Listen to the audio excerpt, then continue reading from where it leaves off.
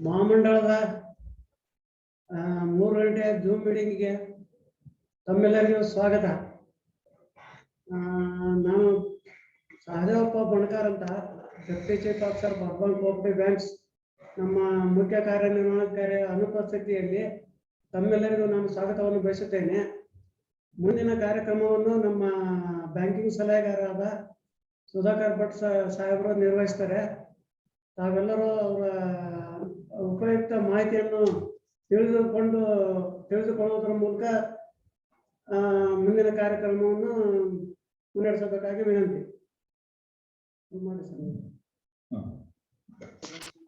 ಎಲ್ರಿಗೂ ನಮಸ್ಕಾರ. ಇವತ್ತಿನ ಈ ಕಾರ್ಯಕ್ರಮ ಇದು ಬೇಸಿಕ್ಸ್ ಇರುವಂತದ್ದು. ಸಿಒಗಳಿಗೆ ಎಷ್ಟು ಅನುಕೂಲ ಆಗ್ತದೋ ಗೊತ್ತಿಲ್ಲ, ಆದ್ರೂ ಒಂದು ನಮ್ಮ ಇರುವಂತ ಜ್ಞಾನವನ್ನು ನಾವು ಪುನಃ ಒಂದ್ಸತಿ ಮೆಲುಕು ಹಾಕುವಂಥದ್ದು ಇದು ಓವರ್ ವ್ಯೂ ಅಂಡ್ ಇದು cooperative banks and over view and RBI regulations ಅಂತ ಇವತ್ತಿನ ಸಬ್ಜೆಕ್ಟ್ ಅಂತಾರೆ. ಇದು ಬೇಸಿಕಲಿ ನಾವು ಹೊಸ ಆಫೀಸರ್ಸ್ಗಳಿಗೆ ಅಥವಾ ಸೀನಿಯರ್ಸ್ ಯಾರು ಇದ್ರೆ ಅವ್ರಿಗೆ ಅನುಕೂಲ ಆಗ್ಲಿ. ಯಾಕಂದ್ರೆ ನಮ್ಮ ಎಲ್ಲಾ ಕ್ಲಾಸ್ಗಳು CO ಅಥವಾ ಡೈರೆಕ್ಟರ್ಗಳಿಗೆ ಆಗ್ತಿತ್ತು. ಬಾಕಿ ಅವರಿಗೂ ಕೂಡ ಬ್ಯಾಂಕಿನ ಬಗ್ಗೆ ಜ್ಞಾನ ಇರಬೇಕು. ಒಬ್ಬ CO ಅಥವಾ ಬೋರ್ಡ್ನವರು ಎಷ್ಟು ಕಷ್ಟ ಪಡ್ತಾರೆ, ಬ್ಯಾಂಕ್ ನಡೆಸುವುದು ಎಷ್ಟು ಕಷ್ಟ, ನಾವು ಒಂದು ಕೌಂಟರ್ ಕೂತ್ಕೊಂಡು ಮಾಡುವುದು ಇದೇ ಬ್ಯಾಂಕ್ ಅಲ್ಲ ಅಂತ ಅವರಿಗೂ ಗೊತ್ತಾಗ್ಲಿ. ಅವರಿಗೂ ಆಫೀಸರ್ಸ್ಗಳಿಗೆ ಬಾಕಿ ಸ್ಟಾಫ್ಗಳಿಗೆ ಇದು ಜ್ಞಾನ ಹೆಚ್ಚಾದ್ರೆ ಅದು ಬ್ಯಾಂಕಿಗೆ ಅನುಕೂಲ. ಆ ಉದ್ದೇಶದಿಂದ ಇದು ಕ್ಲಾಸ್ ಅನ್ನು ಇಟ್ಟದ್ದು. ಆವಾಗ ಯಾಕಂದ್ರೆ ನಮ್ಮ CO ಅವರು ಬಿಡುವುದು ಚೆನ್ನಾಗಿರಲ್ಲ ಅಂತ ಅವ್ರ ಹೆಸರನ್ನು ಸೇರಿಸಿದ್ವಿ ನಾವು. ಆದ್ರಿಂದ ಇದು ಟಾರ್ಗೆಟೆಡ್ ಯಾರು ಅಂತ ಹೇಳಿದ್ರೆ ಬೇರೆ ಆಫೀಸರ್ಸು. ಯಾಕಂದ್ರೆ ಅವ್ರಿಗೆ ಬೇರೆ ಇದರಲ್ಲಿ ಬೇರೆ ರೀತಿಯಲ್ಲಿ ಅವರಿಗೆ ಈ ಜ್ಞಾನವನ್ನು ಪಡೆಯೋಕೆ ಸಾಧ್ಯ ಆಗುವುದಿಲ್ಲ. ಇದಕ್ಕೋಸ್ಕರ ಇಟ್ಟಿದ್ದೇವೆ. ಆದ್ರಿಂದ ನಾವು ತುಂಬಾ ಬೇಸಿಕ್ಸ್ ನಮ್ಗೆಲ್ಲ ಗೊತ್ತಿದೆಯಲ್ಲ, ಇದು ನಮ್ಗೆ ಯಾಕೆ ಹೇಳ್ತಾರೆ ಅಂತ ಕೆಲವರಿಗೆ CO ಅನ್ಸ್ಬಹುದು. ಅದಕ್ಕೋಸ್ಕರ ಇದು ಪೀಠಿಕೆ, ಮತ್ತೇನು ಅಲ್ಲ ಹೇಳ್ತಾ ಇದ್ದೀನಿ. ನೆಕ್ಸ್ಟ್ ಇವಾಗ ಇದು ಸ್ಟಾರ್ಟಿಂಗ್ ನಾವು ಹೇಳ್ತೀವಿ, ಇಷ್ಟು ತಗೋಬಹುದಾ? ಅಂದ್ರೆ ಏನಪ್ಪಾ ಅಂದ್ರೆ what is urban cooperative bank ಅಂತ ನಿಮ್ಗೆ ಎಲ್ಲ ಬ್ಯಾಂಕು ಅಂತಾರೆ. ಕೋಆಪರೇಟಿವ್ ಬ್ಯಾಂಕ್ ಹೌದು, ಅರ್ಬನ್ ಕೋಆಪರೇಟಿವ್ ಬ್ಯಾಂಕ್ ಅಂತ ಹೇಳ್ತೇವೆ. ಯಾಕಂದ್ರೆ ಬೇರೆ ಕೋಆಪರೇಟಿವ್ ಬ್ಯಾಂಕ್ ಇದೆ, DC ಮತ್ತೆ ರೂರಲ್ ಕೋಆಪರೇಟಿವ್ ಬ್ಯಾಂಕ್ ಒಂದು ಇದೆ. ಇದು ಬರೀ ಅರ್ಬನ್ ಕೋಆಪರೇಟಿವ್ ಬ್ಯಾಂಕ್ ಅಂದ್ರೆ ಸಿಟಿಯಲ್ಲಿ ಇರೋದು ಅಂತ ಅರ್ಥ ಅಲ್ಲ. ಇದು ಪ್ರೈಮರಿ ಕೋಆಪರೇಟಿವ್ ಬ್ಯಾಂಕ್ ಅಂತ, ಪ್ರೈಮರಿ ಅಂತ cooperative bank, but commonly called urban cooperative bank. ಏನಪ್ಪಾ ಅಂತ ಹೇಳಿದ್ರೆ ಇದು ಡಿಫೈನ್ ಮಾಡಿದೆ section 5 of the banking regulation act ಅಲ್ಲಿ. ಏನು ಅಂತ ಹೇಳಿದ್ರೆ ಬೇಸಿಕಲಿ ನಿಮ್ಗೆ ಕೋಆಪರೇಟಿವ್ ಅಂತ ಹೇಳ್ತಕ್ಕಂಥ ಫಸ್ಟ್ ಒಂದು ಕೋಆಪರೇಟಿವ್ ಸೊಸೈಟಿ, ಇದು ಅಂದ್ರೆ ಸೊಸೈಟಿ ಆಕ್ಟ್ ಅಲ್ಲಿ ರಿಜಿಸ್ಟರ್ ಆಗಿದೆ. ಇದು one of the fundamental compulsory. ಮತ್ತೆ ಇದು ಏನು ಸೊಸೈಟಿಯಲ್ಲಿ ಹೆಸರಲ್ಲಿ ತುಂಬಾ ಸೊಸೈಟಿಗಳು ರಿಜಿಸ್ಟರ್ ಆಗ್ತವೆ. ಮತ್ತೆ ಸೆಕೆಂಡ್ ಅಂತ ಹೇಳಿದ್ರೆ primary business of which is transaction of banking business. ಅವು ಕೋಆಪರೇಟಿವ್ ಸೊಸೈಟಿಗಳು ಬ್ಯಾಂಕಿಂಗ್ ಬಿಸ್ನೆಸ್ ಮಾಡ್ತಾ ಇರಬೇಕು. ಬ್ಯಾಂಕಿಂಗ್ ಅಂದ್ರೆ ಏನು ಅಂತ ಹೇಳಿ ಸಾಧಾರಣ ಅಂತ ಹೇಳಿದ್ರೆ ಡಿಪಾಸಿಟ್ ತಗೊಳ್ಳುವಂತದ್ದು, ಸಾಲ ಕೊಡೋದು ಅಥವಾ ಇನ್ವೆಸ್ಟ್ಮೆಂಟ್ ಮಾಡೋದು. ಇದು ಸಿಂಪಲಿಸ್ಟಿಕ್ ವೇ ಆಫ್. ಹಾಗಾದ್ರೆ ಇದೇ ಕೆಲಸವನ್ನು ಕ್ರೆಡಿಟ್ ಸೊಸೈಟಿಗಳು ಮಾಡ್ತಾ ಇದ್ದವಲ್ಲ, ಅವರು ಯಾಕೆ ಬ್ಯಾಂಕ್ ಅಲ್ಲ? ಅವರು ಬ್ಯಾಂಕ್ ಅಂತ ಕರಿಬೋದಾ?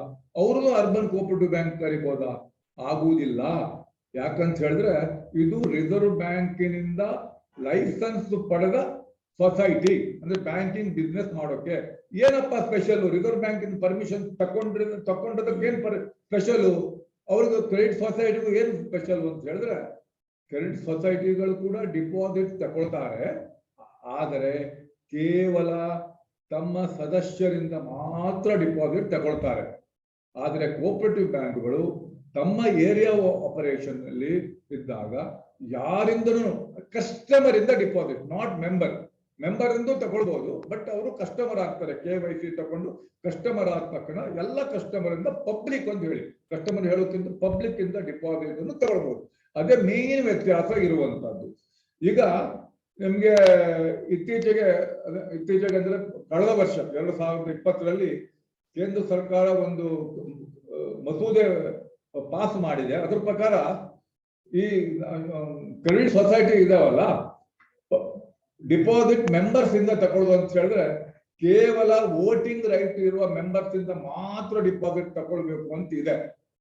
ಅದನ್ನು ನೀವು ಸ್ವಲ್ಪ ಪಬ್ಲಿಕ್ ಕೂಡ ನೀವು ಮನವರಿಕೆ ಮಾಡಿ ಸ್ವಲ್ಪ ಜ್ಞಾನವನ್ನು ಅವರಿಗೆ ಕೊಟ್ಟರೆ ಒಳ್ಳೇದು. ಈಗ ಸುಮ್ಮನೆ ನಾಮಿನಲ್ ಮೆಂಬರ್ಸ್ ಅಂತ ಎಲ್ಲೊಂದು ಡಿಪಾಸಿಟ್ ಅವ್ರು ತಗೊಳ್ತಾ ಇದ್ದಾರೆ.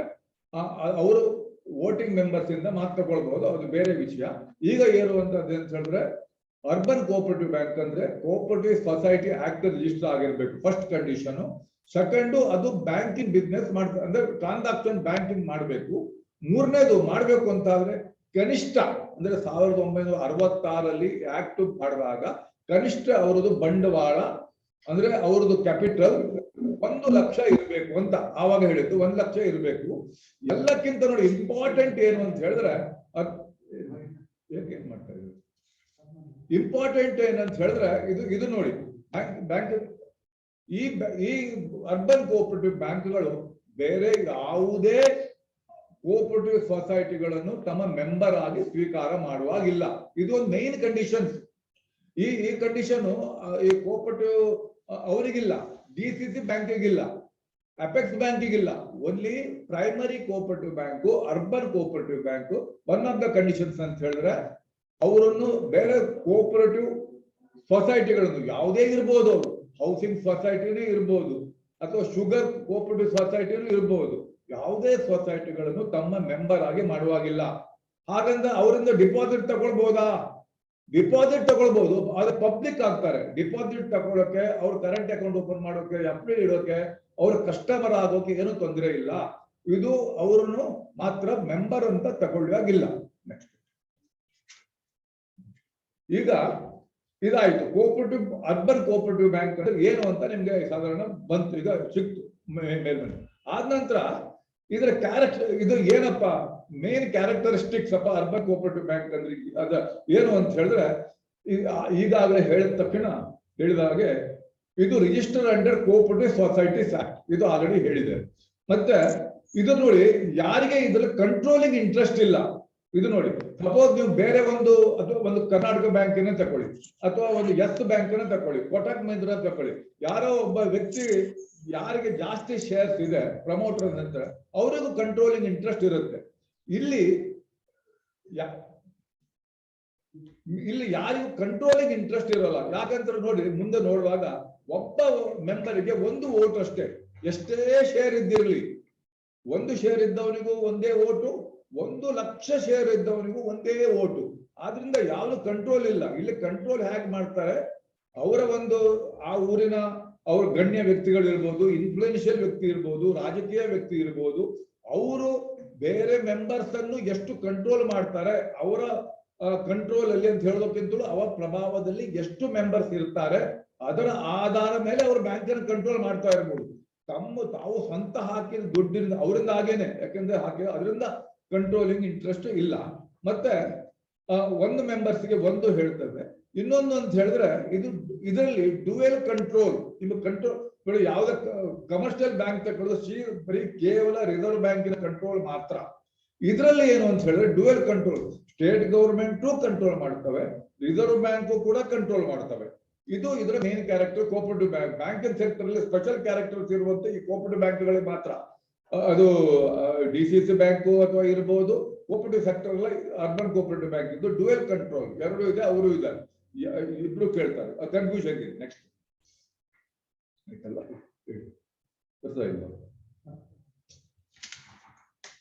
ಇನ್ನೊಂದು ನೆಕ್ಸ್ಟ್ ಅಂತ ಹೇಳಿದ್ರೆ lending restricted to the members. ನೋಡಿ, ನೀವು ಕಮರ್ಷಿಯಲ್ ಬ್ಯಾಂಕಿಗೆ ಹೋದ್ರೆ ನೋಡಿ, ಯಾರು ಬೇಕಾದ್ರೂ ಅವ್ರಿಗೆ ಸಾಲ ಕೊಡ್ಬೋದು. ಇಲ್ಲಿ ನೋಡಿ, ಸಾಲ ಕೊಡಬೇಕಾದ್ರೆ ಅವರು ಮೆಂಬರ್ ಆಗಿರ್ಬೇಕು. ಇದು ರಿಸರ್ವ್ ಬ್ಯಾಂಕಿನ ರಿಸ್ಟ್ರಿಕ್ಷನ್ಸ್ ಅಲ್ಲ, ಇದು ಕೋಆಪರೇಟಿವ್. ರಿಸರ್ವ್ ಬ್ಯಾಂಕ್ ಬಿಟ್ಟು ಯಾರು ಬೇಕಾದ್ರೂ ಕೊಡ್ಬೋದು ಅಂತ ಹೇಳ್ತಾರೆ. ನಾವು ಡಿಪಾಸಿಟ್ ತಗೊಳ್ಬಹುದು. ಅದೇ ತರ ಇದು ಸಾಲ ಕೊಡೋದು ಸ್ಟೇಟ್ ಕೇಸ್ ಆಕ್ಟ್ ಅಲ್ಲಿ ಇರುವಂತದ್ದು. ಇದು ಅದ್ರ ಪ್ರಕಾರ ನೀವು ಬರೀ ಮೆಂಬರ್ಸಿಗೆ ಮಾತ್ರ ಅವರು ಅಥವಾ ರೆಗ್ಯುಲರ್ ಮೆಂಬರ್ ಇರ್ಬೋದು, ಅಸೋಸಿಯೇಟ್ ಮೆಂಬರ್ಸ್ ಇರ್ಬೋದು, ನಾಮಿನಲ್ ಮೆಂಬರ್ಸ್ ಇರ್ಬೋದು. ನಾಮಿನಲ್ ಮೆಂಬರ್ಸ್ಗೆ ಕೆಲವು ರಿಸ್ಟ್ರಿಕ್ಷನ್ಸ್ ಇದೆ, ಅಂದ್ರೆ ಸ್ವಲ್ಪ ಮಾತುಗಳು ಮುಂದೆ ಕೇಳ್ತೇವೆ.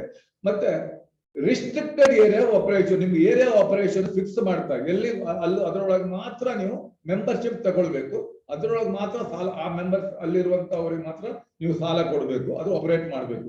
ಸಪೋಸ್ ನೋಡಿ ಕರ್ನಾಟಕ ಬ್ಯಾಂಕು ಬೇರೆ, ಕರ್ನಾಟಕ ಬ್ಯಾಂಕ್ ಅಂತ ಯಾಕೆ, ಈ DCC ಇದು ಕೋಆಪರೇಟಿವ್ ಬ್ಯಾಂಕ್ ಬಿಟ್ಟು ಬೇರೆ ಯಾವುದೇ ತಗೊಳ್ಳಿ ನೀವು, ಅಥವಾ ಅದೇ ತರ ಸ್ವಲ್ಪ ಇವ್ರಿಗೂ ಇರ್ಬೋದು, ರೀಜನಲ್ ರೂರಲ್ ಬ್ಯಾಂಕಿಗೂ ಸ್ವಲ್ಪ ರಿಸ್ಟ್ರಿಕ್ಷನ್ಸ್ ಇರ್ಬೋದು. ಬಾಕಿ ಎಲ್ಲಾ ಬ್ಯಾಂಕಿಂಗ್ ಇನ್ಸ್ಟಿಟ್ಯೂಷನ್ಗೆ NBFC ಇರಲಿ, throughout India small finance bank ಇರ್ಬೋದು, ಯಾವುದೇ ಇರ್ಬೋದು, ಫಾರಿನ್ ಬ್ಯಾಂಕ್ ಇರ್ಬೋದು, ಪ್ರೈವೇಟ್ ಬ್ಯಾಂಕ್ ಇರ್ಬೋದು, ನ್ಯಾಷನಲ್ ಬ್ಯಾಂಕ್ ಇರ್ಬೋದು, ಥ್ರೂಔಟ್ ಇಂಡಿಯಾ ಆಪರೇಟ್ ಮಾಡ್ತವೆ. ಇಲ್ಲೂ ಕೂಡ ಮಲ್ಟಿ ಸ್ಟೇಟ್ ಕೋಆಪರೇಟಿವ್ ಬ್ಯಾಂಕ್ ಇದ್ರು ಥ್ರೂಔಟ್ ಇಂಡಿಯಾ ಮಾಡ್ತಾರೆ. ಇಲ್ಲಿ ಬಂದಾಗ ಏರಿಯಾ ಆಪರೇಷನ್ ರಿಸ್ಟ್ರಿಕ್ಟೆಡ್. ಮತ್ತೆ ಇನ್ನೊಂದು ಶೇರ್ ಲಿಂಕಿಂಗ್ ದ ಬಾರೋವಿಂಗ್, ಇದು ನೋಡಿ ನಿಮ್ಗೆ ಯಾವುದೇ ವ್ಯಾಪಾರ ಮಾಡ್ಬೇಕು ಅಂತಾರೆ, ಬಿಸ್ನೆಸ್ ಮಾಡ್ಬೇಕು ಆದ್ರೆ ನಮ್ಗೆ ಸ್ವಂತ ಬಂಡವಾಳ ಬೇಕು. ಇದು ನಿಮ್ಗೆ ರಿಸ್ಕ್. ಕೊಟ್ಟ ಸಾಲ ಮರುಪಾವತಿ ಆಗದೆ ಇದ್ದಾಗ ಲಾಸ್ ಆಗ್ತದೆ.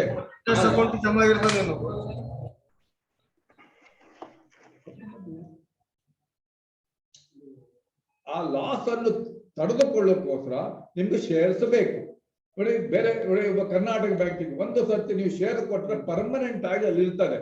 ಅದೇ ಅಂತ ಹೇಳಿದ್ರೆ ಕಂಟ್ರೋಲಿಂಗ್ ಇಂಟ್ರೆಸ್ಟ್ ಬರುತ್ತೆ. ಅಥವಾ ನೀವು ಇದರಲ್ಲಿ ಮಾರ್ಕೆಟ್ ಅಲ್ಲಿ ಸೇಲ್ ಮಾಡೋದಾಗಿದ್ರೆ 1 ರೂಪಾಯಿ ಶೇರಿಗೆ ಒಂದು 100 ರೂಪಾಯಿ 200 ರೂಪಾಯಿ ಬರುತ್ತೆ. ಆದ್ರಿಂದ ಅದಕ್ಕೋಸ್ಕರ ಯಾರು ಶೇರ್ ಅಲ್ಲಿ ಖರೀದಿ ಮಾಡಬಹುದು. ಕೋಆಪರೇಟಿವ್ ಬ್ಯಾಂಕ್ ಅಲ್ಲಿ ಏನು ಅಂತ ಹೇಳಿದ್ರೆ 100 ರೂಪಾಯಿ ಶೇರಿಗೆ 100 ರೂಪಾಯಿಯೇ ಸಿಗುವುದು. ಎಷ್ಟೇ ಲಾಭ ಇರಲಿ ಎಷ್ಟೇ ಇರಲಿ, ಅದಕ್ಕೆ 100 ರೂಪಾಯಿಗಿಂತ ಕಡಿಮೆ ವ್ಯಾಲ್ಯೂ ಕಡಿಮೆ ಬರುತ್ತೆ ವಿನ 100 ರೂಪಾಯಿಗೂ ನಿಮ್ಗೆ 150ಕ್ಕೆ ಬರುವುದಿಲ್ಲ. ಆದ್ರಿಂದ ಒಂದು ಶೇರಿಗೆ ಒಂದೇ ಓಟ್ ಆದ್ರಿಂದ ಯಾರೋ ಹೆಚ್ಚು ಶೇರ್ ಖರೀದಿ ಮಾಡೋದು ಬರುವುದಿಲ್ಲ. ಆದ್ರೆ ನಿಮ್ಗೆ ಇದಕ್ಕೆ ಸಾಲ ಕೊಡ್ಬೇಕು ಅಂತ ಆದ್ರೆ ರಿಸ್ಕ್ ಇರುತ್ತೆ. ಅದಕ್ಕೆ ನಿಮ್ ಬಂಡವಾಳ ಎಲ್ಲಿಂದ ತರುವುದು? ಅದಕ್ಕೋಸ್ಕರ ರಿಸರ್ವ್ ಬ್ಯಾಂಕ್ ಏನ್ ಮಾಡಿದೆ, ಯಾರೇ ಸಾಲಗಾರ ಸಾಲ ತಗೊಳ್ಬೇಕು ಅಂತ ಆದ್ರೆ ಕನಿಷ್ಠ ಒಂದು ಸೆಕ್ಯೂರ್ಡ್ ಸಾಲ ಆದ್ರೆ 2.5% ಅಷ್ಟು ಶೇರ್ ತಗೊಳ್ಬೇಕು. ಅನ್ಸೆಕ್ಯೂರ್ಡ್ ಸಾಲ ಅಂತ ಆದ್ರೆ 5% ಅಷ್ಟು ಶೇರ್ ತಗೊಳ್ಳೇಬೇಕು. ಅಂದ್ರೆ borrowing link to the share. ಇದು ಸ್ಪೆಷಾಲಿಟಿ ಆಫ್ ಕೋಆಪರೇಟಿವ್ ಸೆಕ್ಟರ್ ಮಾತ್ರ, ಬೇರೆ ಎಲ್ಲೂ ಇಲ್ಲ. ಮತ್ತೆ ನೋಡಿ, ಇದು ಶೇರ್ಸ್ ಯಾವುದೇ ಸ್ಟಾಕ್ ಎಕ್ಸ್ಚೇಂಜ್ ಲಿಸ್ಟಿಂಗ್ ಆಗುವುದಿಲ್ಲ. ಇದು ಮಾತ್ರ ಹೇಳಿದ್ನಲ್ಲ, ನೀವು ಇನ್ನೊಬ್ಬರಿಗೆ ಟ್ರಾನ್ಸ್ಫರ್ ಮಾಡಬಹುದು ವಿನ ಅದನ್ನು ಬೇರೆ ಕಡೆ ಸೇಲ್ ಮಾಡುವಾಗಿಲ್ಲ. ಅಂದ್ರೆ ನಿಮ್ಗೆ 100 ರೂಪಾಯಿ ಶೇರಿಗೆ 100 ರೂಪಾಯಿ ಮಾತ್ರ ಸಿಗುತ್ತೆ, ಅಥವಾ ಅದಕ್ಕೆ ಕಡಿಮೆ ಸಿಗ್ಬೋದು, ಅದಕ್ಕೆ ಜಾಸ್ತಿ ಸಿಗುವ ಚಾನ್ಸಸ್ ಇಲ್ಲ. ಮತ್ತೆ ಇದು ಸಾಮಾನ್ಯವಾಗಿ ಇದು strong in helping the financial weaker section. ಇದು ಮೇನ್, ಇದು USP, ಅದು ಯುನೀಕ್ ಸೆಲ್ಲಿಂಗ್ ಪಾಯಿಂಟ್ ಅಂತ ಹೇಳಿದ್ರೆ ಬಡವರಿಗೆ ಅಂತಲ್ಲ, ಹಳ್ಳಿಗಳಲ್ಲಿರೋರಿಗೆ, ನಾನ್ ಬ್ಯಾಂಕಿಂಗ್ ನಲ್ಲಿ ಇದು ವೀಕರ್ ಸೆಕ್ಷನ್ ಅವರಿಗೆ ನಾವು ಹೆಲ್ಪ್ ಮಾಡ್ತೇವೆ.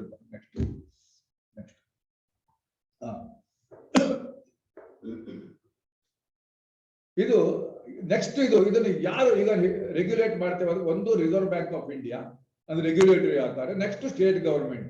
ರಿಸರ್ವ್ ಬ್ಯಾಂಕ್ ಆಫ್ ಇಂಡಿಯಾಗೆ ಎಲ್ಲಿಂದ ಪವರ್ ಬರುತ್ತೆ ರೆಗ್ಯುಲೇಟ್ ಮಾಡೋಕೆ? ನೋಡಿ, ಬ್ಯಾಂಕಿಂಗ್ ರೆಗ್ಯುಲೇಷನ್ ಆಕ್ಟ್ ಅಂತ ಇದೆ, 1949 ಅಲ್ಲಿ ಪಾಸ್ ಮಾಡಿದ್ದಾರೆ. ಅದನ್ನು 1966 as applicable to cooperative societies ಅಂತ ಮಾಡಿ ಸೆಕ್ಷನ್ 56 ಅನ್ನ ಆಡ್ ಮಾಡಿದ್ರು. ಅದು ಕೋಆಪರೇಟಿವ್ ಬ್ಯಾಂಕಿಗೆ ಅಪ್ಲೈ ಆಗ್ತದೆ. ಅದ್ರ ಪ್ರಕಾರ ರಿಸರ್ವ್ ಬ್ಯಾಂಕಿಗೆ ಪವರ್ ಬರ್ತದೆ, ಫುಲ್ ಬ್ಯಾಂಕಿಂಗ್ ಆಕ್ಟಿವಿಟಿ ಮಾಡುತ್ತಾರೆ. ಅದು ಅಲ್ಲದೆ ರಿಸರ್ವ್ ಬ್ಯಾಂಕ್ ಆಫ್ ಇಂಡಿಯಾ 1934 ಅಂದ್ರೆ ಯಾವ ಶೆಡ್ಯೂಲ್ ಕೋಆಪರೇಟಿವ್ ಬ್ಯಾಂಕ್ ಇದೆ ಅವರಿಗೆ ಬೇಕಾಗುವ CRR ಅದನ್ನು banking regulation reserve bank of India act ಪ್ರಕಾರ ಹೇಳ್ತಾರೆ. Reserve bank of India act ಮತ್ತೆ ಬ್ಯಾಂಕಿಂಗ್ ರೆಗ್ಯುಲೇಷನ್ ಆಕ್ಟ್ ರಿಸರ್ವ್ ಬ್ಯಾಂಕಿಗೆ ಪವರ್ ಕೊಡುತ್ತೆ ನೀವು ರೆಗ್ಯುಲೇಟ್ ಮಾಡೋಕೆ. ಅದಲ್ಲದೆ ಸ್ಟೇಟ್ ಗವರ್ಮೆಂಟ್ ಇಲ್ಲ RCS ಅಥವಾ ಮಲ್ಟಿ ಸ್ಟೇಟ್ ಕೋಆಪರೇಟಿವ್ ಬ್ಯಾಂಕ್ಗೆ ಸೆಂಟ್ರಲ್ ಇದು RCS ಇಬ್ಬರು ಅವರು ಇರ್ತಾರೆ. ಅವ್ರಿಗೆ ಕೂಡ central multi state cooperative societies act ಅಂತ ಅದ್ರ ಪ್ರಕಾರ ಪವರ್ ಬರುತ್ತೆ. ನೆಕ್ಸ್ಟ್ ಈಗ ಆದ ನಂತರ ಡುವೆಲ್ ಅಥಾರಿಟಿ ಅಂತ ಗೊತ್ತಿರುತ್ತೆ. ನೋಡಿ, 2001 ಯಾರ ಪವರ್, ಸ್ಟೇಟ್ ಗವರ್ಮೆಂಟಿನ ಪವರ್ ಏನು, ರಿಸರ್ವ್ ಬ್ಯಾಂಕಿನ ಪವರ್ ಅಂತ ಏನು ಇರಲಿಲ್ಲ, ಎಲ್ಲಿ ರಿಟರ್ನ್ ಇರಲೇ ಇಲ್ಲ. 2001 ನೋಡಿ, ಒಂದು ಮಾಧವಪುರ ಕೋಆಪರೇಟಿವ್ ಬ್ಯಾಂಕ್ ಅಂತ ದೊಡ್ಡ ಕೋಆಪರೇಟಿವ್ ಬ್ಯಾಂಕ್, ಈಗ Punjab and Maharashtra cooperative bank ಅಂತ ಕೇಳಿದಿರಲ್ವಾ, ಅದಕ್ಕಿಂತಲೂ ದೊಡ್ಡದು. ಅಂದ್ರೆ 2001 ಅಂದ್ರೆ 20 ವರ್ಷ ಹಿಂದಿನ ದೊಡ್ಡ ಕೋಆಪರೇಟಿವ್ ಬ್ಯಾಂಕ್. ಅದೊಂಥರ ಅಂದ್ರೆ ಈಕ್ವಲೆಂಟ್ ಈಗ ನೀವು ಸಾರಸ್ವತ್ ಕೋಆಪರೇಟಿವ್ ಬ್ಯಾಂಕ್ ಹೇಳ್ತೇವಲ್ಲ, ಆ ತರದ್ದು ಆ ಮಟ್ಟದಿತ್ತು. ಅದು ಫೇಲಿಯರ್ ಆಯಿತು.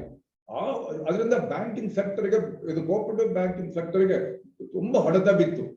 ಅದರ ನಂತರ ಅದಕ್ಕೆ ಕಾರಣ ಏನು ಅಂತ ಹೇಳಿದ್ರೆ ಕಂಟ್ರೋಲಿಂಗ್. ನೀನು ಅವ್ರು ಕೇಳಿದ್ರು, ನೀನು ನಮಗೆ ಹೇಳ್ತಾರೆ, ಯಾಕಂದ್ರೆ ಬಾಲನ್ನು ಹಾಕಿ ನಂದಲ್ಲ ಅಂತ ಬಿಡ್ತಾ ಇದ್ರು. ಅದಕ್ಕೋಸ್ಕರ ಏನು ಮಾಡಿದ್ರು ಅಂತ ಹೇಳಿದ್ರೆ 2005ರಲ್ಲಿ ಒಂದು ಮೆಮೊರಂಡಮ್ ಮುಂದಕ್ಕೆ ಬರುತ್ತೆ. ಅದು ಹೇಳ್ತದೆ, ಮೆಮೊರಂಡಮ್ ಅಂಡರ್ಸ್ಟ್ಯಾಂಡಿಂಗ್ ಮಾಡ್ತು ಸ್ಟೇಟ್ ಗವರ್ಮೆಂಟ್ ಮತ್ತೆ ರಿಸರ್ವ್ ಬ್ಯಾಂಕ್ ಒಟ್ಟಿಗೆ. ಅದರ ಪ್ರಕಾರ ಯಾರ್ಯಾರ ಪವರ್ ಏನು, ಯಾರ್ಯಾರು ಏನ್ ನೋಡ್ಕೋತಾರೆ ಅಂತ ಕ್ಲಿಯರ್ ಕಟ್ ಅಂಡರ್ಸ್ಟ್ಯಾಂಡಿಂಗ್. ಇದು ಮೆಮೊರಂಡಮ್ ಅಂಡರ್ಸ್ಟ್ಯಾಂಡಿಂಗ್ ಆಯ್ತು ಸ್ಟೇಟ್ ಗವರ್ಮೆಂಟ್ ಮತ್ತೆ ರಿಸರ್ವ್ ಬ್ಯಾಂಕ್ ಒಟ್ಟಿಗೆ. ಯಾರು ಈಗ ಡೌಟ್ ಇರಬಾರ್ದು ಇದು ಯಾರ್ದು ಕೆಲಸ ಏನು ಅಂತ ಮಾಡಿದ್ರು. ಇಲ್ದಿದ್ರೆ ನಿಮ್ ಬ್ಯಾಂಕ್ ಅಲ್ಲೇ ನೋಡಿರ್ಬೋದು, ಅವ್ರು ಕೇಳಿದ್ರೆ ಅದೇ ಕೆಲಸ ಅವರಿಗೊಂದು ಡೆಸ್ಕ್ ಇದು ಚಾರ್ಟ್ ಮಾಡಿರ್ತೀರಾ, ಇದು ಇಂಥ ಒಂದು ಕೆಲಸ ಇಂಥಷ್ಟು ಅಂತ. ಅದೇ ತರ ಇದು ಮಾಡಿದ್ದಾರೆ. ಅದ್ರ ಪ್ರಕಾರ ಸ್ಟೇಟ್ ಗವರ್ಮೆಂಟಿನ ಕೆಲಸ ಏನು ಅಂತ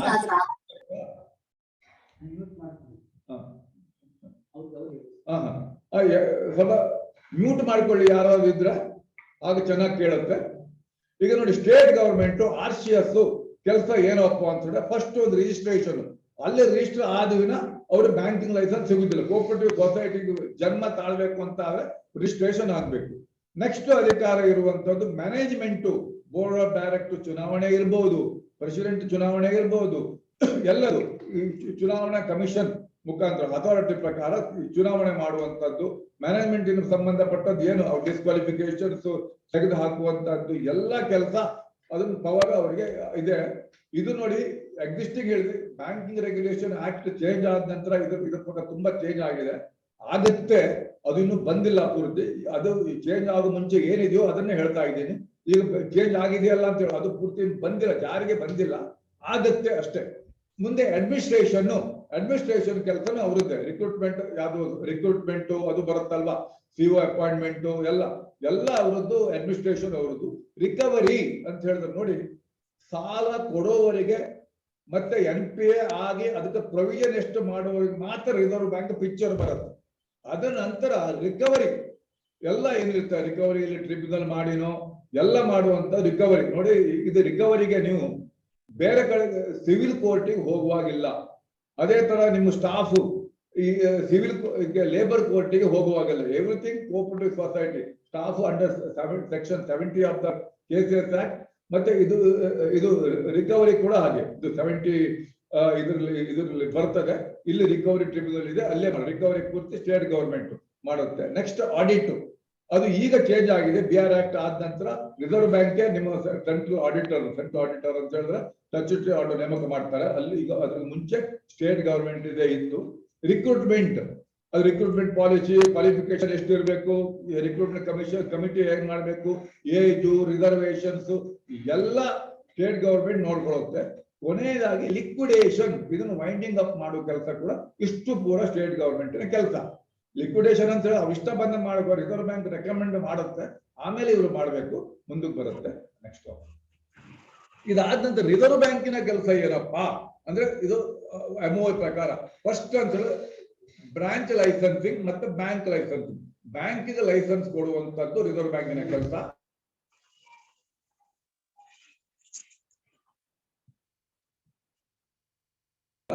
ಪ್ರಶ್ನೆಗಳು ನೋಡಿ, ನಿಮ್ಗೆ ಅರ್ಧ ಗಂಟೆ ಟೈಮ್ ಕೊಡ್ತೇನೆ. ಇದು ನೋಡಿ ಎಷ್ಟೇ ತುಂಬಾ ದೊಡ್ಡದಿದೆ. ಇದು 3 ಗಂಟೆ ಸ್ಟಾರ್ಟ್ ಮಾಡ್ತೀವಿ, 4:15 ಗಂಟೆಗೆ ಇದು ಸ್ಟಾಪ್ ಮಾಡೇ ಮಾಡ್ತೇವೆ. ಅದು ಮಧ್ಯದಲ್ಲಿ ಸ್ಟಾಪ್ ಆದ್ರೂ ಪರವಾಗಿಲ್ಲ, ನಾನು ಫಾಸ್ಟ್ ಹೋಗ್ತಾ ಇಲ್ಲ.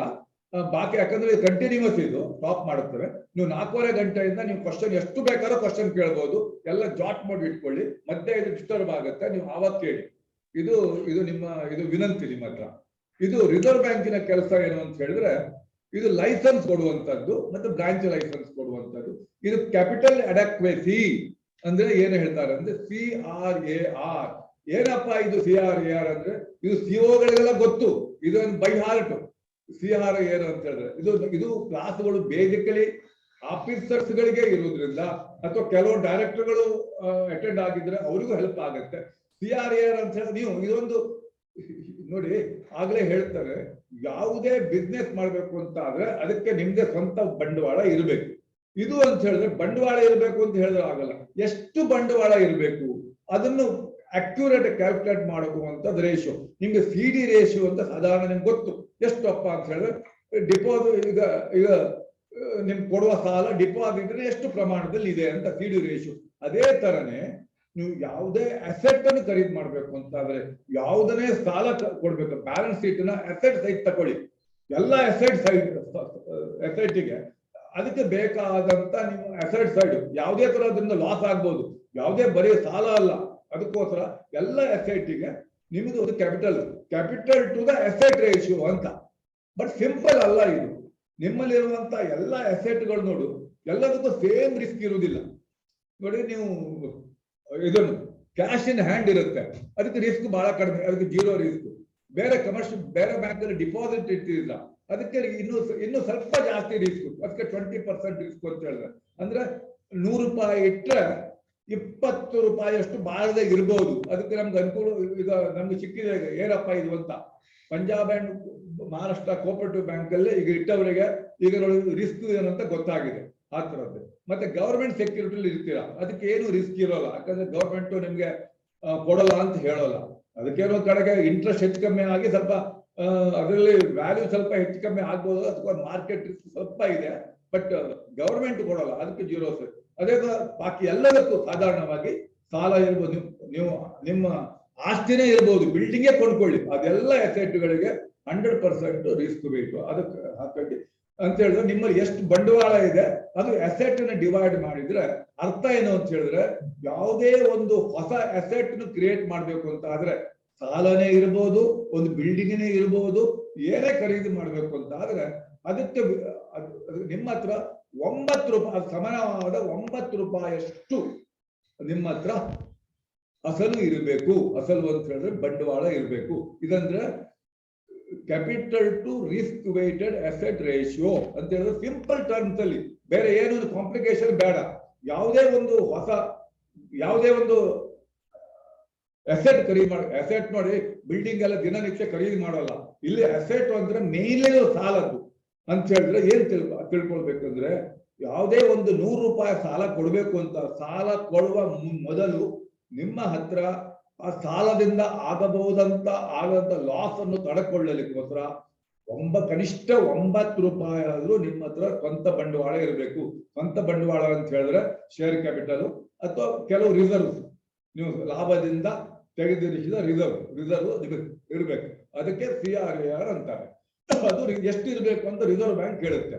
ಮತ್ತೆ ಇದು ಸಾಲ ಬಾರಿದ್ದಾಗೆ ವಾಪಸ್ ಬರೋದು, ಸುಸ್ತಿ ಸಾಲವನ್ನು ಹೇಗೆ ಮಾಡಬೇಕು, ಯಾವುದನ್ನು ಸುಸ್ತಿ ಸಾಲವೆಂದು ಪರಿಗಣಿಸಬೇಕು, ಇದನ್ನು ಕೂಡ ರಿಸರ್ವ್ ಬ್ಯಾಂಕ್ ಹೇಳುತ್ತೆ.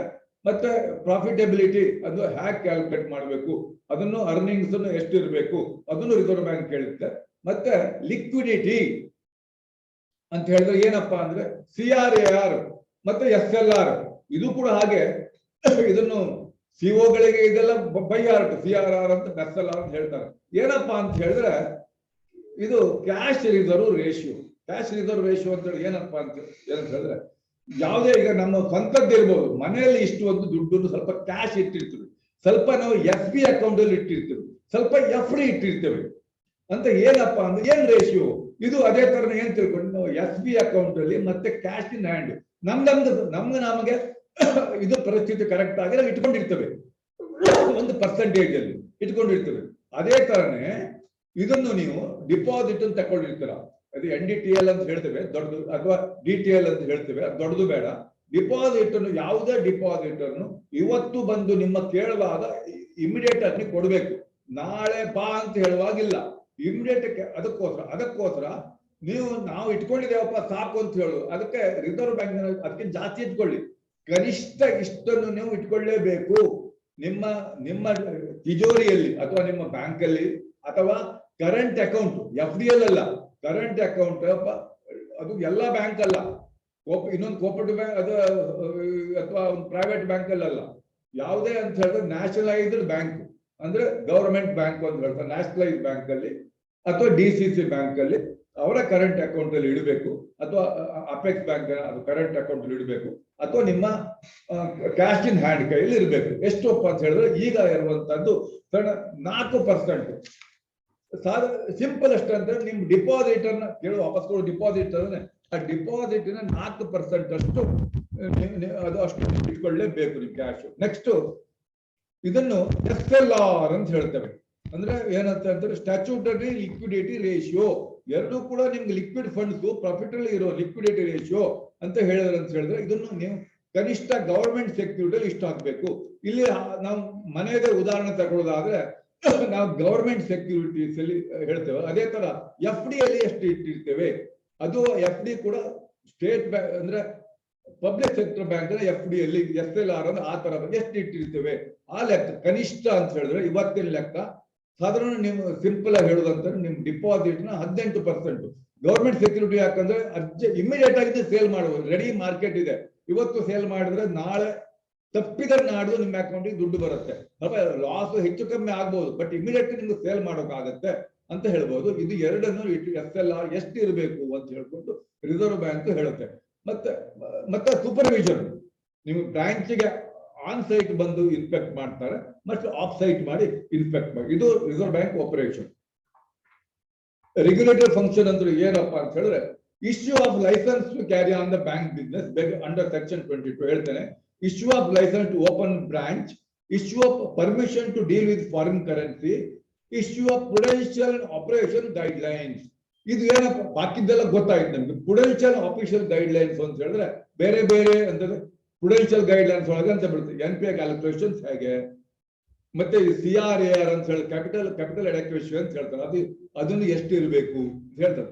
ಮತ್ತೆ ಆಪರೇಷನ್ ಮತ್ತೆ ಹೇಳ್ತಾರೆ ಅಂತ ಹೇಳಿದ್ರೆ ನೀವು ಎಷ್ಟು ಒಬ್ಬ ವ್ಯಕ್ತಿಗೆ ಎಷ್ಟು ಸಾಲ ಕೊಡಬಹುದು, ಇದಕ್ಕಿಂತ ನೋಡಿ ಡೈರೆಕ್ಟರ್ಗಳಿಗೆ ಅವರಿಗೆ ಸಾಲ ಕೊಡಬಾರದು, ಒಂದು ಸೆಕ್ಟರ್ಗೆ ಎಷ್ಟು ಸಾಲ ಕೊಡ್ಬೋದು, ನಾಮಿನಲ್ ಮೆಂಬರ್ಸ್ಗೆ ಮ್ಯಾಕ್ಸಿಮಮ್ ಎಷ್ಟು ಸಾಲ ಕೊಡ್ಬೋದು, ಒಂದು ಗ್ರೂಪ್ ಆಫ್ ಪರ್ಸನ್ಸ್ಗೆ ಎಷ್ಟು ಸಾಲ ಕೊಡ್ಬೋದು. ಇದನ್ನೆಲ್ಲವನ್ನು ಹೇಳುವಂತದ್ದು ರಿಸರ್ವ್ ಬ್ಯಾಂಕಿಗೆ ಅದು ಡೈರೆಕ್ಷನ್ ಕೊಡುತ್ತೆ. ಇದಾಯ್ತಲ್ವಾ? ಏನು ಅಂತ ಹೇಳಿ ಮತ್ತೆ ಈ ಯಾವುದೇ ಬೋರ್ಡ್ ಅನ್ನು ಸೂಪರ್ ಸೀಡ್ ಮಾಡಿ ಸೂಪರ್ ಸೆಷನ್ ಅಂತ ಮಾಡಿ ಅಂತ ಹೇಳ್ಕೊಂಡು RCSC ರೆಕಮೆಂಡ್ ಮಾಡುವಂತ ಪವರ್ ರಿಸರ್ವ್ ಬ್ಯಾಂಕಿಗೆ ಇದೆ. ರಿಸರ್ವ್ ಬ್ಯಾಂಕ್ ರೆಕಮೆಂಡೇಶನ್ ಮಾಡಿದ ತಕ್ಷಣ RCS ಅದನ್ನು ಸೂಪರ್ ಸೀಡ್ ಮಾಡಬೇಕಾಗತ್ತೆ. ಮತ್ತೆ ಬೋರ್ಡ್ ಇದು ಲಿಕ್ವಿಡೇಷನ್ ಮಾಡ್ಬೇಕಾದ್ರೂ ಅದೇ ತರನೇ ಲಿಕ್ವಿಡೇಷನ್ ಮಾಡ್ಬೇಕಾದ್ರೂ ರಿಸರ್ವ್ ಬ್ಯಾಂಕ್ ಹೇಳುತ್ತೆ RCS ಗೆ, ಅವ್ರು ಇಮಿಡಿಯೇಟ್ ಆಗಿ ಅದು ಮಾಡಬೇಕಾಗುತ್ತೆ.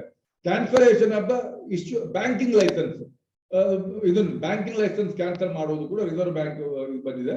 CRR ರಿಕ್ವೈರ್ಮೆಂಟ್ಸ್ ಆಲ್ರೆಡಿ ನಿಮ್ಗೆ ಹೇಳಿದ್ದೇನೆ. ಮತ್ತೆ ಪ್ರಯಾರಿಟಿ ಸೆಕ್ಟರ್ ಲೆಂಡಿಂಗ್.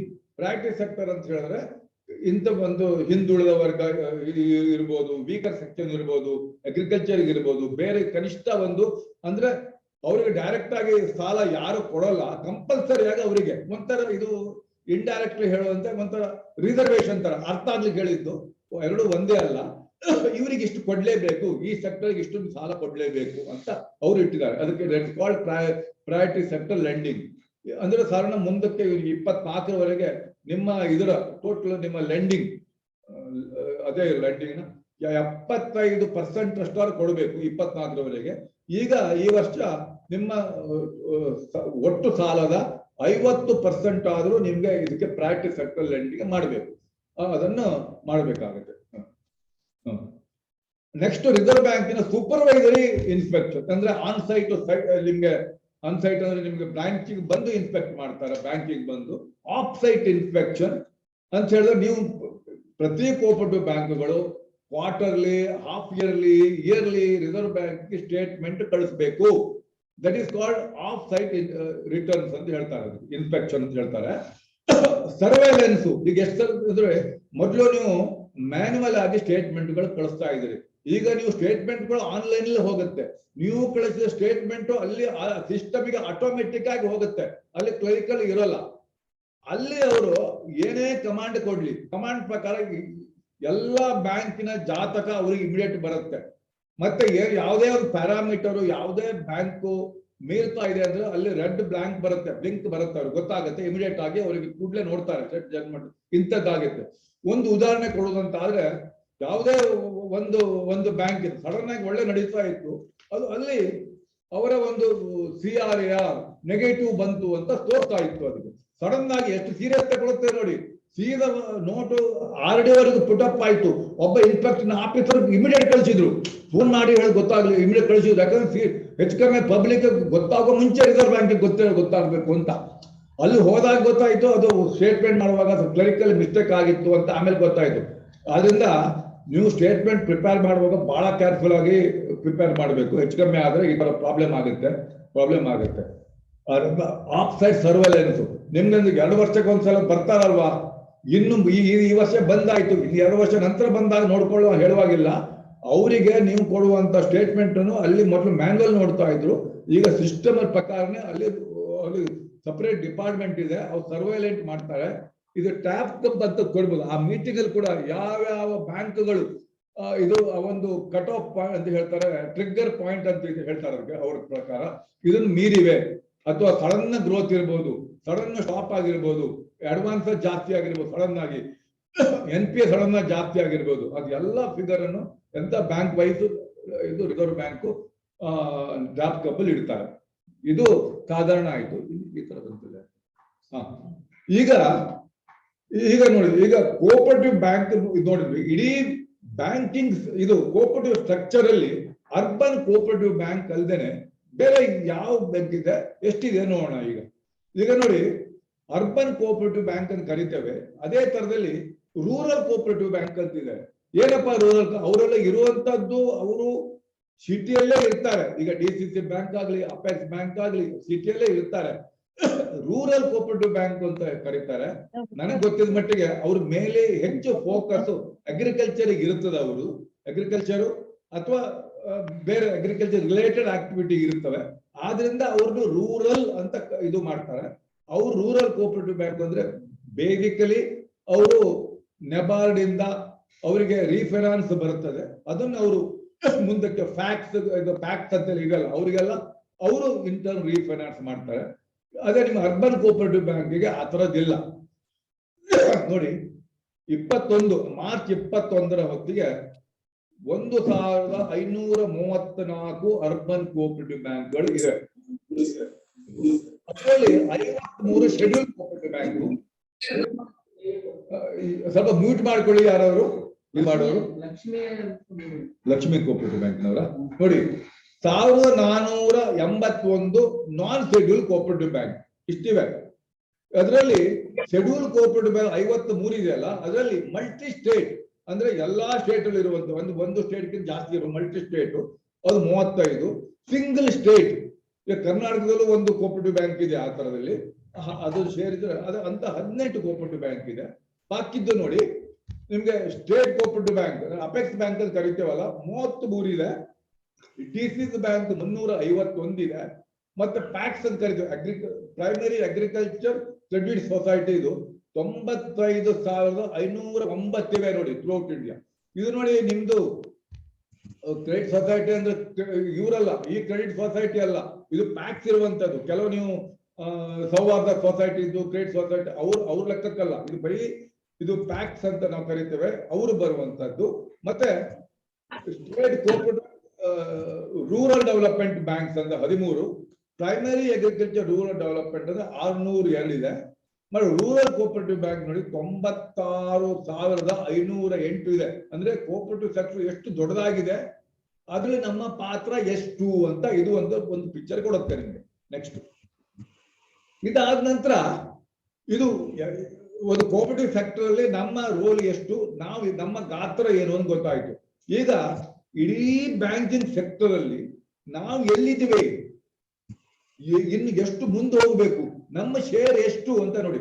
ಸಂಖ್ಯೆ ವಯಸ್ಸು ನಮ್ದು 1534 ಇದೆ.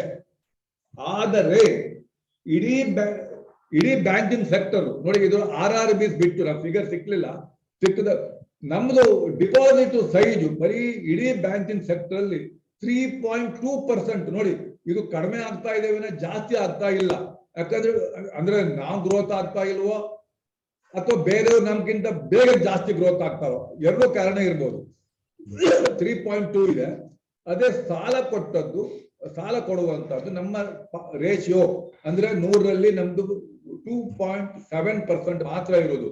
ಅದೇ ನೋಡಿ rural cooperative bank, DCC bank ಅವ್ರದ್ದು ಕೂಡ ತುಂಬಾ ಏನು ಜಾಸ್ತಿ ಇಲ್ಲ, ಸಂಖ್ಯೆ ಕಡಿಮೆ ನೋಡಿ. ಅವ್ರು 3.3% ಲೋನು ಡಿಪಾಸಿಟ್ ಸಾಲ ಜಾಸ್ತಿ ಇದೆ. ಬಹುಶಃ ಅಂದ್ರೆ ಅವರಿಗೆ ರೀಫೈನಾನ್ಸ್ ಬರುತ್ತೋ ಏನೋ. ಅವ್ರದ್ದು ಇದು 4.9%. ಹೊಸದಾಗಿ ಓಪನ್ ಆದದ್ದು ಸ್ಮಾಲ್ ಫೈನಾನ್ಸ್ ಬ್ಯಾಂಕ್ ಇನ್ನೂ ಓಪನ್ ಮಾಡ್ತಾ ಇದ್ದಾರಂತೆ. 10 ಸ್ಮಾಲ್ ಫೈನಾನ್ಸ್ ಬ್ಯಾಂಕ್ ಇದೆ. 0.6% ಮಾತ್ರ, 6%. ಪೇಮೆಂಟ್ ಬ್ಯಾಂಕ್ಸ್ 6 ಇದೆ. ಡಿಪಾಸಿಟ್ ಏನು ನೆಗ್ಲಿಜಿಬಲ್, ಸಾಲನು ಏನೂ ಇಲ್ಲ. ಮೇನ್ ರೋಲ್ ಇರೋದು 78 ಕಮರ್ಷಿಯಲ್ ಬ್ಯಾಂಕ್ ಇದೆ, ಫಾರಿನ್ ಬ್ಯಾಂಕ್ ಎಲ್ಲ ಸೇರಿ. ಅವ್ರದ್ದು ಸೈಜ್ ಮಾತ್ರ 92% share public sector bank, private bank, commercial bank, schedule commercial bank ಅಂತ ಹೇಳ್ತಾರೆ. ಅದು ರೋಲ್ 98% ಅವ್ರದೇ.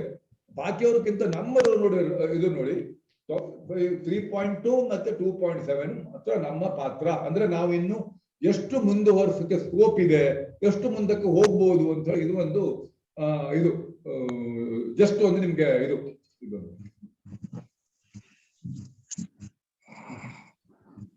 ಮ್ಯೂಟ್ ಮಾಡ್ಕೊಳ್ಳಿ ಸರ್ ದಯವಿಟ್ಟು. ಇನ್ನು ಇದು 1966 ಫಸ್ಟ್ ಬ್ಯಾಂಕಿಂಗ್ ಲೈಸೆನ್ಸ್ ಕೊಟ್ರು. ಅಂದ್ರೆ BR ಆಕ್ಟ್ ಅಮೆಂಡ್ಮೆಂಟ್ ಆದ ನಂತರ ಅಲ್ಲಿಂದ ಮುಂದೆ ಬೆಳೆದು ನಾವೇನು ತುಂಬಾ ಬೆಳೀತಾ ಇದ್ದೀವ, ನಮ್ಮ ಸಂಖ್ಯೆ ಜಾಸ್ತಿ ಆಗ್ತಾ ಇದೆಯಾ ಕಡಿಮೆ ಆಗ್ತಾ ಇದೀವ ನೋಡಿ. 1966 ಫಸ್ಟ್ ಕೊಟ್ಟಾಗ ಬರೀ 1098 ಕೋಪರೇಟಿವ್ ಬ್ಯಾಂಕ್ಗಳಿದ್ದೀವಿ. ಆಮೇಲೆ ತುಂಬಾ ಎನ್ಕರೇಜ್ ಮಾಡಿದ್ರು. ನಾರ್ತ್ ಈಸ್ಟ್ ಅಲ್ಲಿ ಓಪನ್ ಮಾಡಿ ಮಹಿಳಾ ಕೋಪರೇಟಿವ್ ಬ್ಯಾಂಕ್ ಮಾಡಿದ್ರು. ಅವ್ರು ಬೇಕಾದ್ರೆ ಕ್ಯಾಪಿಟಲ್ ಸೈಜು ಎಲ್ಲ ಕಡಿಮೆ ಮಾಡಿದ್ರು. ಅವರಿಗೆ ಡಿಸ್ಕೌಂಟೆಡ್ ಅಂತ ಹೇಳ್ತಾರಲ್ಲ, ಸ್ವಲ್ಪ ಇದು ಕೊಟ್ಟರು ಅವರಿಗೆಲ್ಲ. ಕ್ಯಾಪಿಟಲ್ ಕಡಿಮೆ ಇರಲಿ, ಮೆಂಬರ್ಶಿಪ್ ಸಂಖ್ಯೆ ಕಡಿಮೆ ಇದ್ರು, ಅದು ಓಪನ್ ಮಾಡಿ ಎನ್ಕರೇಜ್ ಮಾಡ್ತಾ ಇದ್ರು. ಯಾಕಂದ್ರೆ ಕೋಪರೇಟಿವ್ ಏನಿತ್ತು ಅಂತ ಹೇಳಿದ್ರೆ ಒಂಥರ ಫೈನಾನ್ಸಿಯಲ್ ಇನ್ಕ್ಲೂಷನ್ ಅಂತ ಒಂದು ಇದು ಪಾತ್ರ. ಮೇನ್ ಬ್ಯಾಂಕ್ಗಳು ಮಾಡದೇ ಇರುವಂತ ಕೆಲಸ ಇವರು ಮಾಡ್ತಾರೆ. ಅದಕ್ಕೋಸ್ಕರ ಎನ್ಕರೇಜ್ ಮಾಡ್ತಾರೆ ಹೋದ್ರು. ಇದು ನೋಡ್ತಾ ಇರಿ, 2003ನೇ ಇಶ್ಯೂವರೆಗೂ ಬಹಳ ಎನ್ಕರೇಜ್. 1941 ಹೈಯೆಸ್ಟ್ ಹೋಯ್ತು ನೋಡಿ, ಎನ್ಕರೇಜ್ ಮಾಡಿ ಹೋಯ್ತು. ಆದರೆ ಆಗ್ಲೇ ನಾನು ಹೇಳ್ತಾರೆ, 2001ರಲ್ಲಿ ಮಾಧವಪುರ ಕೋಪರೇಟಿವ್ ಬ್ಯಾಂಕ್ ದೊಡ್ಡದು, ಗುಜರಾತ್ ಇದ್ದು. ನೆಕ್ಸ್ಟ್ ಚಾರ್ಮಿನಾರ್ ಕೋಪರೇಟಿವ್ ಬ್ಯಾಂಕ್ ಅಂತ ದೊಡ್ಡದು ಬ್ಯಾಂಕು, ಆಂಧ್ರ ಪ್ರದೇಶ್. ಒಂದೇ ಫೇಲ್ ಆಯ್ತು ನೋಡಿ. ಈಗ PMC ಬ್ಯಾಂಕ್ ಫೇಲ್ ಆದಂತ ಆಯ್ತಲ್ಲ, ಅದಕ್ಕಿಂತ ಜಾಸ್ತಿ ಇಫೆಕ್ಟ್ ಆವಾಗ ಬಂದಿತ್ತು. ಅದ ನಂತರ ನೋಡಿ ಎಲ್ಲಾ ಇದನ್ನು ಮಾಡಿದ್ರು. ಮುಂದೆ ಕೇಳ್ತೇನೆ ಏನು ಮಾಡಿದ್ರು ಅಂತ. ಅದ್ರ ನಂತರದಿಂದ ನೋಡಿ ಕಡಿಮೆ ಆಗ್ತಾ ಇದೆ ವಿನ, ಅಥವಾ ರಿಸರ್ವ್ ಬ್ಯಾಂಕ್ ಮರ್ಜ್ ಮಾಡಿದಾವೆ ಬಾಕಿ ಹೇಳಿ, ಅಥವಾ ಬ್ಯಾಂಕ್ ಕ್ಲೋಸ್ ಆಗಿದ್ದಾವೆ, ಲಿಕ್ವಿಡೇಟ್ ಆಗಿದ್ದಾವೆ, ಅಥವಾ ಸೊಸೈಟಿ ಕನ್ವರ್ಟ್ ಆಗಿದೆ. ಕಡಿಮೆ ಆಗಿ ನೋಡಿ ಕಡಿಮೆ ಆಗ್ತಾ ಇದೆ ನೋಡಿ. ಆ ಲೆಕ್ಕದಲ್ಲಿ ಆನ್ ಎವರೇಜ್ ವರ್ಷಕ್ಕೊಂದು 20 ರಿಂದ 21 ಬ್ಯಾಂಕ್ಗಳು ಕಡಿಮೆ ಆಗ್ತಾ ಇದ್ದಾವೆ ನೋಡಿ. 1941 ಬ್ಯಾಂಕ್ ಇತ್ತು 2003ರಲ್ಲಿ. ಈಗ 2021ರಲ್ಲಿ ಕೊನೆಗೆ ಕಾಣುತ್ತೆ, ಅದು ಕೆಳಗೆ ಬಂದಿದೆ. ಬರೀ 1534 ಬ್ಯಾಂಕ್ ಇದೆ. ಅಂದ್ರೆ ಸಾಧಾರಣ ಅರ್ಥ ಏನು ಅಂತ ಹೇಳಿದ್ರೆ ವರ್ಷಕ್ಕೊಂದು 20-22 ಬ್ಯಾಂಕ್ ಕಡಿಮೆ ಆಗ್ತಾ ಇದೆ. ಈ ವರ್ಷನೂ ಕೂಡ ಸುಮಾರು ಬ್ಯಾಂಕ್ಗಳು ಕಡಿಮೆ ಆಗ್ಲಿಕ್ಕಿದೆ. ಯಾಕಂದ್ರೆ ನೀವು ರಿಸರ್ವ್ ಬ್ಯಾಂಕ್ ವೆಬ್ಸೈಟ್ ಅಲ್ಲಿ ನೋಡಿದಾಗ ಅದು ಡೈರೆಕ್ಷನ್ಸ್ ಇಶ್ಯೂ ಮಾಡಿದ್ದಾರೆ, ಸೆಕ್ಷನ್ 35 ಡೈರೆಕ್ಷನ್ ಇಶ್ಯೂ ಮಾಡಿದ್ದಾರೆ. ತುಂಬಾ ವರ್ಷದಿಂದ ಹಾಗೇ ಇವೆ. ಈಗ ರಿಸರ್ವ್ ಬ್ಯಾಂಕ್ ತುಂಬಾ ಸ್ಟ್ರಿಕ್ಟ್ ಆಗಿದ್ದಾವೆ. ಅದರಿಂದ ಇನ್ನೂ ಸ್ವಲ್ಪ ಬ್ಯಾಂಕ್ಗಳು ಅದು ಕಡಿಮೆ ಆಗ್ತಾ ಇರ್ತವೆ. ಇನ್ನು ಟೋಟಲ್ ಬ್ಯಾಂಕ್ ಏನ್ ನೋಡಿದೀವಿ. ಈಗ ಇನ್ನು ಬರೋದು ಯಾವ್ಯಾವ ಏರಿಯಾದಲ್ಲಿ ಕೋಪರೇಟಿವ್ ಮೂವ್ಮೆಂಟ್ ಇದೆ, ಯಾವ್ಯಾವ ಏರಿಯಾದಲ್ಲಿ ಎಷ್ಟು ಬ್ಯಾಂಕ್ ಇದೆ ಅಂತ ಹೇಳಿದ್ರೆ ಇದನ್ನು 5-6 ಡಿವಿಷನ್ ಮಾಡಿದ್ದೇವೆ. ಅಂತ ಹೇಳಿದ್ರೆ ನಾರ್ತ್ ವೆಸ್ಟ್ ಅಂದ್ರೆ ವಿಭಾಗ, ರೀಜನ್ ಅಂತ ಹೇಳ್ತೇವೆ. ವಿಭಾಗದಲ್ಲಿ ಎಷ್ಟಿದೆ ಬೇರೆ ರೀಸನ್. ಫಸ್ಟ್ ನಾರ್ಥನ್ ರೀಜನ್ ಅಂದ್ರೆ ನಮ್ಗೆ ಉತ್ತರದಲ್ಲಿ 70 ಬ್ಯಾಂಕ್ ಇದೆ. 70 ಬ್ಯಾಂಕ್ ಇದೆ. ಅವ್ರದ್ದು ಡಿಪಾಸಿಟ್ ಈ ಕಡೆ ನೀವು ಓದ್ಕೊಳ್ಳಿ, ಇದು ನಿಮ್ಗೆ ಕಳಿಸ್ತೇವೆ, ಆಗ ನೋಡ್ಕೊಳ್ಳಿ. ಅಂದ್ರೆ ಯಾವ ಏರಿಯಾದಲ್ಲಿ ಹೆಚ್ಚು ಬ್ಯಾಂಕ್ ಇದೆ ಅಂತ. ನಾರ್ತ್ ಈಸ್ಟರ್ನ್ ಅಲ್ಲಿದೆ ಬರೀ ಕಡಿಮೆ, ಹೆಚ್ಚು ಕೋಪರೇಟಿವ್ ಬರೀ 16 ಬ್ಯಾಂಕ್ಗಳು, ಚಿಕ್ಕ ಬ್ಯಾಂಕ್ಗಳು. ಈಸ್ಟರ್ನ್ ಅಂದ್ರೆ ಆ ಕಡೆ ಬಿಹಾರ, ಕಲ್ಕತ್ತಾ ಆ ಕಡೆ ಈಸ್ಟರ್ನ್ ಝೋನ್ ಬರುತ್ತಲ್ಲ, 58. ಪೂರ್ವದಲ್ಲಿ ಇದು 58 ಬ್ಯಾಂಕ್ ಇದೆ. ಸೆಂಟ್ರಲ್ ಮಧ್ಯ ವಿಭಾಗದಲ್ಲಿ 128 ಬ್ಯಾಂಕ್ ಇದೆ. ಮೇನ್ ಇರೋದು ವೆಸ್ಟರ್ನ್ ಅಂತ ಹೇಳಿದ್ರೆ ಎಲ್ಲಿ ಗುಜರಾತ್ ಮತ್ತೆ ಮಹಾರಾಷ್ಟ್ರ ಇಲ್ಲಿ ಬರುತ್ತೆ ನೋಡಿ. 713 ಬ್ಯಾಂಕ್ಗಳು ಅಲ್ಲಿವೆ. ಮತ್ತೆ ಡಿಪಾಸಿಟ್ ಮತ್ತೆ ಅಲ್ಲೂ ಕೂಡ ಸಬ್ಸ್ಟಾನ್ಷಿಯಲ್ ಇದೆ ನೋಡಿ. ಅಲ್ಲೂ ಕೂಡ ಮೇನ್ ಅಂದ್ರೆ ಕೋಪರೇಟಿವ್ ಮೇನ್ ಇರೋದೇ 2 ರಾಜ್ಯಗಳಲ್ಲಿ ನೋಡ್ಕೊಳ್ಳಿ. ನೆಕ್ಸ್ಟ್ ಸದರ್ನ್ ರೀಜನ್ ಕರ್ನಾಟಕ ಮತ್ತೆ ಈ 4 ಸ್ಟೇಟ್ಗಳು ಈ ಕಡೆ ಬರ್ತವೆ. ಆಂಧ್ರ, ಇದು ತೆಲಂಗಾಣ, ಕೇರಳ, ಇದು ಹೇಳಿದ್ರೆ 549. Next first western, next southern ಈ ಬರುತ್ತೆ. All over India 1534 bank. ಅಂದ್ರೆ ಸ್ಪ್ರೆಡ್ ಎಷ್ಟಾಗಿದೆ ನೋಡ್ಕೊಳ್ಳಿ. ನೆಕ್ಸ್ಟ್ ಹೇಳಿ. ಇದು ರೀಜನ್ ನೋಡಿದೀವಿ. ಆದ ನಂತರ ಯಾವ ರಾಜ್ಯದಲ್ಲಿ ಜಾಸ್ತಿ ಬ್ಯಾಂಕ್ಗಳು ಇವೆ ಅಂತ ನೋಡ್ಕೊಳ್ಳಿ. ಅದ್ರ ಪ್ರಕಾರ ನೋಡಿ, ಮಹಾರಾಷ್ಟ್ರದಲ್ಲಿ 490 ಬ್ಯಾಂಕ್ ಇದೆ. ಡಿಪಾಸಿಟ್ ಕೂಡ ನೋಡಿ ಸಿಕ್ಕಾಪಟ್ಟೆ 3,25,000 ಅವ್ರದ್ದೇ ಮೇನ್ ಡಿಪಾಸಿಟ್ ಅವ್ರದ್ದೇ ಇರುತ್ತೆ. ನೆಕ್ಸ್ಟ್ ಕರ್ನಾಟಕ 262.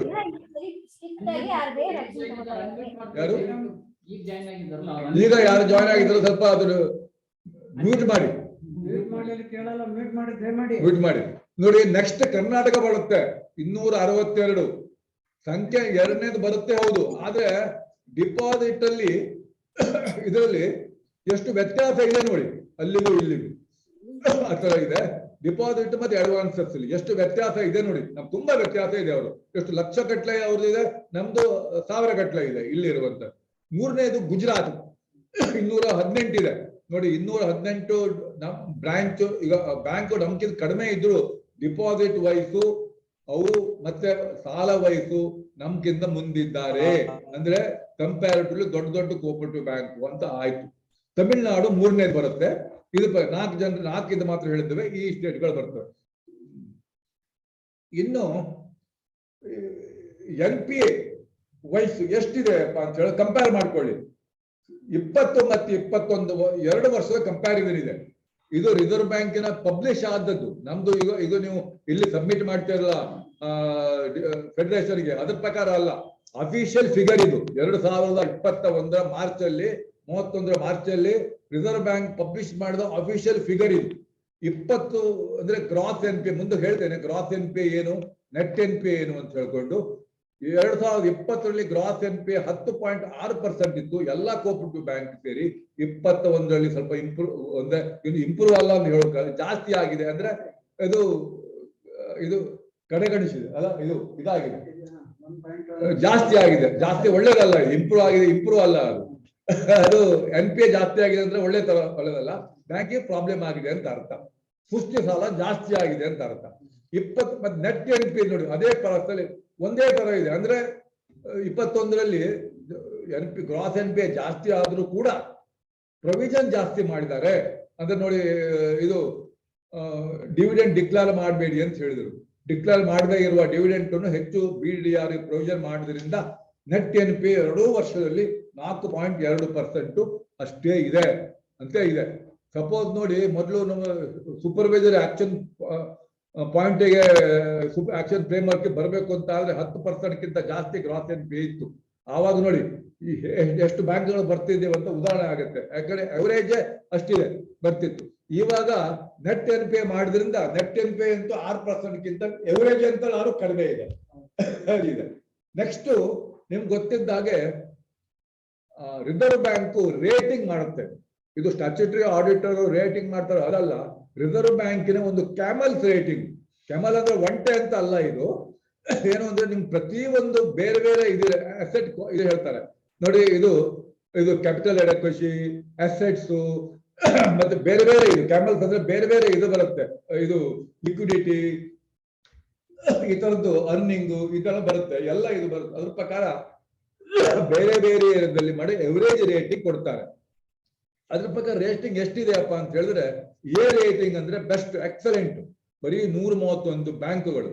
ಅದೇ ಬಿ ರೇಟಿಂಗ್ ನಲ್ಲಿ ಅದನ್ನ ತುಂಬಾ ಜಾಸ್ತಿ ಇದೆ. ಬಿ ಮತ್ತು B+. ಇನ್ನು ಮುಂದೆ B+ ಅಂತ ಬರುವುದಿಲ್ಲ, ABCD ಮಾತ್ರ ಬರುತ್ತೆ. ಅದು 2 ವರ್ಷ ಹಿಂದೆ ಮಾಡಿದ್ದಿರಬೇಕು. B+ ಕಂಟಿನ್ಯೂ ಆಗಿದೆ. ಯಾಕಂದ್ರೆ ಇನ್ಸ್ಪೆಕ್ಷನ್ ಒನ್ಸ್ ಇನ್ 2 ಇಯರ್ಸ್ ಆಗುವಂತದ್ದು ಕಂಟಿನ್ಯೂ ಆಗಿದೆ. ಅದು ನೋಡಿ ಸಣ್ಣ 900 ಒಟ್ಟಾಗಿ 992 ಬ್ಯಾಂಕ್ಗಳು ಬಿ ನಲ್ಲಿ ಬರ್ತವೆ. ಅದು ದೊಡ್ಡದಲ್ಲ. ನಮ್ ಕನ್ಸರ್ನ್ ಇರುವಂತದ್ದು ಅಂತ ಹೇಳಿದ್ರೆ ಸಿ ಮತ್ತು ಡಿ ನಲ್ಲಿ ನೋಡಿ 324 ಮತ್ತೆ ಇದು ಒಂದು 410ರಷ್ಟೇನೋ ಬರುತ್ತೆ. ಇಷ್ಟು ಬ್ಯಾಂಕ್ಗಳು ಬಹಳ. ಅದು ಸಿ ಮತ್ತು ಡಿ ಇತ್ತು ಅಂತಾದ್ರೆ ಯಾವ ಬ್ಯಾಂಕ್ಗಳು ಸಿ ಮತ್ತು ಡಿ ಬರ್ತವೆ ಪ್ರತಿ ವರ್ಷ ಆ ಬ್ಯಾಂಕ್ಗಳು ಇನ್ಸ್ಪೆಕ್ಟ್ ಮಾಡಿದ್ದಾರೆ. ಅದು ಇದನ್ನು ರಿಸರ್ವ್ ಬ್ಯಾಂಕ್ ಪಬ್ಲಿಷ್ ಮಾಡಲ್ಲ. ಆದರೆ ಬ್ಯಾಂಕ್ನವ್ರಿಗೆ ಪ್ರತಿ ವರ್ಷ ಒಂದು ಬ್ಯಾಂಕಿಗೆ ರಿಸರ್ವ್ ಬ್ಯಾಂಕ್ ಇನ್ಸ್ಪೆಕ್ಷನ್ ಬಂತು ಅಂತ ಆದ್ರೆ ಆ ಬ್ಯಾಂಕಿನ ಪರಿಸ್ಥಿತಿ, ಫೈನಾನ್ಸಿಯಲ್ ಪರಿಸ್ಥಿತಿ ಅಷ್ಟೊಂದು ಚೆನ್ನಾಗಿಲ್ಲ.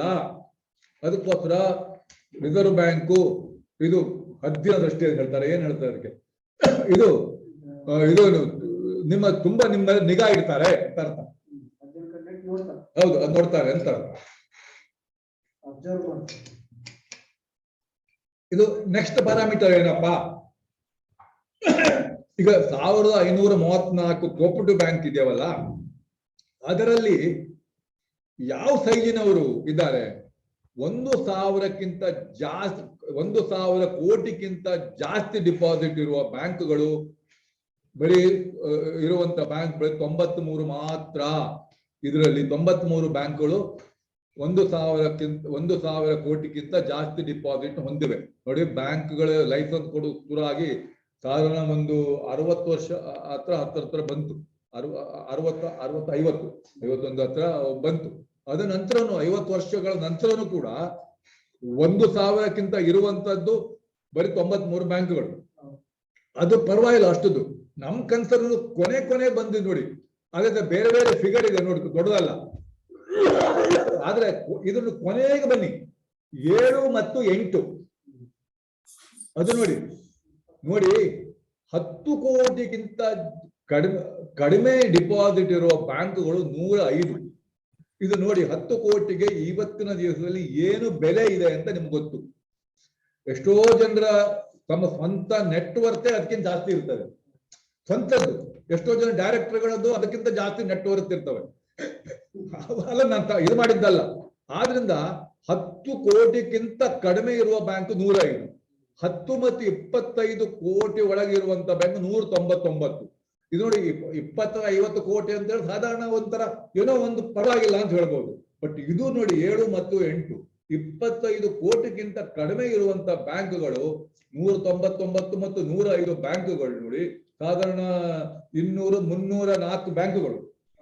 ಅವು ಸ್ವಲ್ಪ ಕೇರ್ಫುಲ್ ಆಗಿ ನೋಡ್ಕೊಳ್ಳೇಬೇಕಾಗತ್ತೆ. ಯಾಕಂತ ಹೇಳಿದ್ರೆ ಯಾವುದೇ ಬ್ಯಾಂಕಿಗೆ ಒಂದು ಮಿನಿಮಮ್ ಎಕ್ಸ್ಪೆಂಡಿಚರ್ ಅನ್ನು ಇದ್ದೇ ಇರ್ತಾರೆ, ದೊಡ್ಡದಾಗ್ಲಿ ಚಿಕ್ಕದಾಗ್ಲಿ, ಬಾಡಿಗೆ ಕೊಡೋದಾಗ್ಲಿ. ಮತ್ತೆ ಇದರಲ್ಲಿ ಕೆಲವು ನೀವು ಅವಾಯ್ಡ್ ಮಾಡೋಕೆ ಆಗುದೇ ಇಲ್ಲ. ಸಂಬಳ ಸ್ವಲ್ಪ ಕಡಿಮೆ ಕೊಡ್ಬೋದು, ಡಿ ಕೊಡದೇ ಇರ್ಬೋದು.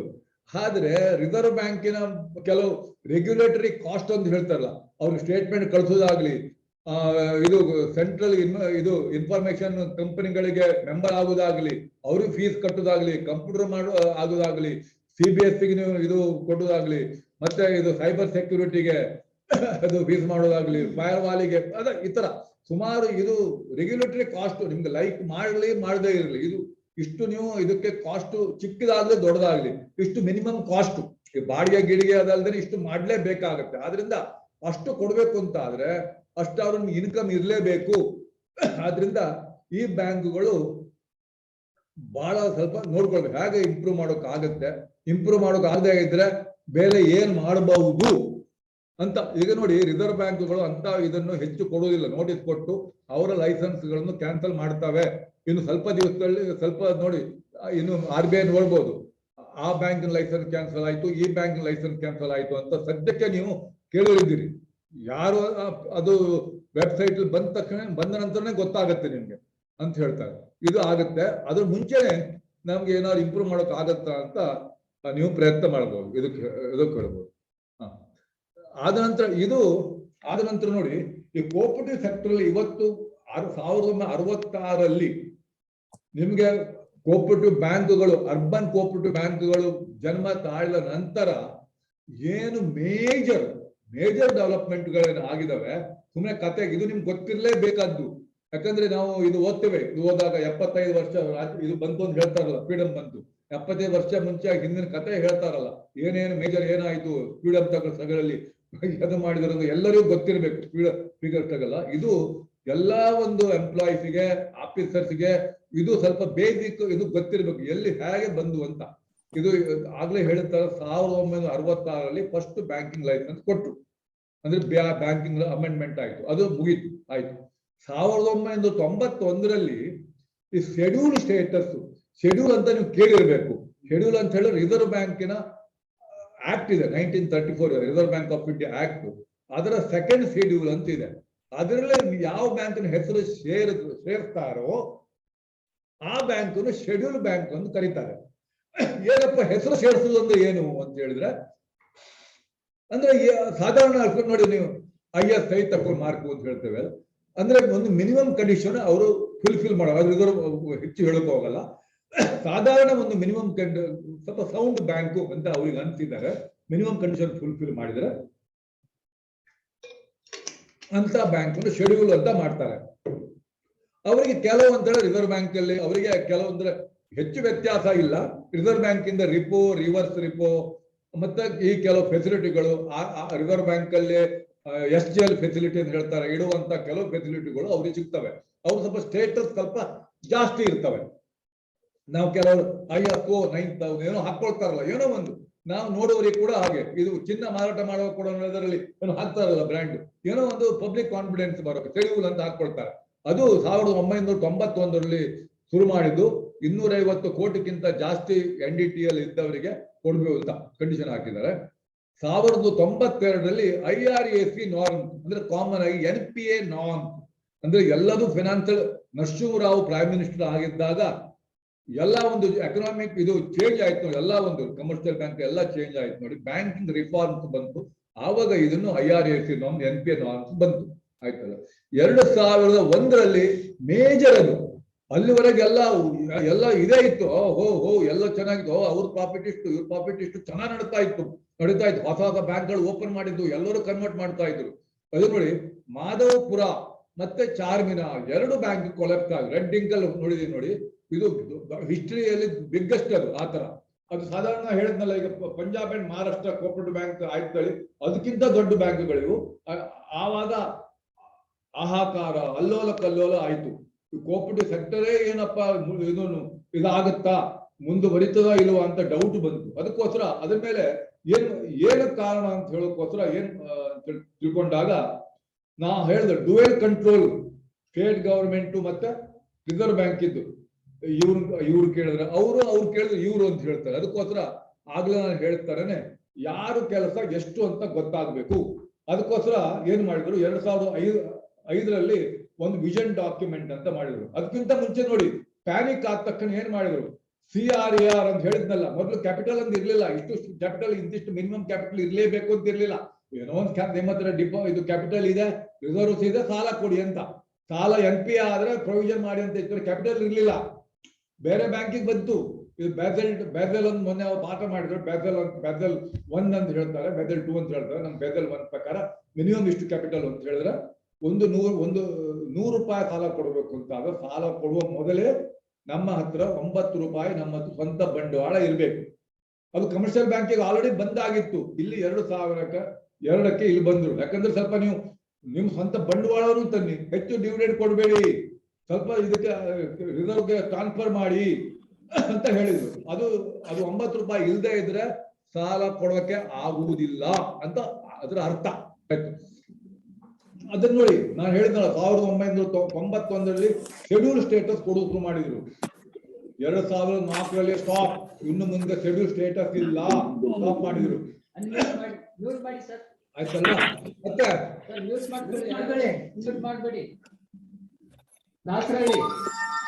ಮತ್ತೆ ನೋಡಿ 2004ರಲ್ಲಿ ಏನ್ ಮಾಡಿದ್ರು ನೋಡಿ, ಹೊಸ ಬ್ಯಾಂಕ್ ಲೈಸೆನ್ಸ್ ಸ್ಟಾಪ್, ಇದುವರೆಗೂ ಓಪನ್ ಮಾಡಿಲ್ಲ. ಹೊಸ ಬ್ರಾಂಚ್ ಲೈಸೆನ್ಸ್ ಸ್ಟಾಪ್ ನೋಡಿ. ಏನ್ ಪ್ಯಾನಿಕ್ ಆಗಿದ್ರು ನೋಡಿ. ಇದು ಯಾಕಂದ್ರೆ ಮರಿಬಾರದು, ಕಷ್ಟವನ್ನು ಮರಿಬಾರದು. ಇದು ಬಂದ 2004 ಇಷ್ಟೆಲ್ಲ ಬಂತು. ಅದಕ್ಕೋಸ್ಕರ 2005ರಲ್ಲಿ ವಿಷನ್ ಡಾಕ್ಯುಮೆಂಟ್ಸ್ ಅಂತ ರಿಸರ್ವ್ ಬ್ಯಾಂಕ್ ಪಬ್ಲಿಷ್ ಮಾಡಿ ಎಲ್ಲಾ ಸ್ಟೇಟ್ ಗವರ್ಮೆಂಟ್ ಒಳಗೆ, ಅಂದ್ರೆ 2005ರಿಂದ 2010 ಈ ಅವಧಿಯಲ್ಲಿ ಎಲ್ಲಾ ಸ್ಟೇಟ್ ಗವರ್ಮೆಂಟ್ ಒಟ್ಟಿಗೆ ಒಂದು ಮೆಮೊರಂಡಮ್ ಅಂಡರ್ಸ್ಟ್ಯಾಂಡಿಂಗ್ ಅದನ್ನು ಮಾಡಿದ್ರು. ಅದರ ಪ್ರಕಾರ ಯಾರು ಜವಾಬ್ದಾರಿ ಎಷ್ಟು ಅಂತ ಆಗ್ಲೇ ಹೇಳಿದೆ. ಯಾರ್ಯಾರ ಕೆಲಸ ಏನು, ಯಾರ್ಯಾರ ಕೆಲಸ ಅಂತ ಹೇಳೋದಕ್ಕಿಂತ ಯಾರ್ಯಾರ ಜವಾಬ್ದಾರಿ ಎಷ್ಟು, ಯಾರ್ಯಾರು ಏನ್ ನೋಡ್ಕೊಳ್ಬೇಕು ಅಂತ ಕ್ಲಿಯರ್ ಕಟ್ ಮಾಡ್ಕೊಂಡ್ರು.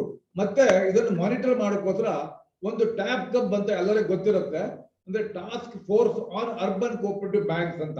ಇದರಲ್ಲಿ federation representative, NAFCUB representative, RCS, reserve ಬ್ಯಾಂಕಿನ ರೆಪ್ರೆಸೆಂಟೇಟಿವ್, ಇಷ್ಟು ಜನ ಇರ್ತಾರೆ. ಇವರು ವೀಕ್ ಬ್ಯಾಂಕಿಂಗ್ ಇದ್ರ ಬಗ್ಗೆ ಡಿಸ್ಕಸ್ ಮಾಡ್ತಾರೆ. ಬ್ಯಾಂಕ್ ಅಂದ್ರೆ ಈಗ ಇರುವಂತದ್ದು ಯಾವ್ದು ವೀಕ್ ಬ್ಯಾಂಕ್ ಅಂತ ಕರೀತೇವೆ, ಸೂಪರ್ವೈಸರಿ ಆಕ್ಷನ್ ಫ್ರೇಮ್ವರ್ಕ್ ಬರ್ತಾರೆ. ಹೊಸ ಗೈಡ್ ಲೈನ್ ತರೋ ಮುಂಚೆ ಇಲ್ಲಿ ಡಿಸ್ಕಸ್ ಮಾಡ್ತಾರೆ. ಇದಕ್ಕೆ ಈ ಬ್ಯಾಂಕ್ ಇಂಪ್ರೂವ್ ಮಾಡೋಕೆ ಏನ್ ಮಾಡ್ಬೋದು ಅಂತ ಡಿಸ್ಕಸ್ ಮಾಡ್ತಾರೆ.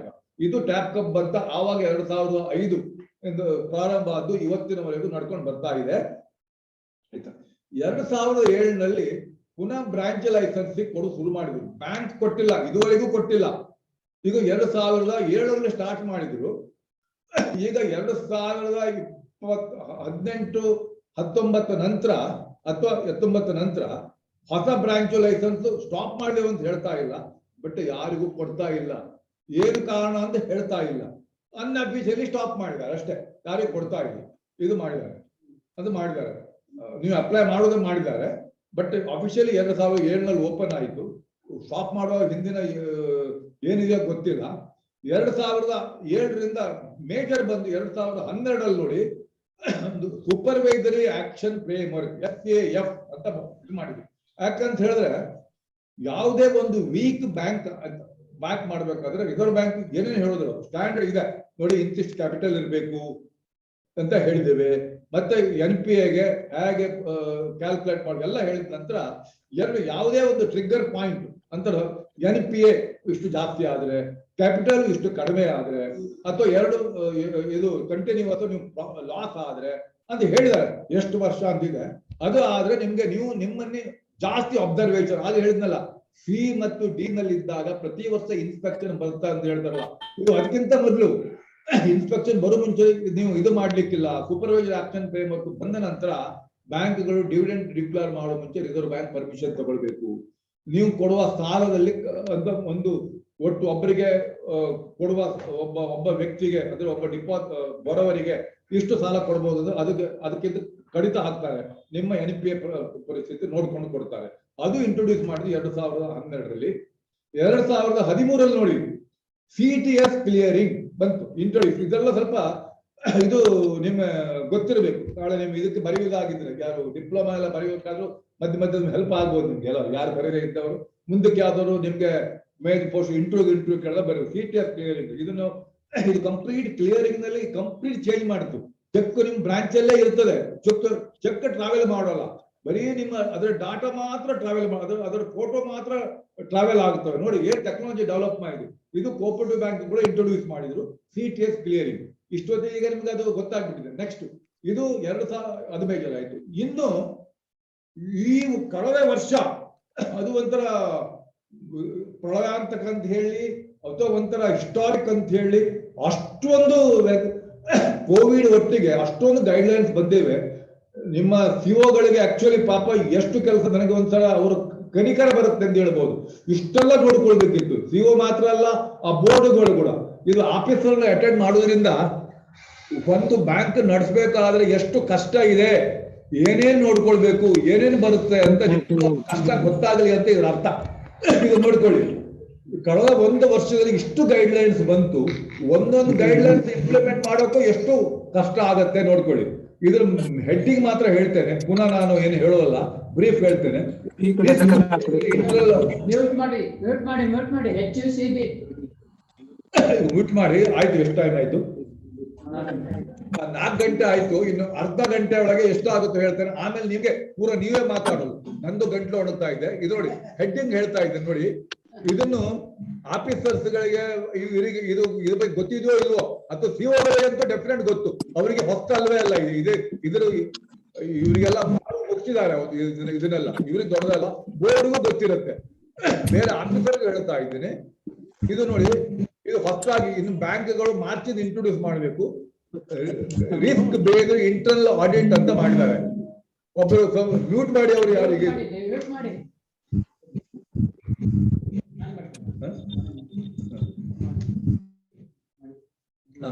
ಈಗ ರಿಸ್ಕ್ ಬೇಸ್ಡ್ ಇಂಟರ್ನಲ್ ಆಡಿಟ್ ಅಂತ ಇದ್ರ ಬಗ್ಗೆ ಸಪರೇಟ್ ಆಗಿ ನಾವು ಕ್ಲಾಸ್ ತಗೊಳ್ಬೇಕು. ಇದ್ರಲ್ಲಿ ಹೇಳೋಕ್ಕಾಗಲ್ಲ. ಇದಕ್ಕೆ ಸಪರೇಟ್ ಆಗಿ ನೀವು ಇಂಟರ್ನಲ್ ಡಿಪಾರ್ಟ್ಮೆಂಟ್ ಎಲ್ಲ ಮಾಡ್ಬೇಕಾಗತ್ತೆ. ಬಹಳ ಇಂಪಾರ್ಟೆಂಟ್ ಕೆಲಸ ಇದು. ನೆಕ್ಸ್ಟ್ ನೋಡಿ, ಇದು ಒಂಥರ land mark. Banking regulation act ಅಲ್ಲಿ 2020ರಲ್ಲಿ ಅಮೆಂಡ್ಮೆಂಟ್ ಆಯಿತು. ಅದ ನಂತರ ತುಂಬಾ ಈಗ ಚೇಂಜಸ್ ಬರ್ಲಿಕ್ಕಿದೆ. ನೀವು ಎಣಿಸೋದಕ್ಕಿಂತ ಜಾಸ್ತಿ ಚೇಂಜಸ್ ಬರೋಕಿದೆ. ಅದ್ರ ಫಸ್ಟ್ ಚೇಂಜ್ ನೋಡಿ, ಆಲ್ರೆಡಿ ಬಂದಾಗಿದೆ. Appointment of statutory auditors.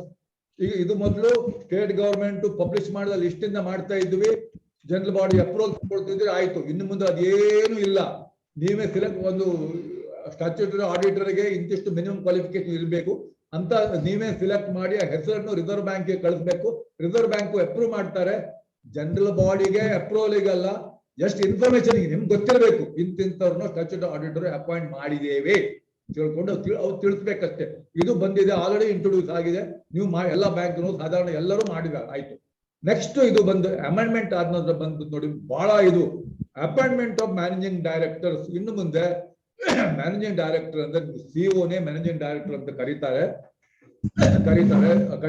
ಅವರನ್ನು ರಿಸರ್ವ್ ಬ್ಯಾಂಕ್ ಅಪಾಯಿಂಟ್ ಮಾಡುತ್ತೆ. ಇನ್ನು ಮುಂದೆ ಇದುವರೆಗೆ ಅವರು ಸ್ಟೇಟ್ ಗವರ್ಮೆಂಟಿನ ಕಂಟ್ರೋಲ್ ಅಲ್ಲಿ ಇದ್ರು, ಸಿಒ ಅಂತ ಸ್ಟೇಟ್ ಕೋಪರೇಟಿವ್ ಆಕ್ಟ್ ಅಲ್ಲಿ ಇದ್ರು. ಇನ್ನು ಮುಂದೆ ರಿಸರ್ವ್ ಬ್ಯಾಂಕಿನ ಇದಿದೆ, ಅದು ಸದ್ಯಕ್ಕೀಗ ಹೈಕೋರ್ಟ್ ಸ್ಟೇ ಇದೆ, ಅದು ಬಂದಿದೆ. ಅದು ಸ್ಟೇ ವೇಕೇಟ್ ಆದ ನಂತರ ಇದು ಒಂಥರ ಮೇಜರ್ ಚೇಂಜಸ್ ಆಗಿದೆ. ಮತ್ತೆ ಇನ್ನೊಂದು ನೋಡಿ, ಸೇಲ್ ಆಫ್ ಅಸೆಟ್ಸ್. ಈಗ ನೋಡಿ, ನಿಮ್ಗೆ NPA ಅನ್ನು ಬೇರೆ ಯಾರಿಗೂ ಸೇಲ್ ಮಾಡೋಕ್ಕಾಗಲ್ಲ. ನಿಮ್ಗೆ OTS ಮಾಡೋದು ಪರ್ಮಿಷನ್ ಇಲ್ಲ. ಆಪ್ಷನ್ ಮಾಡ್ಬೋದು, ಆಪ್ಷನ್ ಮಾಡೋಕೆ ಯಾರು ಬರ್ತಾ ಇಲ್ಲ. ಈ ತರ ಅಂತ ಹೊಸದಲ್ಲಿ ಅಂತ NPAಗಳನ್ನು ARCಗಳಿಗೆ ಅಂದ್ರೆ ಅಸೆಟ್ ರೀಕನ್ಸ್ಟ್ರಕ್ಷನ್ ಕಂಪನಿಗಳಿಗೆ ನೀವು ಮಾರಾಟ ಮಾಡಬಹುದು ಅಂತ ಗೈಡ್ ಲೈನ್ಸ್ ಕೊಟ್ಟಿದ್ದಾರೆ. ಇದನ್ನು ನೀವು ಈ ವರ್ಷ ಬಂದಿದೆ. ನೆಕ್ಸ್ಟ್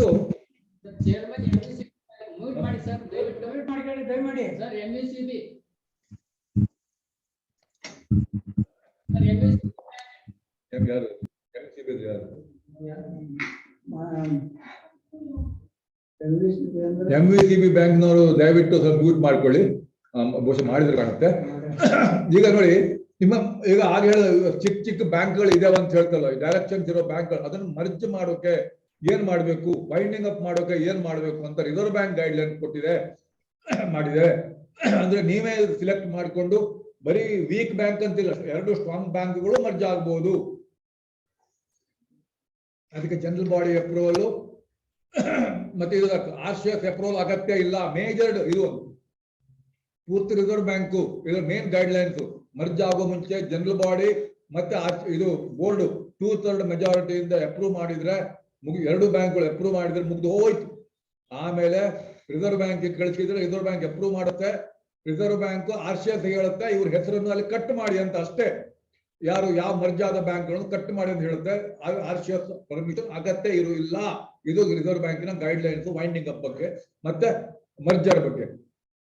ಮತ್ತೆ ಇದು ಬ್ಯಾಂಕಿಂಗ್ ಅಮೆಂಡ್ಮೆಂಟ್ ಆದ ನಂತರ, ಆಕ್ಟಿಗೆ ಅಮೆಂಡ್ಮೆಂಟ್ ಆದ ನಂತರ ಏನೇನು ಮುಂದಕ್ಕೆ ಮಾಡಬಹುದು ಅಂತ ಹೇಳೋಕ್ಕೋಸ್ಕರ ಒಂದು expert committee reserve bank appoint ಮಾಡಿ ಅದರ ರೆಕಮೆಂಡೇಶನ್ ಕೊಟ್ಟಿದ್ದಾರೆ. ಅದರ ಬಗ್ಗೆ ತುಂಬಾ ಡಿಸ್ಕಸ್ ಮಾಡಿದ್ದೇವೆ, ಕಮೆಂಟ್ ಕೊಟ್ಟಿದ್ದೇವೆ. ಅದು ಬಂದ ನಂತರ ಇನ್ನು ಗೊತ್ತಾಗುತ್ತೆ. ಮೇಜರ್ ಇರುವಂತದ್ದು ನಿಮ್ CRR ಎಷ್ಟು ಇರಬೇಕು, ಮಿನಿಮಮ್ ಎಷ್ಟು ಇರಬೇಕು, ಅದರ ಬಗ್ಗೆನೇ ಎಲ್ಲ ಸ್ವಲ್ಪ ಜಾಸ್ತಿ ಇರುವಂತದ್ದು ಬಂದು ರೆಕಮೆಂಡೇಶನ್ ಆಗಿದೆ. ಮತ್ತೆ ಈಗ ನೋಡಿ, ಇನ್ನೊಂದು ಹೊಸದಾಗಿ ಲಾಸ್ಟ್ ಬಂದ ಆಂಬುಡ್ಸ್ಮನ್ ಸ್ಕೀಮ್ ಅನ್ನು ರಿಸರ್ವ್ ಬ್ಯಾಂಕು ಇದಕ್ಕೆ ಕೋಪರೇಟಿವ್ ಬ್ಯಾಂಕ್ಗಳು ಕೂಡ ಅದನ್ನು ಜಾರಿ ಮಾಡಿದ್ದಾವೆ. ಮೊದಲು ಕೋಪರೇಟಿವ್ ಬ್ಯಾಂಕ್ಗಳು ಈ ಸ್ಕೀಮ್ ನಲ್ಲಿ ಇರಲಿಲ್ಲ. ಅಂದ್ರೆ ಯಾವುದೇ ಒಬ್ಬ ಕಸ್ಟಮರು ಆಂಬುಡ್ಸ್ಮನ್ಗೆ ನಿಮ್ಮ ಮೇಲೆ ಕಂಪ್ಲೇಂಟ್ ಕೊಡ್ಬೋದು, ನಿಮ್ಮ ಸರ್ವಿಸ್ ಚೆನ್ನಾಗಿಲ್ಲ ಅಂತ ರಿಸರ್ವ್ ಬ್ಯಾಂಕಿನ ಅಂದ್ರೆ ಅದು ಆಂಬುಡ್ಸ್ಮನ್ ಅಂದ್ರೆ ರಿಸರ್ವ್ ಬ್ಯಾಂಕ್ ರನ್ ಮಾಡುತ್ತೆ, ಕಂಪ್ಲೇಂಟ್ ಮಾಡ್ಬೋದು. ಆದ್ರಿಂದ ಇನ್ನು ಮುಂದೆ ಸರ್ವಿಸ್ ಕೊಡುವಾಗ ಸ್ವಲ್ಪ ಇದನ್ನು ಮುತುವರ್ಜಿ ವಹಿಸಿ ಅಷ್ಟೇ. ಈಗಲೂ ಕೊಡ್ತಾ ಇದ್ದೀರಾ, ಆದ್ರೂ ಕೂಡ ಸ್ವಲ್ಪ ಮುತುವರ್ಜಿ ವಹಿಸಿ ಅಂತ. ಇದು ಇಶ್ಯೂ ಆಫ್ ಶೇರ್ಸ್.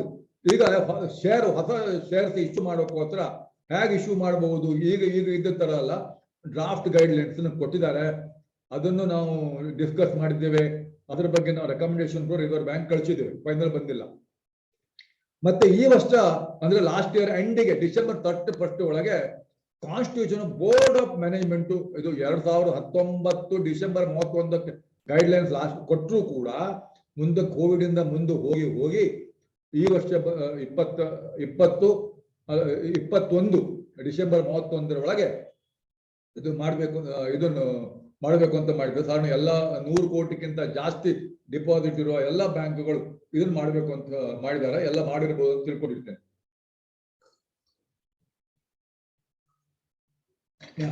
ಇವಾಗ ಒಟ್ಟು ನಿಮ್ಗೆ ಏನೋ ಒಂದು ತುಂಬಾ ಹೇಳಿದಾಗಾಯ್ತು. ಈಗ ಪ್ರತಿಯೊಂದು ನಿಮ್ಗೆ ನಿಮ್ಮ ಬುಡಕ್ಕೆ ಬರುತ್ತೆ. ಈಗ ಏನು ಅಂತೇಳಿ ಅದ್ರ ಬಗ್ಗೆ ಸ್ವಲ್ಪ ಮೇಲ್ನೋಟಕ್ಕೆ ಹೇಳ್ತಾನೆ. ಇದೇನು ಒಂದು 10 ನಿಮಿಷ 20 ನಿಮಿಷದೊಳಗೆ ಮಾಡುವಂತದ್ದು ಅಲ್ಲ ಇದು. ಯಾಕಂದ್ರೆ ಯಾರು ಸಾಲ ಕ್ರೆಡಿಟ್ ಡೆಸ್ಕ್ ಅಲ್ಲಿ ವರ್ಕೇ ಮಾಡಿಲ್ಲ, ಏನೂ ಗೊತ್ತೇ ಇಲ್ಲ, ಅವರಿಗೆ ಸ್ವಲ್ಪ ಅರ್ಥ ಆಗ್ಲಿ, ಅವರಿಗೆ ಏನು ನಿಮ್ಮ ಸಿಒ ಅಥವಾ ನಿಮ್ಮ ಬೋರ್ಡು ಎಷ್ಟು ಕಷ್ಟ ಪಡ್ತಾರೆ, ಏನು ಮಾಡ್ತಾರೆ ಅಂತ ನಿಮ್ಗೆ ಗೊತ್ತಾಗ್ಲಿ ಅಂತ. ಇದು ಸುಮ್ಮನೆ ಒಂದು ಪಕ್ಷಿ ನೋಟ ಅಂತ ಅಲ್ಲ.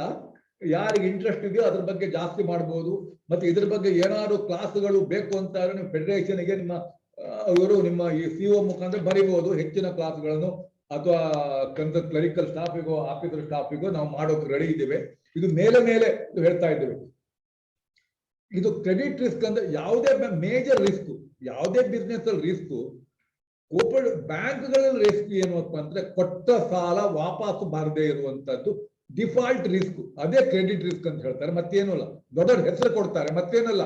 ಸಾಲ ಸೃಷ್ಟಿ ಆಗುವಂತದ್ದೇ ದೊಡ್ಡ ರಿಸ್ಕ್ ಕೋಪರೇಟಿವ್ ಬ್ಯಾಂಕ್ನಲ್ಲಿ. ಇದು ಅಂತ ತಿಳ್ಕೊಳ್ಳಿ. ಏನೇ ನೀವು ಇದು ಪಟ್ಟರು ಕೂಡ, ಕಷ್ಟಪಟ್ಟರು ಕೂಡ ಸಾಲ ತಗೊಳ್ಳುವಾಗ ಎಲ್ಲ ಒಳ್ಳೆಯವರು ಇರ್ತಾರೆ. ನನ್ ಫೋನ್ ಬರುತ್ತೆ, ಸರ್ ಒಳ್ಳೆಯವರು ಸರ್, ಒಳ್ಳೆ ಕಸ್ಟಮರ್ ಸರ್ ಅಂತ. ಸಾಲ ತಗೊಳ್ಳೋ ಮುಂಚೆ ಎಲ್ಲರೂ ಒಳ್ಳೆಯವರೇನೆ, ತುಂಬಾ ಚೆನ್ನಾಗಿರ್ತಾರೆ. ನಿಜ ಬಣ್ಣ ಗೊತ್ತಾದ್ರು ಸಾಲ ತಕೊಂಡ ನಂತರ. ಆದ್ರಿಂದ ಮತ್ತಿನ್ನೊಂದು, ನೀವು ಒಳ್ಳೆಯವರಿಗೆ ಮಾತ್ರ ಸಾಲ ಕೊಡೋದು, ಕೆಟ್ಟವರಿಗೆ ಸಾಲ ಕೊಡೋದಿಲ್ಲ. ಕೆಟ್ಟವರಿಂದ ಸೆನ್ಸ್ ಕ್ರೆಡಿಟ್ ಇಲ್ಲಿ ಕ್ರೆಡಿಟ್ ವರ್ತಿನೆಸ್ ಇಲ್ಲದ ಸಾಲನೇ ಕೊಡಲ್ಲ ನೀವು. ಆದ್ರಿಂದ ನೀವು ಒಳ್ಳೆಯವ್ರು ಮಾತ್ರ ಸಾಲ ಕೊಡೋದು. ಎಷ್ಟೇ ಪ್ರಯತ್ನ ಪಟ್ಟರು ಸಾಲದಲ್ಲಿ ಸೃಷ್ಟಿ ಆಗೇ ಆಗ್ತದೆ. ಏನೇ ಪ್ರಯತ್ನ ಮಾಡಿ, ತಲೆ ಕೆಳ ಕಾಲ ಮೇಲ್ ಮಾಡಿ ಸಾಲ ಕೊಟ್ಟರು ಕೂಡ ಇಷ್ಟೊಂದು ಅದು ನಿಶ್ಚಿತ. ನಾವು ಎಷ್ಟೇ ಕೇರ್ಫುಲ್ ಆಗಿ ಹೋದ್ರು ಕೂಡ, ರೋಡಲ್ಲಿ ತುಂಬಾ ಹೋದ್ರು ಕೂಡ ಯಾರೇ ಬಂದು ಹೊಡೆದ್ರು ಎಕ್ಸ್ಪೆಕ್ಟ್ ಆಗ್ಬೋದು. ಅದರಿಂದ ಅದಕ್ಕೋಸ್ಕರ ಏನ್ ಮಾಡ್ಬೇಕು, ಆದಷ್ಟು ಜಾಗ್ರತೆ ತಗೊಳ್ಳೋಕೆ ಇಂಥ ಜಾಗ್ರತೆಗಳನ್ನು ತಕೊಳ್ಳಿ ಅಂತ ರಿಸರ್ವ್ ಬ್ಯಾಂಕ್ ಹೇಳಿದೆ. ಇಷ್ಟು ತಕೊಂಡ ನಂತರ ನೀವು ಸಾಲ ಸೃಷ್ಟಿ ಆಗಲ್ಲ, ಆ ಸೃಷ್ಟಿ ಆದ ತಕ್ಷಣ ನೀವು ಏನೋ ಇಂಥ ಜಾಗ್ರತೆ ತಕೊಳ್ಳಿಲ್ಲ ಅಂತ ಅರ್ಥ ಅಲ್ಲ.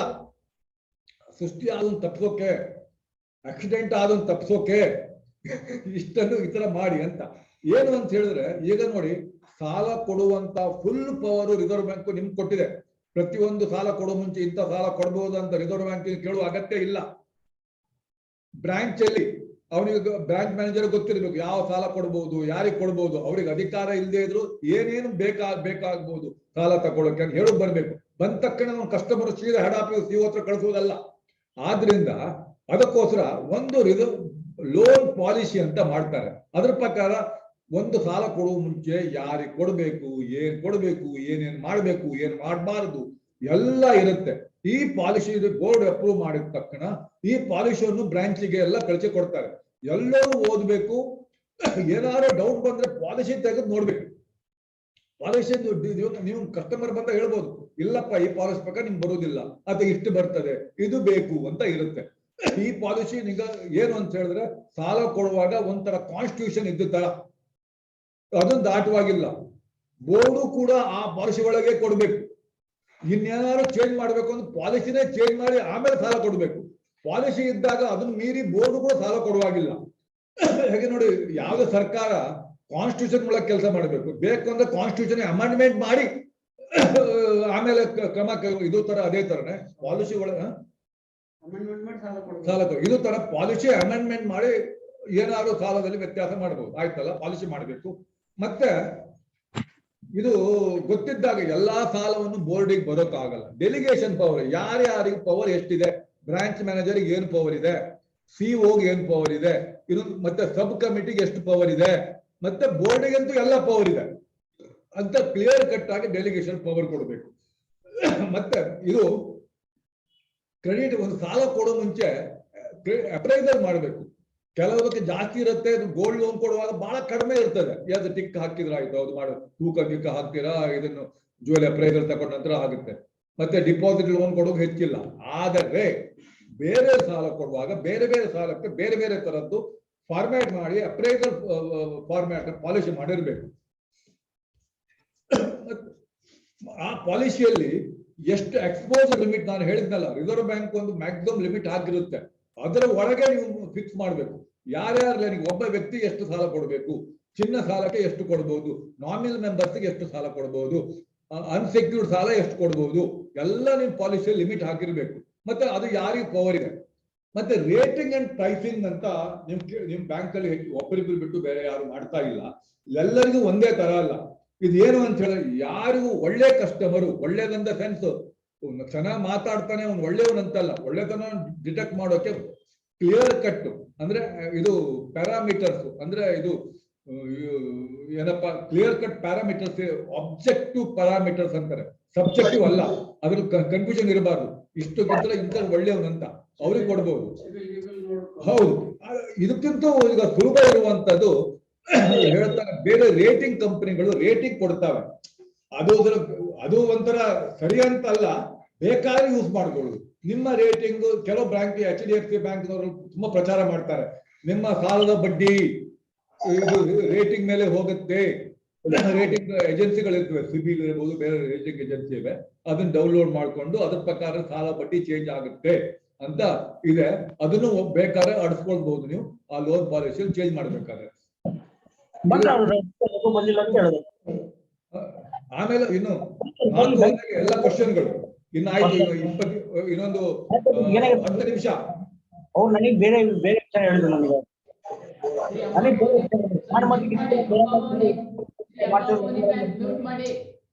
ಮತ್ತೆ ಬರ್ಲಿ ಬಿಡಿ ಅಂತ ಅಂದೆ ನಾನು. ಮ್ಯೂಟ್ ಮಾಡ್ರಿ. ಇಲ್ಲ ಆಯ್ತು, ಮ್ಯೂಟ್ ಆಯ್ತು. ಈಗ ನೋಡಿ, ಇದು ಬೋರ್ಡು ಒಂದು ಸಾಲ ಅಪ್ರೂವ್ ಮಾಡ್ತು ಅಥವಾ ಸಬ್ ಕಮಿಟಿ ಸಾಲ ಅಪ್ರೂವ್ ಮಾಡ್ತು. ಆದ ನಂತರ ಡಿಸ್ಪರ್ಸ್ ಮಾಡೋಕೆ ಫೈಲ್ಗಳು ಬ್ರಾಂಚಿಗೆ ಬರ್ತವೆ. ಡಿಸ್ಪರ್ಸ್ ಆಗೋ ಮುಂಚೆನೆ ಏನೇನು ತಗೊಳ್ಬೇಕು, ಅಥವಾ ಈಗ ಪ್ರಾಪರ್ಟಿ ಅಥವಾ ರಿಜಿಸ್ಟರ್ ಆಗಿರ್ಬೋದು, ಅಥವಾ ಏನಾದ್ರೂ NOC ಅದ್ರದ್ದು ಇದ್ರ ತಗೊಳ್ಬೇಕು. ಏನೇನು ಈಗ ಬೋರ್ಡ್ ಸ್ಯಾಂಕ್ಷನ್ ಮಾಡೋ ಮುಂಚೆ ನಿಮ್ಗೆ ಬೋರ್ಡ್ ಬರುತ್ತೆ, ಇಂತ ತಗೊಳ್ಬೇಕು ಅಂತ ಬರುತ್ತೆ. ಇದು ಮಾಡಿದ ನಂತರ ನೀವು ಸ್ಯಾಂಕ್ಷನ್ ಡಿಸ್ಪರ್ಸ್ ಮಾಡ್ಬೇಕು ಅಂತ, ಅದನ್ನು ಏನ್ ಮಾಡ್ಬೇಕು ಅಂತ ಹೇಳ್ಬೇಕು. ಡಿಸ್ಪರ್ಸ್ ಮಾಡೋ ಮುಂಚೆ ಅದನ್ನೆಲ್ಲ ನೀವು ಇದನ್ನ ಮಾಡ್ಬೇಕು. ಅದು ಮಾಡಿದಾರ ಇಲ್ಲ ನೋಡ್ಬೇಕು. ಸಾಲ ಸ್ಯಾಂಕ್ಷನ್ ಆದ ನಂತರ ಪೋಸ್ಟ್ ಸ್ಯಾಂಕ್ಷನ್, ಸಾಲ ಡಿಸ್ಪರ್ಸ್ ಮಾಡಿದ ನಂತರ ಎಂಡ್ ಅಲ್ಲ ಅದಕ್ಕೆ, ಅದು ಪ್ರಾರಂಭ. ಅಂದ್ರೆ ಮಾನಿಟರ್ ಮಾಡುವಂತದ್ದು ಬೇರೆ ಬೇರೆ ಇರುತ್ತೆ. ಈಗ ಫಿಕ್ಸೆಡ್ ಲೋನ್ ಇದ್ರೆ ಮಾನಿಟರಿಂಗ್ ಕಡಿಮೆ, ನಿಮ್ದು CC ಇದ್ರೆ ಮಾನಿಟರಿಂಗ್ ತುಂಬಾ ಜಾಸ್ತಿ. ಅದು ತುಂಬಾ ಮಾನಿಟರ್ ಮಾಡಿ ಅದು ಏನೇನ್ ಮಾಡ್ಬೇಕು ಅಂತ ಹೇಳ್ಕೊಂಡಿದೆ. ಅದಾದ ನಂತರ ಇದರಲ್ಲಿ ಮ್ಯಾನೇಜ್ಮೆಂಟ್ ಇದೆಲ್ಲ ಬರುತ್ತೆ.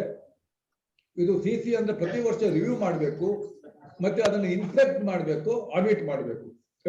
ಆಡಿಟ್ ಅಂತ ಹೇಳಿದ್ರೆ ಕನ್ಕರ್ನ್ ಆಡಿಟ್ ಇರ್ಬೋದು, ಅಥವಾ ಸ್ಟ್ಯಾಚ್ಯೂಟರಿ ಇನ್ಸ್ಪೆಕ್ಷನ್ ಇರ್ಬೋದು, ಇಂಟರ್ನಲ್ ಆಡಿಟ್ ಇರ್ಬೋದು. ಇಷ್ಟ ಆಯ್ತು.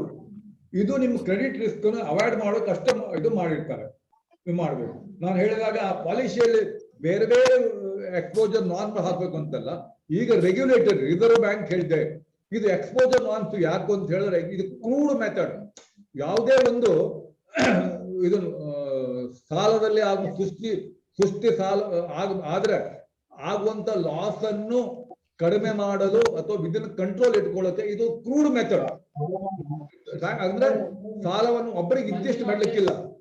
ನೀವು ಹಿಂದೆ ಕೇಳಿರ್ಬೋದು, ನಾವು ಕೇಳಿರ್ಬೋದು, ಎಲ್ಲ ಮೊಟ್ಟೆಯನ್ನು ಒಂದೇ ಬಾಸ್ಕೆಟ್ ಅಲ್ಲಿ ಹಾಕ್ಬೇಡಿ, don't keep all eggs in the same basket. ಇದು ಹಳೆ ಗಾದೆ. ಇದು ಅದೇ ತರ ಗಾದೆ ತರನೇ ಎಷ್ಟೇ ಒಳ್ಳೆ ಕಸ್ಟಮರ್ ಇರ್ಬೋದು, ಆ ಊರಿನ ಒಂದು ಸಾಹುಕಾರ ಅಂತ ಹೇಳ್ತೀವ, ಅಥವಾ ಟಾಪ್ ವ್ಯಕ್ತಿ ಇರ್ಬೋದು, ಪರಿಸ್ಥಿತಿ ಚೇಂಜ್ ಆಗ್ತಾ ಇರ್ತದೆ. ಹಾಗಂತ ನಿಮ್ಗೆ ಎಲ್ಲ ಸಾಲವನ್ನು ಅಥವಾ ಒಂದು 50-60% ಕೆಲಸ ಸುಲಭ ಆಗುತ್ತೀರಿ, ಅವನಿಗೆ ಕೊಡ್ಬೋದ್ರಿ, ಸುಲಭ ಆಗುತ್ತೀರಿ ಅಂತ ಒಬ್ಬನಿಗೆ ಕೊಡುವಾಗಿಲ್ಲ. ಇದು ಯಾಕಂದ್ರೆ ಪಕ್ಕನೆ ಏನೇ ಒಂದು ಸಾಲದಿಂದ ಇದು ಅದು ಸುಸ್ತಿ ಆದಾಗ ಲಾಸ್ ಆಗುತ್ತೆ. ಅದನ್ನು ಲಾಸ್ ಅನ್ನು ತಡೆದುಕೊಳ್ಳುವ ಶಕ್ತಿ ಪ್ರಕಾರ ನಿಮ್ಗೊಂದು ಒಬ್ಬರಿಗೆ ಎಷ್ಟು ಕೊಡ್ಬೋದು ಅಂತ ಹೇಳ್ಬೋದು. ಅದು ಹೇಗೆ? ಅದು ನಿಮ್ಮ ಕ್ಯಾಪಿಟಲ್ ಸಂಬಂಧಪಟ್ಟಿದೆ, ಡಿಪಾಸಿಟಿಗೆ ಅಲ್ಲ. ನಮ್ದು 1000 ಕೋಟಿ ಡಿಪಾಸಿಟ್ ಇದೆ, ನಾನು ಒಬ್ಬರಿಗೆ 100 ಕೋಟಿ ಸಾಲ ಕೊಡ್ತೀನಿ, ಅದಲ್ಲ. ಸಾಲ ಎಷ್ಟು ಕೊಡ್ಬೋದು ಅಂತ ಹೇಳಿದಾಗ ನಿಮ್ಮನ್ನು risk taking capacity, risk bearing taking ಅಲ್ಲ, ರಿಸ್ಕ್ ಬ್ಯಾರಿಂಗ್ ಕೆಪಾಸಿಟಿ ಎಷ್ಟು ಅಂತ. ರಿಸ್ಕ್ ಬ್ಯಾರಿಂಗ್ ಕೆಪಾಸಿಟಿ ಅಂದ್ರೆ ಏನು? ನಿಮ್ಮ ಅಸಲು ನಿಮ್ದು ಬಂಡವಾಳ ಎಷ್ಟಿದೆ ಅಂತ ಇರುತ್ತೆ. ಅಂದ್ರೆ ನಾವು ಅದಕ್ಕೆ ಅಂದ್ರೆ ಟೈರ್ 1 ಕ್ಯಾಪಿಟಲ್ ಅಂತೇವೆ. ಅದಕ್ಕೆ ಇದು ಹೆಚ್ಚು ತಿಳ್ಕೊಳ್ಳುವ ಅಗತ್ಯ ಇಲ್ಲ, ಇಷ್ಟು ತಿಳ್ಕೊಳ್ಳಿ. ನಿಮ್ಮದು ಶೇರ್ ಬಂಡವಾಳ, ಮತ್ತೆ ಇದಕ್ಕೆ ಬಿಲ್ಡಿಂಗ್ ಫಂಡ್, ಮತ್ತೆ ಸ್ಟ್ಯಾಚ್ಯೂಟರಿ ರಿಸರ್ವ್, ಇಷ್ಟು ಸಾಧಾರಣ ಮೇನ್ಲಿ ಇದು. ಬಾಕಿ ಚೆಕ್ ಪುಟದಲ್ಲಿ ಇರುತ್ತೆ. ಇದು ಟೈರ್ 1 ಅಂದ್ರೆ ಕೋರ್ ಕ್ಯಾಪಿಟಲ್, ಸ್ವಂತದ್ದು. ಬಾಕಿದೆಲ್ಲ ರಿಸರ್ವ್ ಎಲ್ಲ ಅದು ಸುಮ್ಮನೆ ಇದಕ್ಕೆ ಸೆಂಚುನರಿ ಫಂಡಿಗೆ, ಆ ಡೆವಲಪ್ಮೆಂಟ್ ಫಂಡ್, ಇದು ಯಾವುದೋ ಒಂದು ಖರ್ಚಿನ ಆಧಾರಕ್ಕೋಸ್ಕರ ಇಟ್ಟಿದ್ದೇವೆ. ಬಟ್ ರಿಸರ್ವ್ ಇರುತ್ತೆ. ಬಟ್ ಇದು ಯಾವ್ದಂದ್ರೆ ಇದಕ್ಕೆ ಅನ್ಅಟ್ಯಾಚ್ಡ್ ಈ ಕಷ್ಟ ಕಾಲಕ್ಕೆ ಬರುವಂತ ರಿಸರ್ವ್ ಇವೆಲ್ಲ. ನಾನು ಹಾಕೊಂಡೆ. ಅದು ಇದರ ಟೈರ್ 1 ಅಂತವೆ. ಅದರ 15%. ಸಪೋಸ್ ನಿಮ್ದು 10 ಕೋಟಿ ಒಂದು ನಿಮ್ದು ಟೈರ್ 1 ಕ್ಯಾಪಿಟಲ್ ಒಂದು ಸ್ವಂತ ಬಂಡವಾಳ ಇತ್ತು ಅಂತ 15% ಅಂತೇಳಿ 10 ಕೋಟಿ ಅಂದ್ರೆ ನಾನು 1.5 ಕೋಟಿ ಅಲ್ಲ, 15% ಅಂದ್ರೆ 1.5 ಕೋಟಿ ಒಬ್ಬನಿಗೆ ಸಾಲ ಕೊಡಬಹುದು ನೀವು ಅಷ್ಟೇ. ಮತ್ತೆ ಈ ಗ್ರೂಪ್ ಕಂಪನೀಸ್ ನೋಡಿ, ಕೋಪರೇಟಿವ್ ಬ್ಯಾಂಕ್ಗಳಿಗೆ ಗ್ರೂಪ್ ಅಂತ ಯಾರು ಇರುವುದಿಲ್ಲ, ಸುಮ್ಮನೆ ಇದೆ ಅಷ್ಟೇ ಗ್ರೂಪ್ ಕಂಪನಿ. ಯಾಕಂದ್ರೆ ಬೇರೆ ಕಂಪನಿಗಳಿಗೆ ಸಾಲ ಕೊಡುವುದಿಲ್ಲ, ಬೇರೆ ಬೇರೆ ಟೈಪ್ ಪಾರ್ಟ್ನರ್ಶಿಪ್ ಕೊಡುವುದಿಲ್ಲ. ಇವು ಸುಮ್ಮನೆ ಗ್ರೂಪ್ ಅಂತ ಹೇಳ್ಕೊಂಡು ಗಂಡ ಹೆಂಡತಿ ಗ್ರೂಪ್ ಬಂದಿದ್ದಾರೆ ಸರ್, ಒಬ್ಬೊಬ್ಬರಿಗೆ ಕೊಡೋಣ ಸರ್, ಅದು ಗ್ರೂಪ್ ಅಲ್ಲ, ನೆನಪಿರ್ಲಿ. ಇವರಿಗೆ ಇದನ್ನು ಆ ತರ ಕೊಡ್ಬೋದು.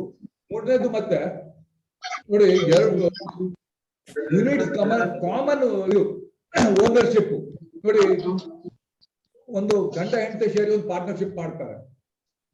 ಮತ್ತೆ ಗಂಡನಿಗೆ ಸಪರೇಟು, ಹೆಂಡತಿಗೆ ಸಪರೇಟು, ಮಗಂದೇ ಸಪರೇಟ್ ಎಲ್ಲಾ ತಕೊಂಡು ಓನರ್ಶಿಪ್ ಒಂದೇ ಇರುತ್ತೆ. ದುಡ್ಡೆಲ್ಲ ಅಲ್ಲಿಂದ ಇಲ್ಲಿಂದ ಹೋಗ್ತಾ ಇರ್ತದೆ.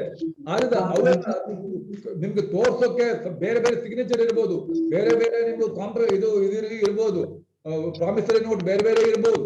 ಆದರೂ ಅವ್ರು ಸಿಂಗಲ್ ಎಕ್ಸ್ಪೋಜರು. ಒಂದಕ್ಕೇನಾದ್ರು ಒಬ್ಬರಿಗೆ ತೊಂದರೆ ಆಯ್ತು ಅಂದ್ರೆ ಎಲ್ಲಾ ಸಾಲಗಳಿಗೂ ತೊಂದರೆ ಆಗುತ್ತೆ ಅಂತ ಲೆಕ್ಕ. ಎಕ್ಸ್ಪೋಜರ್ ನಾರ್ಮ್ಸ್ ಇರುವುದು ಅದಕ್ಕೆ. ಅದರಿಂದ ನೀವು ಅಂತದ್ದು ಕೊಡಬಾರ್ದು. ಮತ್ತೆ ಇನ್ನೊಂದು ಇನ್ವೆಸ್ಟ್ಮೆಂಟ್ ಎಕ್ಸ್ಪೋಜರ್, ಇದ್ರಲ್ಲಿ ನಾನ್ SLR ಅಂತ ಇರುತ್ತೆ ನೋಡಿ. ಅದು ಕೂಡ ಸಾಲ, ಶೇರ್ ರೂಪದಲ್ಲ, ಬಾಂಡು ಪರ್ಚೇಸ್ ಮಾಡ್ತೀರಾ, ಅವ್ರದ್ದು ಬಾಂಡು ಅದೆಲ್ಲ ಪರ್ಚೇಸ್ ಮಾಡ್ತೀರಾ, ಅದು ಕೂಡ ಒಂದ್ಸಲ ಸಾಲನೇ. ಅದು ಇನ್ವೆಸ್ಟ್ಮೆಂಟ್ ಅಂತ ಕನ್ಸಿಡರ್ ಆಗುತ್ತೆ. ಅದು ಕೂಡ ನಿಮ್ಮ ಒಬ್ಬರಿಗೆ ಅದು ಎಕ್ಸ್ಪೋಜರ್ ನಾರ್ಮ್ಸ್ ಅಪ್ಲೈ ಆಗುತ್ತೆ. ಅದು ಅಲ್ಲದೆ ನಿಮ್ಮ ಟೋಟಲ್ ಡಿಪಾಸಿಟಿನ 10% ಅದು ಮೀರ್ ಮಾಡಬಹುದು, ಅದಕ್ಕೂ ಲಿಮಿಟ್ ಇದೆ. ಅನ್ಸೆಕ್ಯೂರ್ಡ್ ಲೋನಿಗೆ ಕೂಡ ನಿಮ್ಗೂ ಲಿಮಿಟ್ ಹಾಕಿದ್ದಾರೆ. ಒಟ್ಟು ನಿಮ್ಮ ಟೋಟಲ್ ಅಸೆಟ್ 10% ಮೀರಬಾರ್ದು. ಇದು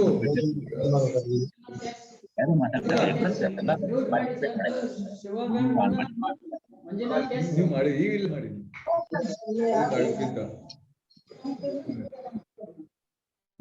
ಇದು ಇದಾಯ್ತಲ್ಲ. ಅನ್ಸೆಕ್ಯೂರ್ಡ್ ಒಬ್ಬನಿಗೆ ನೋಡಿ, ಒಟ್ಟು ಅನ್ಸೆಕ್ಯೂರ್ಡ್ ಸಾಲವನ್ನು ನಿಮ್ಮ ಕಳೆದ ವರ್ಷದ ಟೋಟಲ್ ಅಸೆಟ್ 10%ಗಿಂತ ಕೊಡ್ಲಿಕ್ಕಿಲ್ಲ. ಮತ್ತೆ ಅನ್ಸೆಕ್ಯೂರ್ಡ್ ಒಬ್ಬ ವ್ಯಕ್ತಿ ಅನ್ಸೆಕ್ಯೂರ್ಡ್ ಲೋನ್ ಎಷ್ಟು ಕೊಡಬಹುದು? ಅದು ನಿಮ್ಮ CRAR ಸ್ವಂತ ಬಂಡವಾಳ ಮತ್ತೆ DTL ಅಂತ ಹೇಳಿದ್ರೆ ನಿಮ್ಮ ಇದಕ್ಕೆ ಸಂಬಂಧಪಟ್ಟದ್ದು. ನಿಮ್ದು ಡಿಪಾಸಿಟ್, ಮೇನ್ಲಿ ಡಿಪಾಸಿಟ್ ಎಷ್ಟು ಇದೆ ಅಂತ ಹೋಗುತ್ತೆ. ಅದರ ಪ್ರಕಾರ ನಿಮ್ದು CRAR 25,000ದಿಂದ 5 ಲಕ್ಷದವರೆಗೆ ಕೊಡ್ಬೋದು. ಇದು CRAR 9%ಗಿಂತ ಜಾಸ್ತಿ ಇದ್ರೆ ಒಬ್ಬರಿಗೆ 50. ನಿಮ್ದು ಬೇರೆ ಬೇರೆ ಇದಿರುತ್ತೆ, ಡಿಪಾಸಿಟ್ ನ ಇದು DTL ಬೇರೆ ಬೇರೆ ಇದಿದೆ. ನಾನು ಹೇಳ್ತಾ ಇಲ್ಲ ನಿಮ್ಗೆ. ಇದೆ 25,000ದಿಂದ 5 ಲಕ್ಷ, ಮ್ಯಾಕ್ಸಿಮಮ್ 5 ಲಕ್ಷದವರೆಗೂ ನೀವು ಅವರಿಗೆ ನಾಮಿನಲ್ ಮೆಂಬರ್ಸ್ಗೆ ಸಾಲ ಕೊಡ್ಬೋದು. ನಾಮಿನಲ್ ಮೆಂಬರ್ಸ್ಗೆ ಕೊಡ್ಬೋದು. ಅನ್ಸೆಕ್ಯೂರ್ಡ್ ಅಲ್ಲಿ ಬೇರೆ, ಅನ್ಸೆಕ್ಯೂರ್ಡ್ ಸೀಲಿಗೆ ಅಂತ ಹೇಳಿದ್ರೆ 50,000ದಿಂದ 1 ಲಕ್ಷ ಮ್ಯಾಕ್ಸಿಮಮ್ ಕೊಡ್ಬೋದು. ಈವನ್ ನೋಡಿ, ಇದು ಲೋನ್ ಆನ್ ಗೋಲ್ಡ್ ಲೋನ್ ಕೂಡ ಅದಕ್ಕಿಂತ ಜಾಸ್ತಿ ನೀವು ಕೊಡುವಾಗಿಲ್ಲ. ಎಷ್ಟು ನಿಮ್ಮ ಇದು ಲಿಮಿಟ್ ಒಳಗೇನೆ ಕೊಡ್ಬೇಕು. ಒಬ್ಬನಿಗೆ 50,000ಕ್ಕಿಂತ ಜಾಸ್ತಿ ಕೊಡ್ಲಿಕ್ಕಿಲ್ಲ. ಅದು ಅದರೊಳಗಡೆ ಕೊಡ್ಬೇಕು. ನಿಮ್ಮ ಬೇರೆ ಬ್ಯಾಂಕಿನ FD ಮೇಲೆ ಸಾಲ ಕೊಡುವಾಗಿಲ್ಲ. ನಿಮ್ಮ ಡೈರೆಕ್ಟ್ರು ಮತ್ತು ಅವರ ನಿಕಟ ಸಂಬಂಧಿಗಳಿಗೆ ಸಾಲ ಕೊಡುವಾಗಿಲ್ಲ. ಮತ್ತೆ ಹೌಸಿಂಗ್ ಲೋನ್, ಒಬ್ಬ ವ್ಯಕ್ತಿಗೆ ಇಂಡಿವಿಜುವಲ್ ಹೌಸಿಂಗ್ ಲೋನು ನಿಮ್ಮ ಎಷ್ಟು ಕೊಡಬಹುದು ಅಂತ ಹೇಳಿದ್ರೆ, ನಿಮ್ಮ ಬ್ಯಾಂಕಿನ ಡಿಪಾಸಿಟ್ 100 ಕೋಟಿಗಿಂತ ಒಳಗಿದ್ರೆ ಒಬ್ಬನಿಗೆ 30 ಲಕ್ಷ ಮಾತ್ರ ಕೊಡಬಹುದು. 100 ಕೋಟಿಗಿಂತ ಜಾಸ್ತಿ ಇದ್ರೆ 70 ಲಕ್ಷಕ್ಕಿಂತ ಜಾಸ್ತಿ ಕೊಡುವಾಗಿಲ್ಲ. ಇವೆಲ್ಲ ರಿಸರ್ವ್ ಬ್ಯಾಂಕ್ ಇಂದ ಇದು ಹಾಕಿದ್ದಾರೆ. ಮತ್ತೆ ceiling on number of nominal members ಕೂಡ ಜಾಸ್ತಿ, ಮೆಂಬರ್ಸ್ ಜಾಸ್ತಿ ಇರ್ಬೋದು. ಅವರು ಕೊಡುವ ಸಾಲ ಅಂದ್ರೆ loan taking, borrowing non members should not exceed 20% of your regular member ಅಂತಿದೆ. ನಾಮಿನಲ್ ಮೆಂಬರ್ಸ್ ಅಂತ ತಗೊಳ್ತೀರಾ ನೀವು, ಶೂರಿಟಿ ಅವರಿಗೆ ಇದಕ್ಕೆ ಗ್ಯಾರಂಟರ್ ಆಗಿ ಶೂರಿಟಿ ಆಗಿ ತಗೊಳ್ತೀರಾ, ಅದು ಲೆಕ್ಕಕ್ಕಿಲ್ಲ. ಸಾಲ ತಕೊಂಡ ನಾಮಿನಲ್ ಮೆಂಬರ್ ಮಾತ್ರ ಲೆಕ್ಕಕ್ಕಿಲ್ಲಿ. ಅವರು ನಿಮ್ಮ 20% ನಿಮ್ಮ ರೆಗ್ಯುಲರ್ ಮೆಂಬರ್ಸ್ ದಾಟವಾಗಿಲ್ಲ. ಆಯ್ತಲ್ಲ. ಅದು ರೇಟಿಂಗ್ ಬಗ್ಗೆ ನಾನು ಹೇಳಿದ್ದೆ. ಕೊಡುವ ಮುಂಚೆನೆ ನೀವು ಪ್ರತಿ ಬ್ಯಾಂಕಿನ ರೇಟಿಂಗ್ ಮಾಡಬೇಕು. ಬಟ್ ಯಾರು ಬ್ಯಾಂಕಿನವರು ಮಾಡ್ತಾ ಇಲ್ಲ. ರೇಟಿಂಗ್ ಸಂಬಂಧವಾಗಿ ಅದ್ರ ಪ್ರಕಾರ ಪ್ರೈಸಿಂಗ್ ಅಂದ್ರೆ ಬಡ್ಡಿ ದರ ಅದ್ರ ಪ್ರಕಾರ ಮಾಡ್ತೇವೆ. ಎಷ್ಟೋ ಬ್ಯಾಂಕ್ಗಳು ಪ್ರಾಂಪ್ಟ್ ಆಗಿ ಪೇ ಮಾಡಿದ್ರೆ ನಿಮ್ಗೆ ಇಷ್ಟು ಕನ್ಸೆಷನ್ ರಿಫಂಡ್ ಮಾಡ್ತೇವೆ ಅಂತ ಕೆಲವು ಬ್ಯಾಂಕ್ಗಳಿವೆ. ಕೋಪರೇಟಿವ್ ಬ್ಯಾಂಕ್ ಮಾತ್ರ ಇದೆ, ಬೇರೆ ಕಡೆ ಇಲ್ಲ. ಇದು ಒಂದಿದೆ. ಈ ತರ ಮಾಡಿದ್ದಾರೆ. ಅದು ಇಂಡೈರೆಕ್ಟ್ ರೇಟಿಂಗ್ ತರ, ಅದು ಆದ್ರೂ ಪರವಾಗಿಲ್ಲ. ದಟ್ ಇಸ್ ಆಲ್ಸೋ ಇಂಡೈರೆಕ್ಟ್, ಸುಲಭದ ಉಪಾಯ. ಯಾಕಂದ್ರೆ ನೀವು ಗೊತ್ತಿರುವಂತದ್ದು ಮರುಪಾವತಿ ಮೇಲೆ ಅದಾದ್ರೂ ಪರವಾಗಿಲ್ಲ. ನೆಕ್ಸ್ಟ್ ಹೇಳಿ. ಆಯ್ತು, ಇದು ಹೇಳಿ ಡೆಲಿಗೇಷನ್ ಪವರ್ ಯಾರಿಗೆ ಇಂಪಾರ್ಟೆಂಟ್ ಅಂದ್ರೆ ಯಾರಿಗೆ ಎಷ್ಟು ಡೆಲಿಗೇಷನ್ ಪವರ್ ಇದೆ ಗೊತ್ತಿರಬೇಕು, ಅದು ಆಟೋಮೆಟಿಕ್ ಗೊತ್ತಿರಬೇಕು. ಮತ್ತೆ ಇನ್ನೊಂದು ನೋಡಿ, ನಿಮ್ಗೆ ಸಬ್ ಕಮಿಟಿ ಕೂಡ ಎಷ್ಟೋ ಬ್ಯಾಂಕ್ಗಳನ್ನ ನಾನು ನೋಡಿದ್ದೇನೆ. ಸಬ್ ಕಮಿಟಿ ಸುಮ್ಮನೆ ಸೇರ್ತಾರೆ, ರೆಕಮೆಂಡ್ ಮಾಡಿ ಬೋರ್ಡ್ ಕಳಿಸ್ತಾರೆ. ಅದರಲ್ಲ, ಸಬ್ ಕಮಿಟಿಗೆ ಅದರದ್ದೇ ಆದಂತ ಒಂದು ಬಾರೋಯಿಂಗ್ ಪವರ್, ಸಾರಿ ಇದು ಡೆಲಿಗೇಷನ್ ಪವರ್ ಇರಬೇಕು, ಲೋನ್ ಸ್ಯಾಂಕ್ಷನ್ ಬರಬೇಕು. ಅವರು ಸ್ಯಾಂಕ್ಷನ್ ಮಾಡಿದ ತಕ್ಷಣ ಲೋನ್ ಡಿಸ್ಬರ್ಸ್ ಆಗುತ್ತೆ. ನೆಕ್ಸ್ಟ್ ಬೋರ್ಡ್ ಮೀಟಿಂಗ್ ನಲ್ಲಿ ಸುಮ್ಮನೆ ಅವರು ನೋಟಿಂಗ್ ಅಂತ ಇಡ್ತಾರೆ, ಈ ಸಬ್ ಕಮಿಟಿಯವರು ಇಷ್ಟು ಲೋನ್ ಸ್ಯಾಂಕ್ಷನ್ ಮಾಡಿದ್ದಾರೆ, ಅವರ ಅವಗಾಹನೆಗೆ ಸರಿ ಅಲ್ವಾ ಬರುತ್ತೆ ಅಷ್ಟೇ. ಮತ್ತೆ ಯಾರು ನೋಡಿ ಓವರ್ ಸ್ಯಾಂಕ್ಷನ್ ಒಂದು ಲಿಮಿಟ್ ಕ್ರಾಸ್ ಆಯ್ತಪ್ಪ, ಅಲ್ಲಿ ಸ್ಯಾಂಕ್ಷನ್ ಆಗಿದೆ, ಬ್ರಾಂಚ್ ಮ್ಯಾನೇಜರ್ ಸರ್ ಇದು ಲಿಮಿಟ್ ಕ್ರಾಸ್ ಆಗಿದೆ, ಅವ್ನು ಸ್ಯಾಂಕ್ಷನ್ ಮಾಡ್ಲಾ, ಎಸ್ ಅಂತ ಅವನು ಹೇಳ್ತಾನೆ. ಓರಲಿ ಹೇಳಲಿಕ್ಕಿಲ್ಲ, ನೋ ಓರಲ್ ಸ್ಯಾಂಕ್ಷನ್, ಅದೇ ಅತ್ತಲ್ವಾ. ಮತ್ತೆ ಏನಾದ್ರೂ ಇದ್ರೆ ನೀವು ಯಾರೋ ಪರ್ಮಿಷನ್ ತಕೊಂಡಿದ್ದೀರಾ ಇದಕ್ಕೆ ಸ್ಯಾಂಕ್ಷನ್ ಮಾಡೋಕೆ, ಓರಲ್ ತಗೊಂಡಿದ್ರು ನೆಕ್ಸ್ಟ್ ಕನ್ಫರ್ಮೇಷನ್ ತಗೊಳ್ಬೇಕು, ನೆಕ್ಸ್ಟ್ ಬೋರ್ಡ್ ಅಲ್ಲಿ ಅಪ್ರೂವ್ ಮಾಡ್ಬೇಕು. ಡಿವಿಯೇಷನ್ ಏನೋ ಮಾಡಿದ್ರೆ ರೆಟಿಫೈ ಮಾಡ್ಬೇಕು. ಆಯ್ತಲ್ವಾ? ಇನ್ನು ಆಯ್ತು, ಇನ್ನು 5 ನಿಮಿಷದಲ್ಲಿ ನೀವು ಕ್ವಶನ್ಗಳನ್ನು ಕೇಳೋ ಶುರು ಮಾಡ್ಬೋದು. ಇದು NPA ಅಂದ್ರೆ ನಿಮ್ಗೆ ಸಾಧಾರಣ ಗೊತ್ತು, ನಾನು ಹೆಚ್ಚು ಹೇಳೋದಿಲ್ಲ, ಎಲ್ಲರಿಗೂ ಗೊತ್ತಾ NPA ಅಂದ್ರೆ ಜನಸಾಮಾನ್ಯರಿಗೆ ಗೊತ್ತು. ಸಿಂಪಲ್ ಅಂತ ಹೇಳಿದ್ರೆ ನಾನ್ ಪರ್ಫಾರ್ಮಿಂಗ್ ಅಸೆಟ್ ಅಂತ ಹೇಳಿದ್ರೆ ಇದು ಸುಸ್ತಿ ಸಾಲ. ಯಾವುದೇ ಸಾಲಕ್ಕೆ ಕೊಡುವ ಮುಂಚೆ ನೀವು ಇದಕ್ಕೆ ಕಂತನ್ನು ಫಿಕ್ಸ್ ಮಾಡಿರ್ತೀರಾ, ಇಂಥ ತಾರೀಕಿಂದ ಕಂತನ್ನು ಕೊಡಬೇಕು ಅಂತ. ಯಾವುದೇ ಕಂತನ್ನು ಕೊಡೋಕೆ 90 ದಿವಸಕ್ಕಿಂತ ತಡವಾದ್ರೆ, 90 ದಿವಸದೊಳಗೆ ಕಂತು ಕಟ್ಟದೇ ಇದ್ದರೆ, ಅದು ಮಂತ್ಲಿ ಇನ್ಸ್ಟಾಲ್ಮೆಂಟ್ ಇರ್ಬೋದು, ಅದು ಬೇರೆ ಏನು ಇರ್ಬೋದು, 90 ದಿವಸ ಕಟ್ಟರೆ ಆ ಸಾಲ ಸುಸ್ತಿ ಆಗ್ತದೆ. ಅಂದ್ರೆ ಅದಕ್ಕೆ ನಾನ್ ಪರ್ಫಾರ್ಮಿಂಗ್ ಅಸೆಟ್ NPA ಅಂತ ಹೇಳ್ತಾರೆ. 1 ವರ್ಷದವರೆಗೆ ಅದು ಮುಂದೆ ಕಂಟಿನ್ಯೂ ಆದ್ರೆ ಅದೇ ಪರಿಸ್ಥಿತಿ, ಅದಕ್ಕೆ ಸಬ್ ಸ್ಟ್ಯಾಂಡರ್ಡ್ ಅಂತಾರೆ. 1 ರಿಂದ 2 ವರ್ಷದವರೆಗೆ ಅಂದ್ರೆ 1 ರಿಂದ 1 ವರ್ಷ, ಅದಕ್ಕೆ ಡೌಟ್ಫುಲ್ ಅಸೆಟ್ಸ್ 1 ಅಂತ ಹೇಳ್ತಾರೆ. ಅದಕ್ಕೆ ಯಾಕೆಂದ್ರೆ ಮುಂದೆ ಕೇಳ್ತಾರೆ ಏನು 1, 2, 3 ಏನಪ್ಪಾ ಅಂತ ಹೇಳಿದ್ರೆ, 2 ವರ್ಷದಿಂದ 3 ವರ್ಷದವರೆಗಿದ್ರೆ ಇದು ಡೌಟ್ಫುಲ್ ಕ್ಯಾಟಗರಿ 2, ಮತ್ತೆ ಆಫ್ಟರ್ 4 ಇಯರ್ಸ್ ಇದು ಡೌಟ್ಫುಲ್ ಕ್ಯಾಟಗರಿ 3. ಇದನ್ನು ನಿಮ್ಗೆ ಕಳಿಸಿಕೊಡ್ತೇವೆ, ಆರಾಮಾಗಿ ನೋಡ್ಕೊಳ್ಬಹುದು ನೀವು. ಇದು ಇಷ್ಟೇನು ಓಡಿದ್ರೆ ಏನಪ್ಪಾ ಅಂತ ಆಗ್ಬೋದು ನಿಮ್ಗೆ. ಆಮೇಲೆ ನೀವು ಅದಕ್ಕೆ ಏನು ಸೆಕ್ಯೂರಿಟಿನೇ ಇಲ್ಲದೆ ಅಂತ ಇದನ್ನು ಲಾಸ್ ಅಂತೇವೆ. ಯಾಕೆ ಅಂತ ಹೇಳಿದ್ರೆ ನೋಡಿ, ಫಸ್ಟ್ ವರ್ಷ ಸಬ್ ಸ್ಟ್ಯಾಂಡರ್ಡ್ ಅಂತ ಹೇಳ್ತೇವೆ.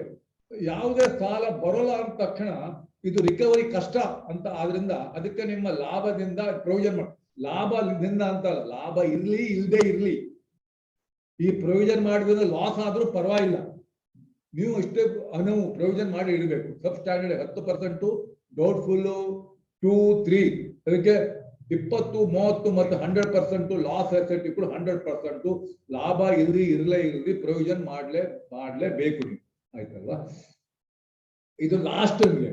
ಅದೇ ತರ ಸಾಲ ಕೊಡೋಕೆ ನಿಮ್ಗೆ ಲಿಮಿಟ್ ಹಾಕಿದಾರ, ನೀವು ಬೇರೆ ಬ್ಯಾಂಕ್ ನಲ್ಲಿ ಡಿಪಾಸಿಟ್ ಇಟ್ಟಿರ್ತೀರಿ, ಯಾವ್ದು ಪಂಜಾಬ್ ಅಂಡ್ ಮಹಾರಾಷ್ಟ್ರ ಬ್ಯಾಂಕ್ ತರ ಯಾವ ಲಾಸ್ ಆಗಬಾರ್ದು, ಅದಕ್ಕೋಸ್ಕರ ಲಿಮಿಟ್ ಅಂತ ಹೇಳಿದ್ರೆ ಇಲ್ಲೂ ಕೂಡ ಏನ್ ಮಾಡಿದ್ದಾರೆ, ಒಂದು ಬ್ಯಾಂಕ್ ಅಲ್ಲಿ ನಿಮ್ಮ ಡಿಪಾಸಿಟ್ ನ 5%ಗೆ ಜಾಸ್ತಿ ಇಡಬಾರ್ದು ಅಂತ ಇಟ್ಟಿದ್ದಾರೆ. ಯಾವುದೇ ಬ್ಯಾಂಕ್ ಇರಲಿ, ಅದು ಸ್ಟೇಟ್ ಬ್ಯಾಂಕ್ ಆಫ್ ಇಂಡಿಯಾನೇ ಇರಲಿ, ನಿಮ್ಮ ಟೋಟಲ್ ಡಿಪಾಸಿಟ್ ನ 5%ಗಿಂತ ಜಾಸ್ತಿ ಇಡಬಾರ್ದು. ಎಲ್ಲಾ ಬ್ಯಾಂಕ್ ಸೇರಿ ನಿಮ್ಮ ಡಿಪಾಸಿಟಿನ last year deposit 31st month ಡಿಪಾಸಿಟಿನ 20% ದಾಟಬಾರದು. ಇವೆಲ್ಲ ರಿಸ್ಕ್ ಕೆಪಾಸಿಟಿ, ಇವೆಲ್ಲ ಯಾಕಂದ್ರೆ ಸಾಲ ಲಾಸ್ ಆದ್ರೆ ಇದು ತಡ್ಕೊಳ್ಳುವ ಶಕ್ತಿ ಇದೆ ಹೇಳಿದ್ದಾರೆ. ಮತ್ತೆ ಶೆಡ್ಯೂಲ್ ಬೇರೆ ಶೆಡ್ಯೂಲ್ ಕೋಪರೇಟಿವ್ ಬ್ಯಾಂಕ್ ಅಲ್ಲಿ ಇಡಬಹುದು, ಅದು ಕೂಡ ಒಂದು ಹೇಳಿದ್ದಾರೆ. Sound financially sound cooperative bank ಅಲ್ಲಿ ಶೆಡ್ಯೂಲ್ ಕೋಪರೇಟಿವ್, ಕರ್ನಾಟಕ ಬ್ಯಾಂಕ್ ಅಲ್ಲಿ ಇಡ್ಲಿ, SBI ಏನು ನೋಡುವ ಅಗತ್ಯ ಇಲ್ಲ, ಸ್ಟ್ರೈಟ್ ಅವೇ ಇಡಬಹುದು, ಲಿಮಿಟ್ ಹಾಕ್ಬೋದು. ಬಟ್ ಶೆಡ್ಯೂಲ್ ಕೋಪರೇಟಿವ್ ಬ್ಯಾಂಕ್ ಇಡುವಾಗ ನೀವು ಅದನ್ನು ಸರಿಯಾಗಿದೆ ನೋಡ್ಬೇಕು. ಸ್ಮಾಲ್ ಫೈನಾನ್ಸ್ ಬ್ಯಾಂಕಿಗೆ ಅದು ಇಡಬಹುದು, ಅದು ಶೆಡ್ಯೂಲ್ ಆಗಿದೆ ನೋಡ್ಬೇಕು. ಮತ್ತೆ ಅದೇ ತರ ಶೆಡ್ಯೂಲ್ ಕೋಪರೇಟಿವ್ ಬ್ಯಾಂಕಿಗೆ ಏನ್ ನೋಡ್ತಿರ್ನೋ ಅದೇ ತರನೇ ಬ್ಯಾಲೆನ್ಸ್ ಶೀಟ್ ತೆಗೆದು ಈ condition financially sound well manage ಇದೆಯಾ ಅಂತ ನೋಡಿ ಡಿಪಾಸಿಟ್ ಇಡಬೇಕು.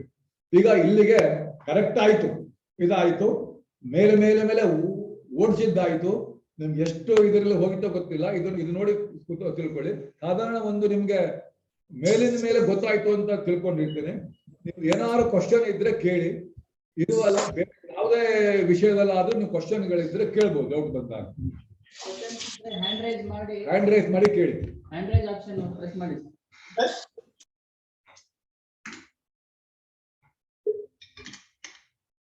ನಿಮ್ಮ ಪರಿಚಯ ಮಾಡಿಕೊಂಡು ಕ್ವಶನ್ಸ್ ಇದ್ರೆ ಕೇಳಿ.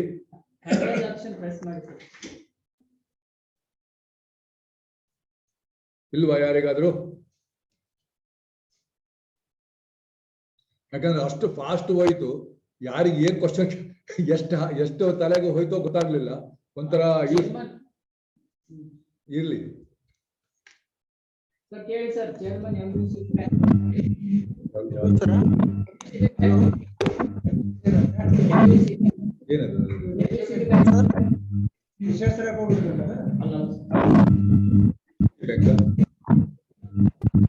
ಯಾಕೆ ಈ ತರ ನೋಡ್ಕೊಳ್ತಾರೆ? ಹಲೋ ಯಾರು ಹಲೋ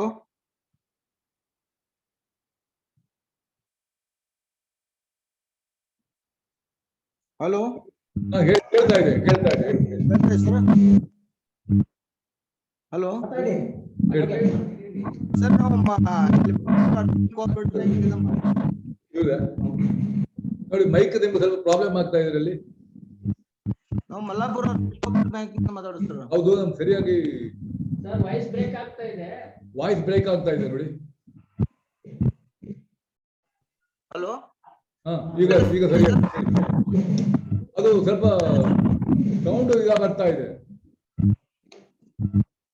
ಈಗ ಸರ್ ಹಲೋ ನೀವು ಚೆನ್ನಾಗಿ ಕಾಣ್ತೀರಾ, ಆದ್ರೆ ವಾಯ್ಸ್ ಬ್ರೇಕ್ ಆಗ್ತಾ ಇದೆ. ಫ್ಯಾನ್ ಬಂದ್ ಮಾಡ್ಬೇಕು ಸರ್, ಅವರು ಫ್ಯಾನ್ ಹಚ್ಚಿದ್ದಾರೆ. ಬಂದ್ ಮಾಡಿ ಫ್ಯಾನ್ ಆಫ್ ಮಾಡಿ. ಫ್ಯಾನ್ ಆಫ್ ಆಯ್ತು ಸರ್. ಕೇಳಿ ಸರ್ ನಾವು ಮಲ್ಲಾಪುರ ಅರ್ಬನ್ ಕೋಆಪರೇಟಿವ್ ಬ್ಯಾಂಕ್ ನಿಂದ ಮಾತಾಡೋದು ಚೇರ್ಮನ್ ಸರ್. ಹೇಳಿ ಸರ್ ನಮ್ಮ ಲಿಮಿಟ್ ಓನ್ಲಿ 1 lakh ಇದೆ. ಸೌಂಡ್ ಆಗ್ತಾ ಇದೆ. ವಾಯ್ಸ್ ಬ್ರೇಕ್ ಆಗ್ತಾ ಇದೆ ಸರ್, ಕ್ಲಿಯರ್ ಬರ್ತಾ ಇಲ್ಲ. I will try next. Okay, ಏನು ಕೇಳ್ತಾ ಇಲ್ಲ ಸರ್. ನೆಟ್ವರ್ಕ್ ನೀವು ಬೇಕಾದ್ರೆ ಆಮೇಲೆ ನೀವು ಮೇಲ್ ಕಳಿಸಿ ಏನು ಮಾಡಿ. ಈಗ ಹೇಳಿ, ಏನು ಕೇಳ್ತಾ ಇಲ್ಲ.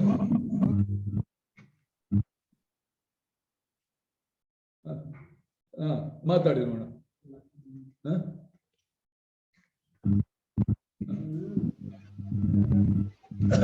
ಏನು ಇದು ಸೌಂಡ್ ಬರ್ತಾರೆ ಮೊದಲು ನೋಡಿ. ಇದಕ್ಕೆ ವಾಯ್ಸ್ ಬ್ರೇಕ್ ಆಗ್ತಾ ಇದೆ ಸರ್. ಆಲ್ ಇಂಡಿಯಾ ರೇಡಿಯೋಗೆ ಹೇಗೆ ಬರ್ತಿತ್ತು ನೋಡಿ, ಆತರ ಬರ್ತಾ ಇದೆ. ರೇಡಿಯೋ ಮೊದಲು ಬ್ರೇಕ್ ಆಗ್ತಿದ್ರು, ಆತರ ಆಗ್ತಾ ಇದೆ. ಮೆಸೇಜ್ ಆದ್ರೂ ಮಾಡಿ ಸರ್, ನಿಮ್ ಕ್ವೆಶ್ಚನ್ಸ್ ಚಾಟ್ ಆದ್ರೂ ಮಾಡಿ.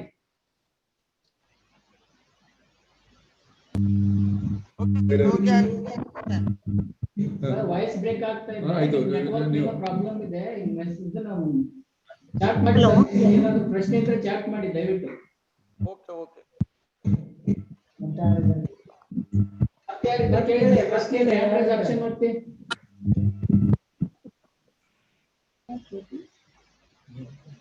ಹಲೋ ಸರ್, ವೀರಶೈವ ಸಹಕಾರಿ ಬ್ಯಾಂಕ್ ಇಂದ. ಹ್ಯಾಂಡ್ ರೈಸ್ ಮಾಡಿ ಮೇಡಮ್, ಹ್ಯಾಂಡ್ ರೈಸ್ ಮಾಡಿ ದಯವಿಟ್ಟು. ಹಲೋ ಸರ್, ನಮಸ್ತೆ ಸರ್, ವೀರಶೈವ ಸಹಕಾರಿ ಬ್ಯಾಂಕ್ ಇಂದ. ವೀರಶೈವ ಮಾತಾಡಿ ಮೇಡಮ್. ಹೌದು ಸರ್, ವೀರಶೈವ ಸಹಕಾರಿ ಬ್ಯಾಂಕ್ ಇಂದ. ಸರ್, ಈಗ ನಾವು ಗೋಲ್ಡ್ ಲೋನ್ ಕೊಡ್ತೀವಲ್ಲ ಶೇರ್ ಹೋಲ್ಡರ್ಸ್ಗೆ, ಕೇಳಿಸ್ತಾ ಇದೆಯಾ ಸರ್? ಬ್ರೇಕ್ ಆಗ್ತಾ ಇದೆ ವಾಯ್ಸ್. ಸರ್, ವೀರಶೈವ ಸಹಕಾರಿ ಬ್ಯಾಂಕ್ ಇಂದ ಸರ್. ಅದು ಅಷ್ಟು ಕೇಳ್ತಾ ಇದೆ. ಸರ್ ಏನಿಲ್ಲ, ಗೋಲ್ಡ್ ಲೋನ್ ಇಶ್ಯೂ ಮಾಡ್ತೀವಲ್ಲ ನಾವು ಮೆಂಬರ್ಸ್ಗೆ ಈಗ. ಸೊ ಅವ್ರಿಗೆ ಪ್ರತಿ ತಿಂಗಳು ನಾವು EMI ಫಿಕ್ಸ್ ಮಾಡಿದೀವಿ ಅಬೌಟ್ 2 lakhs ಗೆ, as per RBI circular. Sir ಈಗ ಸೆಕ್ಯೂರ್ಡ್ ಲೋನ್ ಮತ್ತೆ ಶಾರ್ಟ್ ಟರ್ಮ್ ಅಲ್ಲೇ ರಿಕವರ್ ಮಾಡುವಂತ ಲೋನ್ ಇದು. ನ್ಯಾಷನಲೈಸ್ ಬ್ಯಾಂಕ್ಸ್ ಎಲ್ಲ they are not having any repayment of principal. ನಮ್ಮಲ್ಲಿ ಪ್ರಿನ್ಸಿಪಲ್ ಇಂಟ್ರೆಸ್ಟ್ 2 ಕಟ್ಟಿ ಅನ್ನೋದ್ರಿಂದ ನಮಗ್ ಬರ್ತಾ ಇರೋ ಲೋನ್ ಪ್ರಪೋಸಲ್ಸ್ ಅಲ್ಲಿ ಗೋಲ್ಡ್ ಲೋನ್ಸ್ ಬರ್ತಾ ಇಲ್ಲ ಸರ್ ಅದು. ಸೊ ರಿಸರ್ವ್ ಬ್ಯಾಂಕಿಗೆ ಏನಾದ್ರು ಬರೆದ್ರೆ ಈಗ ಗೋಲ್ಡ್ ಲೋನ್ ಎಲ್ಲ ನ್ಯಾಷನಲೈಸ್ ಬ್ಯಾಂಕ್ ಅಲ್ಲಿ ಅಪ್ ಟು 50 lakhs ತನಕ ಕೊಡ್ತಿದ್ದಾರೆ. ನಾವ್ ಈವನ್ 10 lakhs ಅಥವಾ 20 lakhs ಕೊಟ್ರು ಅವ್ರಿಗೆ EMI ಫಿಕ್ಸ್ ಆಗೋದ್ರಿಂದ ಇಂಟ್ರೆಸ್ಟ್ ಪ್ರಿನ್ಸಿಪಲ್ 2 ಬರ್ಡನ್ ಆಗ್ತಿದೆ ಅಂತಾರೆ. ಅಲ್ಲಿ ಇಯರ್ಲಿ ಒನ್ಸ್ ಮಾತ್ರ ಇಂಟ್ರೆಸ್ಟ್ ಕಟ್ಟಬೇಕು, ರಿನ್ಯೂವಲ್ ಮಾಡೋ ಆಪ್ಷನ್ ಎಲ್ಲ ಇದೆ ಅಲ್ಲಿ. ನಿಮಗೆ ಪ್ರಿನ್ಸಿಪಲ್ ಇರೋದ್ರಿಂದ ನಮಗೆ we are not getting any gold loan offers also now days. So ಇದ್ರ ಬಗ್ಗೆ ಏನಾದ್ರು ರಿಸರ್ವ್ ಬ್ಯಾಂಕ್ ಜೊತೆ ಏನಾದ್ರು ಮಾತಾಡ್ತೀರಾ ಸರ್? ಅದ್ರ ಬಗ್ಗೆ ತುಂಬಾ ಸಲ ಮಾತಾಡಿದೀವಿ. ನೀವೇನಾದ್ರು ಬರೀರಿ, ಪುನಃ ಬೇಕಾದ್ರೆ ರಿಸರ್ವ್ ಬ್ಯಾಂಕ್ ಬರೆಯೋಣ, ಅದಕ್ಕೇನಂತೆ. ಬರೆದ್ರೆ ಉತ್ತರ ಅಂದ್ರೆ ಇದು ಕೋಪರೇಟಿವ್ ಬ್ಯಾಂಕಿಂಗ್ ರಿಸ್ಟ್ರಿಕ್ಟ್ ಮಾಡಿದ್ದಾರೆ. ನಿಮ್ದು ಮೇನ್ ಜಾಬ್ ಇದಕ್ಕೆ ಇದಲ್ಲ, ಗೋಲ್ಡ್ ಲೋನ್ ಕೊಡುವುದಲ್ಲ. ಮತ್ತೆ ನೋಡಿ 1 ವರ್ಷದೊಳಗೇನೆ ವಾಪಸ್ ಕೊಡ್ಬೇಕು ಅಂತ ಹೇಳಿದ್ದಾರೆ. ಅದು ತುಂಬಾ ಜಾಸ್ತಿ ಕೊಟ್ಟರು ಅದು ಬಹಳ ನಿಮ್ಗೆ ಪ್ರಾಬ್ಲಮ್ ಆಗುತ್ತೆ ಗೋಲ್ಡ್ ಲೋನ್ ಅದು. ನೀವು ಬೇಕಾದ್ರೆ ಏನೋ ಬರೀರಿ, ಆ ರಿಸರ್ವ್ ಬ್ಯಾಂಕಿಗೆ ಬರೆಯೋಣ. ಅವ್ರು ರಿಪ್ಲೈ ಕೊಟ್ಟರೆ ನಿಮ್ಗೆ ಫಾರ್ವರ್ಡ್ ಮಾಡ್ತೀವಿ. ಜನರಲಿ ಅವರು ಇದನ್ನು ಲಿಮಿಟ್ ಇದು 2 ಲಕ್ಷದವರೆಗೆ ಮಾತ್ರ ಇದು ಬುಲೆಟ್ ಆಪ್ಷನ್ ಇದೆ. ಅದ ನಂತರದ್ದು ಇಲ್ಲ, ಕ್ವಾರ್ಟರ್ಲಿ ಅಥವಾ ಮಂತ್ಲಿ ನೀವು ಫಿಕ್ಸ್ ಮಾಡ್ಲೇಬೇಕು ಅವ್ರಿಗೆ. ಆತರ ಅಲ್ಲಿ ಕಮರ್ಷಿಯಲ್ ಬ್ಯಾಂಕ್ಗಳಿಗೆ ಈ ರಿಸ್ಟ್ರಿಕ್ಷನ್ಸ್ ಇಲ್ಲ, ತೆಗೆದು ಹಾಕಿದ್ದಾರೆ ಅವರಿಗೆ. ಯಾವ್ದು ರಿಸ್ಟ್ರಿಕ್ಷನ್ಸ್ ಇಲ್ಲ, ಅವ್ರು ಕೊಟ್ಟಿದ್ದಾರೆ. ಇಲ್ಲಿ ಮಾತ್ರ ನಿಮ್ಗೆ ಇಟ್ಟಿದ್ದಾರೆ ಕೋಪರೇಟಿವ್ ಬ್ಯಾಂಕ್ ಅಲ್ಲಿ. ಅವ್ರಿಗೆ ಬುಲೆಟ್ ಪೇಮೆಂಟ್ ಆಪ್ಷನ್ ಇಲ್ಲ ಅವರಿಗೆ. ಆ ತರದ್ದು ಹೇಳಿದ್ದಾರೆ. ಇಲ್ಲಿ ನೀವು ಬರೀರಿ ಬೇಕಾದ್ರೆ, ನೀವೊಂದು ಬರೀರಿ, ಫೆಡರೇಷನ್ ಬರೀರಿ. ಆ ಲೆಟರ್ ನಾವು ರಿಸರ್ವ್ ಬ್ಯಾಂಕ್ ಫಾರ್ವರ್ಡ್ ಮಾಡ್ತೀವಿ ನಿಮ್ಗೆ, ಅದನ್ನು ಬರೀರಿ ಅಷ್ಟೇ. Next. Okay sir, thank you sir. Abdul Razak ಅವ್ರು ಕೇಳಿ ಸರ್. ಅಬ್ದುಲ್ ರಜಾಕ್ ಭಟ್ಕಳ ಬ್ಯಾಂಕ್, ಅಬ್ದುಲ್ ರಜಾಕ್ ಅಂತ ಕೇಳಿ ಸರ್, ಕೇಳಿ. Good evening sir, Azad bank. ಹೇಳಿ ಮೇಡಮ್, ಕೇಳಿ. ಯಾವ bank? Abdul Razak, Azad bank. Azad bank. CRAR ಮಾಡುವಾಗ, ಸಿಆರ್ಆರ್ ಮಾಡುವಾಗ ರಿಸ್ಕ್ ವೇಟೆಡ್ ಅಸೆಟ್ 1.25 ಇರಬೇಕು ಪರ್ಸೆಂಟ್. ಎದ್ರದ್ದು ನೆಟ್ ಬ್ಯಾಂಕ್ ಇಟ್ಟದ್ದು. ಆದ್ರೆ ನಮ್ದು ಜನರಲ್ ಪ್ರೊವಿಷನ್ ಹೆಚ್ಚಾಗಿದೆ. ಫಾರ್ ಎಕ್ಸಾಂಪಲ್ ಈಗ 50 ಲಕ್ಷ ನಂದು 1.25 ಆಗ್ತದೆ. Net bank credit percentage 50 lakh ಆಗ್ತದೆ. ಆದ್ರೆ ನನ್ ಜನರಲ್ ಪ್ರೊವಿಷನ್ ಇದೆ 60 ಲಕ್ಷ. ಹಾಗಿದ್ದಾಗ ವಿಚ್ ಎವರ್ ಇಸ್ ಲೆಸ್ ತೋರಿಸ್ಬೇಕಲ್ಲ, ನಾನು 50 ಲಕ್ಷ ತೋರಿಸ್ಬೇಕು ಜನರಲ್ ಪ್ರೊವಿಷನ್, ಹೌದಾ? 1.25 ಅಥವಾ ಇದು ವಿಚ್ ಎವರ್ ಇಸ್ ಲೆಸ್ ತೋರಿಸ್ಬೇಕು, ಹೌದಲ್ಲ ಸರ್? ಹೌದು, which ever is less. Maximum 1.25% of the risk weighted assets. ಅದೇ ಸರ್, 1.25% ಇದೆ, ಅದು 50 ಲಕ್ಷ ಇದ್ರೆ, ನಂದು ಜನರಲ್ ಪ್ರೊವಿಷನ್ 60 ಲಕ್ಷ ಇದ್ರೆ ವಿಚ್ ಎವರ್ ಇಸ್ ಲೆಸ್ ಅದನ್ನ ತಗೋಬೇಕು. ಹೌದು, 50 ಲಕ್ಷ ತಗೊಳ್ಬೇಕು. This meeting is being recorded. Hello, 50 lakh ಮಾತ್ರ. ಯಾವ ವಿಚ್ ಎವರ್ ಇಸ್ ಲೆಸ್ ತಗೊಳ್ಬೇಕು, whichever is less. Okay okay, thank you sir. Welcome. Shivanna KB ಕೇಳಿ ಸರ್. ಶಿವಣ್ಣ ಕೆಬಿ ಸರ್ ಕೇಳಿ. ಶಿವಣ್ಣ ಅವರು ಸಹಕಾರಿ ಬ್ಯಾಂಕಿಂದ. ಹೇಳಿ ಸರ್. ಸರ್, ಇವಾಗ ಶೇರ್ ವಿಡ್ರಾ ಮಾಡುವಾಗ ತಾವ್ ಹೇಳಿದ್ರಿ ಸರ್ 100 ರೂಪೀಸ್ ಇದ್ರೆ 100 ರೂಪೀಸೇ ಸಿಗೋದು ಅಂತ. ಸರ್, ಇಲ್ಲಿ ನಮ್ಮ ಬೈಲಾನಲ್ಲಿ ಶೇರ್ ಕ್ಲೋಸ್ ಮಾಡುವಾಗ ಅದ್ರ ವ್ಯಾಲ್ಯೂ ಮಾಡಿ ವ್ಯಾಲ್ಯೂ ಪ್ರಕಾರ ಕೊಡ್ಬೇಕು ಅಂತ ಇದೆಯಲ್ಲ, ಅದು ಹೇಗೆ ಸರ್? ಸರಿ, ಅದು ಹೇಗೆ ಅಂತ? ಜಾಸ್ತಿ ವ್ಯಾಲ್ಯೂ ಬಂದ್ರೆ ಜಾಸ್ತಿ ಕೊಡ್ಬೇಕಾ? ಇಲ್ಲ, ಜಾಸ್ತಿ ವ್ಯಾಲ್ಯೂ ಬಂದ್ರೆ ಈಗ 100 ರೂಪೀಸ್ ಶೇರ್ಸ್ ಇದೆ ಅಂತ ತಿಳ್ಕೊಳ್ಳಿ. ಇದು ಬುಕ್ ವ್ಯಾಲ್ಯೂ ಅಲ್ಲ, ಫೇಸ್ ವ್ಯಾಲ್ಯೂ. ಬುಕ್ ವ್ಯಾಲ್ಯೂ ಜಾಸ್ತಿ ಇರ್ಬೋದು. ಸಪೋಸ್ ಬುಕ್ ವ್ಯಾಲ್ಯೂ ಜಾಸ್ತಿ ಇದು 100 ಇದು ಚಿಕ್ಕ ಉದಾಹರಣೆ ಕೊಡ್ಬೇಕಾದ್ರೆ ಇನ್ವೆಸ್ಟ್ಮೆಂಟ್ ಇದನ್ನು ನೀವು ವ್ಯಾಲ್ಯೂ ಮಾರ್ಕೆಟ್ ವ್ಯಾಲ್ಯೂ ಜಾಸ್ತಿ ಆಯ್ತು, ಎಪ್ರಿಸಿಯೇಷನ್ ಇದೆ ಅಂತ ತಿಳ್ಕೊಳ್ಳಿ. ಅದನ್ನು ignore the appreciation. If there is a depreciation, make the provision. ಅದೇ ತರನೇ ವ್ಯಾಲ್ಯೂ ಮಾಡುವಾಗ, ಯಾಕಂದ್ರೆ ನಿಮ್ಮ ರಿಸರ್ವ್ ತುಂಬಾ ಜಾಸ್ತಿ ಇದ್ದು ವ್ಯಾಲ್ಯೂ ಮಾಡುವಾಗ 100 ರೂಪಾಯಿ ಶೇರ್ಗೆ ಇವತ್ತು 150 ಬುಕ್ ವ್ಯಾಲ್ಯೂ ಬರುತ್ತೆ ತಿಳ್ಕೊಳ್ಳಿ. ಆಗ ವ್ಯಾಲ್ಯೂ ಮಾಡಿದಾಗ ಅವ್ರಿಗೆ 100 ರೂಪಾಯಿ ಮಾತ್ರ ಸಿಗುತ್ತೆ. ಸಪೋಸ್ ಯಾವುದೇ ಕಾರಣ ವ್ಯಾಲ್ಯೂ ಮಾಡುವಾಗ ಬುಕ್ ವ್ಯಾಲ್ಯೂ 50 ರೂಪಾಯಿ ಬಂತು ತಿಳ್ಕೊಳ್ಳಿ, ಆವಾಗ ಬರೀ 50 ಕೊಡ್ಬೇಕು. Whichever is less. Okay sir, thank you sir. Hello sir, ಇನ್ನೊಂದು ಕ್ವಶನ್ ಇದೆ. ಇವಾಗ ಮೇಡಮ್ ಕೇಳಿದ್ರಲ್ಲ ಕ್ವಶನ್, ಗೋಲ್ಡ್ ಲೋನ್ ಬಗ್ಗೆ ತಾವು ಬರಿತೀವಿ ಅಂದ್ರಲ್ಲ ಸರ್, ಅದ್ರಲ್ಲಿ ಪೀರಿಯಡ್ 3 years ಕೊಡೋ ತರನು ಬರೀರಿ ಸರ್ ಅಂತ. ಯಾಕೆಂದ್ರೆ ನ್ಯಾಷನಲೈಸ್ ಬ್ಯಾಂಕ್ ಎಲ್ಲ 3 years ಇದೆ, ಅಪೆಕ್ಸ್ ಬ್ಯಾಂಕ್ ಅಲ್ಲಿ 2 years ಇದೆ. ನಮ್ಮ ಬ್ಯಾಂಕಿಗೆ ಕೋಆಪರೇಟಿವ್ ಬ್ಯಾಂಕಿಗೆ ಮಾತ್ರ 1 year ಕೊಡ್ತಾ ಇದ್ದಾರೆ. ಇದು ಕಷ್ಟ ಆಗುತ್ತೆ ಸರ್. ಆಯ್ತು, ನೀವ್ ಏನ್ ಬೇಕಾದ್ರೆ ಇದು ಹಿಂದೆ ತುಂಬಾ ಸಲ ಬರೀರಿ. ನೀವ್ ಹೇಳೋದಕ್ಕೆ ನೀವು ಬೇಜಾರು ಮಾಡೋದು ಬೇಡ, ನೀವು ಬರೀರಿ, ನಾವು ಅದನ್ನ ಫಾರ್ವರ್ಡ್ ಮಾಡ್ತೇವೆ ಅಂತ ಹೇಳಿದ್ರೆ. ರಿಸರ್ವ್ ಬ್ಯಾಂಕ್ ರೆಸ್ಪಾನ್ಸ್ ಇದು ಇವತ್ತಿಂದ ಅಲ್ಲ, ಯಾವಾಗಲಿಂದಲೂ ಪ್ರಾಬ್ಲಮ್ ಇರುತ್ತೆ. ಇದು ಮತ್ತೆ ಎಷ್ಟೋ ಕಷ್ಟಪಟ್ಟು 1 ಲಕ್ಷದಿಂದ 2 ಲಕ್ಷಕ್ಕೆ ಸ್ಪಾಟ್ ಪೇಮೆಂಟ್ ಮಾಡಿದ್ರು. ಅವರು ನಿಮ್ ಕೆಲಸ ಡ್ಯುವೆಲ್ ಲೋನ್ ಕೊಡುವುದೇ ಅಲ್ಲ ಅಂತ ಹೇಳಿದ್ರು. ಅವ್ರು ಹೇಳುವಂತ, ರಿಸರ್ವ್ ಬ್ಯಾಂಕ್ ಹೇಳುವಂತದ್ದು ಹೇಳ್ತಾರೆ, ನಿಮ್ ಡ್ಯುವೆಲ್ ಲೋನ್ ಕೊಡುವುದೇ ಅಲ್ಲ ನಿಮ್ ಕೆಲಸ ಅಂತ ಹೇಳ್ತಾರೆ ಅವರು. ಇದು ಸುಮ್ಮನೆ ಎಮರ್ಜೆನ್ಸಿ ಯೂಸಿಗೋಸ್ಕರ, ಅದಕ್ಕೋಸ್ಕರ 1 ವರ್ಷ ಪೀರಿಯಡ್ ಕೊಟ್ಟಿದ್ದಾರೆ. ಅವರು ಹೇಳಿದ್ದಾರೆ ನೀವು ಬರೀರಿ, ನೀವು 3 ವರ್ಷ ಬರೀರಿ. ಅದನ್ನು ನೀವು ರಿಸರ್ವ್ ಬ್ಯಾಂಕ್ ನಿಮ್ಮ ಏನೋ ಪ್ರಾಬ್ಲಮ್ ಅನ್ನು ರಿಸರ್ವ್ ಬ್ಯಾಂಕ್ ರೆಪ್ರೆಸೆಂಟೇಟ್ ಮಾಡೋದು ನಮ್ಮ ಕೆಲಸ. ನೋಡೋಣ ಅವ್ರು ಈಗ ಚೇಂಜ್ ಸರ್ಕಮ್ಸ್ಟೆನ್ಸ್ ಅಲ್ಲಿ ಅವ್ರು ಕನ್ಸಿಡರ್ ಮಾಡ್ತಾರ, ನೋಡೋಣ. ನೀವು ಬರೀರಿ, ಅದು ರಿಸರ್ವ್ ಬ್ಯಾಂಕ್ ಬರೀಬಹುದು ಈ ತರ ಮಾಡಿ ಅಂತ. ಬರೆಯೋಕೇನಂತೆ, ನಮ್ಮ ಕಷ್ಟ ಹೇಳ್ಕೊಳ್ಳೋಕೇನು ತೊಂದರೆ ಇಲ್ಲ. ಬಟ್ ಅವರ ರೆಸ್ಪಾನ್ಸ್ ಏನಿರುತ್ತೆ ಹಿಂದೆ ನಮ್ಮ ಅನುಭವದಿಂದ ಹೇಳಿದ್ ನಮ್ಗಷ್ಟೇ. ಬರಿಬಹುದು, ಡೆಫಿನೆಟ್ ಬರಿಬಹುದು, ಏನ್ ತೊಂದರೆ ಇಲ್ಲ. ಏನಕ್ಕೆ ಸರ್, ಇವಾಗ ಇತ್ತೀಚಿನ ಎಕ್ಸ್ಪರ್ಟ್ ಕಮಿಟಿನವರು ಏನ್ ಹೇಳಿದಾರೆ ಅಂದ್ರೆ ಹೌಸಿಂಗ್ ಲೋನು ಮತ್ತೆ ಗೋಲ್ಡ್ ಲೋನ್ ಬೋರ್ಡ್ಗೆ ಬಿಡಿ ಅಂತ ಏನೋ ಒಂದು ಬರ್ದಿದೆ ಅಂತ ಓದ್ದಂಗಿತ್ತು. ಅದಕ್ಕೆ ಇಲ್ಲ, ನೀವು ಏನ್ ಬೇಕಾದ್ರೂ ಬರೀರಿ ಸರ್. ಬಂದಾಗ ಅದನ್ನ ನಾವು ರಿಸರ್ವ್ ಬ್ಯಾಂಕಿಗೆ ಅದನ್ನು ಬರಿತೀವಿ, ಫಾರ್ವರ್ಡ್ ಮಾಡ್ತೀವಿ ನಿಮ್ಮಲ್ಲಿ. ಈಗ ನಿನ್ನೆ ಕನ್ಸಿಡರ್ ಮಾಡಿಲ್ಲ ಅಂತ ಹೇಳಿದ ತಕ್ಷಣ ಮುಂದೆ ಕನ್ಸಿಡರ್ ಮಾಡಲ್ಲ ಅಂತ ಅಲ್ಲ. ಬಟ್ ಅವರು ಯಾವ ರೀಸನ್ ಕೊಟ್ಟಿದ್ದಾರೆ ನೋಡಿ, ಅನ್ಲೆಸ್ ದ ಫಂಡಮೆಂಟಲ್ ರೀಸನ್ ಅವ್ರು ಚೇಂಜ್ ಆದ್ವಿನ ಅವ್ರಿಗೂ ಆಗ ಕೊಟ್ಟ ರೀಸನ್ ಈಗಲೂ ಅದು ಕಂಟಿನ್ಯೂ ಆಗುತ್ತೆ, ಚೇಂಜ್ ಮಾಡೋದಿಲ್ಲ ಅವ್ರು. ಆ ತರ ಇದೆ. ಇನ್ಯಾರು ಅದನ್ನ ಫಂಡಮೆಂಟಲಿ ಅವ್ರು ಚೇಂಜ್ ಮಾಡ್ತಾರಂತ ಆದ್ರೆ ಮಾಡ್ಬೋದು ಆ ತರದ್ದು ಏನಾದ್ರು. ಬುಲೆಟ್ ಪೇಮೆಂಟ್ ನೀವು ಹೇಳಿದ್ದು 1 ವರ್ಷ ಅಂತ ಈಗ ಬುಲೆಟ್ ಪೇಮೆಂಟ್ ಹೇಳಿದ್ದ, ರೀಪೇಮೆಂಟೇ ಹೇಳಿದ್ದ ಸರ್? ರೀಪೇಮೆಂಟ್ 1 ಇಯರ್ ಅಂತ ಅವ್ರು ಬೇಸಿಕಲಿ ಸರ್ಕ್ಯುಲರ್ ತೆಗೆದು ನೋಡಿ, ಇದು only for to meet short term exigencies ಅಂತ ಹೇಳಿದಾರೆ ಅಷ್ಟೇ. ಆದ್ರಿಂದ ಅವ್ರಿಗೆ ಆ ತರ ಹೇಳಲಿಲ್ಲ.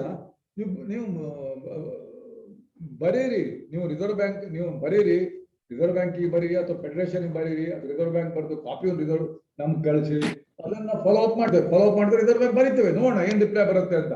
ಹಿಂದೆಲ್ಲ ಬರ್ದಿದ್ದಾರೆ, ಬರ್ದಿಲ್ಲ ಅಂತಲ್ಲ, ನೋಡೋಣ. Thank you sir. ಮಾಡ್ಬೋದು. Thank you sir. ಹೇಳಿ. ಆಧಾರ್ ಬ್ಯಾಂಕ್ ಅದಕ್ಕೆ ಕೇಳಿ, ಅದು ಕೇಳಿದವರಿಗೆ ಆಧಾರ್ ಬ್ಯಾಂಕ್ ಏನು ಕ್ವಶನ್ ಇದ್ರೆ ಕೇಳಿ. ಸರ್ ಒಂದು ಜನರಲ್ ಕ್ವಶನ್ ಕೇಳಬೇಕಿತ್ತು ಸರ್, ಬ್ಯಾಂಕಿಂದೇ ಆದ್ರೆ ಕ್ರಾರ್ ಬಗ್ಗೆ ಅಲ್ಲ. ಕೇಳಿ. ಬಟ್ ಸರ್ ಈಗ ಬ್ಯಾಂಕ್ ಮೇಡಮ್ ಗೊತ್ತಿಲ್ಲ ಹೇಳೋಣ. ಸ್ವಂತ ಆಸ್ತಿ ತಗೋತಾ ಇದ್ದೇವೆ ಸರ್ ಬ್ಯಾಂಕಿಗೆ. ಹಳೆ ಕಟ್ಟಡವನ್ನು ನಾವು ಖರೀದಿ ಮಾಡ್ತಾ ಇದ್ದೇವೆ. ಮಾಡಿ ಮಾಡಿದಾಗ ಸರ್ ಬುಕ್ ಆಫ್ ಅಕೌಂಟ್ಸ್ ನಲ್ಲಿ ರೆಕಾರ್ಡ್ಸ್ ಹೇಗೆ ಮೇಂಟೈನ್ ಮಾಡ್ಬೇಕು ಸರ್ ನಾವು? ಅಂದ್ರೆ ಟ್ರಾನ್ಸಾಕ್ಷನ್ ಹಾಕ್ಬೇಕಾದ್ರೆ ಫಂಡ್ ರಿಸರ್ವ್ ಫಂಡಿಗೆ ಡೆಬಿಟ್ ಹಾಕ್ಬೇಕು ನಾವು. ಬಿಲ್ಡಿಂಗ್ ಫಂಡ್ ಅಂತ ಏನಿರ್ತದಲ್ಲ, ಸಾರಿ ಬಿಲ್ಡಿಂಗ್ ಫಂಡ್ ಇದೆಯಲ್ಲ, ಬಿಲ್ಡಿಂಗ್ ಫಂಡಿಗೆ ಡೆಬಿಟ್ ಹಾಕೋಬೇಕು. ಹೇಳಿ. ಟ್ರಾನ್ಸಾಕ್ಷನ್ ಹೇಳಿ ಸರ್, ಹೇಗ್ ಮಾಡ್ಕೋಬೇಕು? ಹೇಳ್ತೀನಿ. ಬಿಲ್ಡಿಂಗ್ ಫಂಡ್ ಇಂದ ನೀವು ದುಡ್ಡು ತೆಗೆದಿರಬಹುದು, ಆದ್ರೆ ಬಿಲ್ಡಿಂಗ್ ಫಂಡಿಗೆ ನೀವು ಏನು ಮುಟ್ಟು ಆಗತ್ತೆ ಇಲ್ಲ, ಅದು ಹಾಗೆ ಇರ್ತದೆ. ಅದು ಟೈರ್ 1 ಕ್ಯಾಪಿಟಲ್ ಗೆ ಬರುತ್ತೆ, ತಿಳ್ಕೊಳ್ಳಿ. ಏನು ಮಾಡೋದು, ನೀವು ಪಾಸ್ ಮಾಡೋದು ಎಂಟ್ರಿ ಏನು ಅಂತ ಹೇಳಿದ್ರೆ ಡೆಬಿಟ್ ಯಾವ್ದು building account, not building fund. ಇದು ತಗೊಳ್ತಿರಲ್ಲ land and building, debit land and building, credit ಯಾವ್ದು ಬ್ಯಾಂಕ್ ಅಕೌಂಟ್ ಅಷ್ಟೇ. ಒಂದು ಅಸೆಟ್ ಸೈಡ್ ಅಲ್ಲಿ ಮಾತ್ರ ಎಂಟ್ರಿ. ಈ ಕಡೆ ಬಿಲ್ಡಿಂಗ್ ಫಂಡ್ ಏನು ಮುಟ್ಟು ಆಗತ್ತೆ ಇಲ್ಲ. ಕ್ಲಿಯರ್ ಆಯ್ತಾ? ಬಿಲ್ಡಿಂಗ್ ಲೆಸ್ ಮಾಡೋದು ಬೇಡ. ಏನು ಬಿಲ್ಡಿಂಗ್ ಫಂಡ್ಗೆ ಡೆಬಿಟ್ ಹಾಕಿ ಲೆಸ್ ಮಾಡೋದು ಬೇಡ. ಏನು ಬೇಡ, ಲೆಸ್ ನೋಡಿ. ಬಿಲ್ಡಿಂಗ್ ಫಂಡ್ ಲೆಸ್ ಮಾಡೋದು ಯಾವಾಗ ಅಂದ್ರೆ ಆ ಬಿಲ್ಡಿಂಗ್ ಫಂಡ್ ಯಾವುದೇ ಪ್ರೊವಿಷನ್ ಯೂಸ್ ಮಾಡಿದ್ರೆ, ಖರ್ಚು ಮಾಡಿದ್ರೆ, ಇದು ಅಸೆಟ್ ಕ್ರಿಯೇಟ್ ಮಾಡಿದಿರಾ, ಇದುವರೆಗೆ ಆ ಬಿಲ್ಡಿಂಗ್ ಫಂಡ್ ಇಂದ ಹಣವನ್ನು ಬ್ಯಾಂಕ್ ಅಲ್ಲಿ ಇಟ್ಟಿರಬಹುದು ಅಥವಾ ನೀವು ಸಾಲ ಕೊಟ್ಟಿರಬಹುದು. ಸಾಲ ಅಥವಾ ಬ್ಯಾಂಕ್ ಬರಲಿ ಇನ್ನೊಂದು ಅಸೆಟ್ ಕ್ರಿಯೇಟ್ ಮಾಡಿದೀರಾ. ಆದ್ರಿಂದ ಬಿಲ್ಡಿಂಗ್ ಫಂಡ್ ಏನು ಮಾಡುವ ಅಗತ್ಯ ಇಲ್ಲ, ಹಾಗೆ ಇರುತ್ತೆ. ಅದು ನಿಮ್ಮ ಟೈರ್ 1 ಕ್ಯಾಪಿಟಲ್ ಬರುತ್ತೆ. ಬರೀ ಅಸೆಟ್ ಸೈಡ್ ಅಲ್ಲಿ ಎಂಟ್ರಿ ಅಷ್ಟೇ. Debit land and building account, credit building fund, sorry building fund ಅಲ್ಲ, ಬ್ಯಾಂಕ್ ಅಕೌಂಟ್ ಅಷ್ಟೇ. ಏನು ಆಗುದಿಲ್ಲ. ಇನ್ನೊಮ್ಮೆ ಸಿಎನ್ ಕ್ಲಿಯರ್ ಮಾಡ್ಕೊಂತೀನಿ. ಆಯ್ತು. Okay sir. Okay, thank you. Officially ಕೊಡ್ತೇವೆ, ಬೋರ್ಡ್ಗೆ ಇಡಬೇಕು. ನಿಮ್ಗೆ ಡೌಟ್ ಇದ್ರೆ ಬರೀಲಿ, ಅಫಿಷಿಯಲಿ ಕೊಡ್ತೇವೆ. Okay sir. ಇದು ಮ್ಯಾನೇಜಿಂಗ್ ಪಾಲಿಸಿ ಚೇಂಜ್ ಆಗೈತೇನ್ರಿ? ಮ್ಯಾನೇಜಿಂಗ್ ಡೈರೆಕ್ಟರ್ ಪಾಲಿಸಿ ಇದುವರೆಗೆ ಪಾಲಿಸಿ ಚೇಂಜ್ ಆಗಿಲ್ಲ, ಸ್ಟೇ ವೆಕೇಟ್ ಆಗಿಲ್ಲ ಇದುವರೆಗೆ. ಸ್ಟೇ ವೆಕೇಟ್ ಆಗೈತ್ರಿ? ಇಲ್ಲ, ಇದುವರೆಗೆ ಆಗ್ಲಿಲ್ಲ. ಹಾಗೆ ಇಲ್ಲ. ಮೊದಲು ಹೇಗಿತ್ತು ಸರ್ಕ್ಯುಲರ್ ಬರೋ ಮುಂಚೆ ಹೇಗಿದೆಯೋ ಅಷ್ಟೇ ಈಗ ಅದೇ ಇದೆ. ಸರ್ಕ್ಯುಲರ್ ಕಂಟಿನ್ಯೂ ಇರ್ತೈತೆ, ಹಾಗೆ ಕಂಟಿನ್ಯೂ ಮಾಡಬಹುದು. ಮುಂಚೆ ಸರ್ಕ್ಯುಲರ್ ಬರೋ ಯಥಾಸ್ಥಿತಿ ಹಾಗೆ.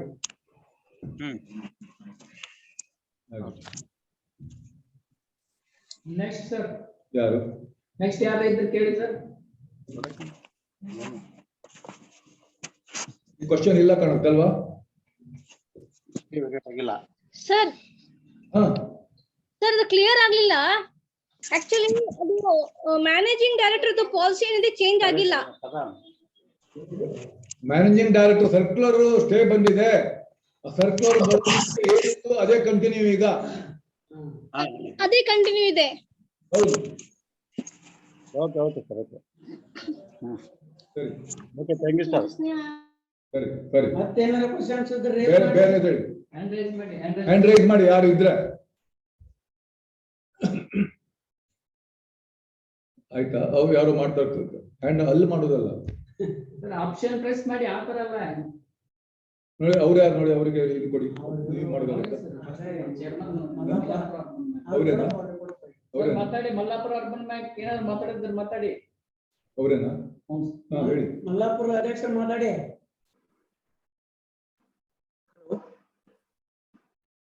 ಎಂಇಸಿಟಿ ಬ್ಯಾಂಕ್ ಅಧ್ಯಕ್ಷರು ಮಾತಾಡಿ ಸರ್. ಯಾರು? ಹಲೋ, ಮಾತಾಡಿ ಕೇಳುತ್ತೆ. ಭಟ್ಕಳ ಅರ್ಬನ್ ಕೋಆಪರೇಟಿವ್ ಬ್ಯಾಂಕ್ ಇಂದ ಹೇಳಿ ಹೇಳಿ. ಹ್ಯಾಂಡ್ ರೈಸ್ ಮಾಡಿ ಸರ್. ಹಾ ಭಟ್ಕಳ ಅಂತ ನೋಡಿ. ಹಾ ಹೇಳಿ ಭಟ್ಕಳದವ್ರೆ ಮಾತಾಡಿ. ಸರ್, ಈಗ ನಾವೊಂದು ನಮ್ಮ ಲೋನ್ NP ಅಕೌಂಟ್ ಇಂದ ಪ್ರಾಪರ್ಟಿನ ಆಕ್ಷನ್ ಮಾಡಿದ್ದೇವೆ. ಆಕ್ಷನ್ ಗೆ ಸರಿಯಾದ ಬಿಡ್ಡರ್ಸ್ ಬರ್ಲಿಲ್ಲ. ಒಂದ್ಸಲ 2 ಸಲ ಮಾಡಿದ್ವಿ, ಇನ್ನು ನಮ್ಮ ರೇಟಿಗೆ ಬರ್ಲಿಲ್ಲ. ಸೊ ಅದನ್ನ ಬ್ಯಾಂಕ್ ಅಕ್ವೈರ್ ಮಾಡ್ಕೊಂಡ್ರೆ ಆ ಲೋನ್ ಸೆಟರೇಟ್ ಹೇಗ್ ಮಾಡ್ಬೇಕಾಗತ್ತೆ ಸರ್? ಅದು ಹಾಗೆ ಇರುತ್ತಾ ಅಥವಾ? ಇಲ್ಲ ನೀವು ಅಕ್ವೈರ್ ಮಾಡಿ ಅಂತ ತಿಳ್ಕೊಳ್ಳಿ. ನಿಮ್ ಬ್ಯಾಂಕ್ ಹೆಸರಿಗೆ ಪ್ರಾಪರ್ಟಿ ರಿಜಿಸ್ಟರ್ ಆಯ್ತು ಅಂತ ತಿಳ್ಕೊಳ್ಳಿ. ಅದನ್ನು ನಾನ್ ಬ್ಯಾಂಕಿಂಗ್ ಅಸೆಟ್ ಅಂತ ಕನ್ಸಿಡರ್ ಮಾಡ್ತೇವೆ. ಎಷ್ಟು ಅಮೌಂಟ್ ರಿಜಿಸ್ಟರ್ ಆಗಿದೆ ನೋಡಿ, ಅಷ್ಟೊಂದು ಅಸೆಟ್ ಕ್ರಿಯೇಟ್ ಆಗುತ್ತೆ ಇಲ್ಲಿ. ಅಮೌಂಟ್ ನಿಮ್ಮ ಲೋನ್ ಅಕೌಂಟ್ ಕ್ರೆಡಿಟ್ ಬರುತ್ತೆ. ಅಚ್ಚಾ. ಮತ್ತೆ ಇದನ್ನ ನಾವು ಎಷ್ಟು ವರ್ಷದೊಳಗೆ ಅದನ್ನ ಡಿಸ್ಪೋಸ್ ಮಾಡ್ಕೊಳ್ಬೇಕು ಅಥವಾ ಹೋಲ್ಡ್ ಮಾಡ್ಬೋದು? 7 ವರ್ಷ. Okay sir, thank you. Welcome.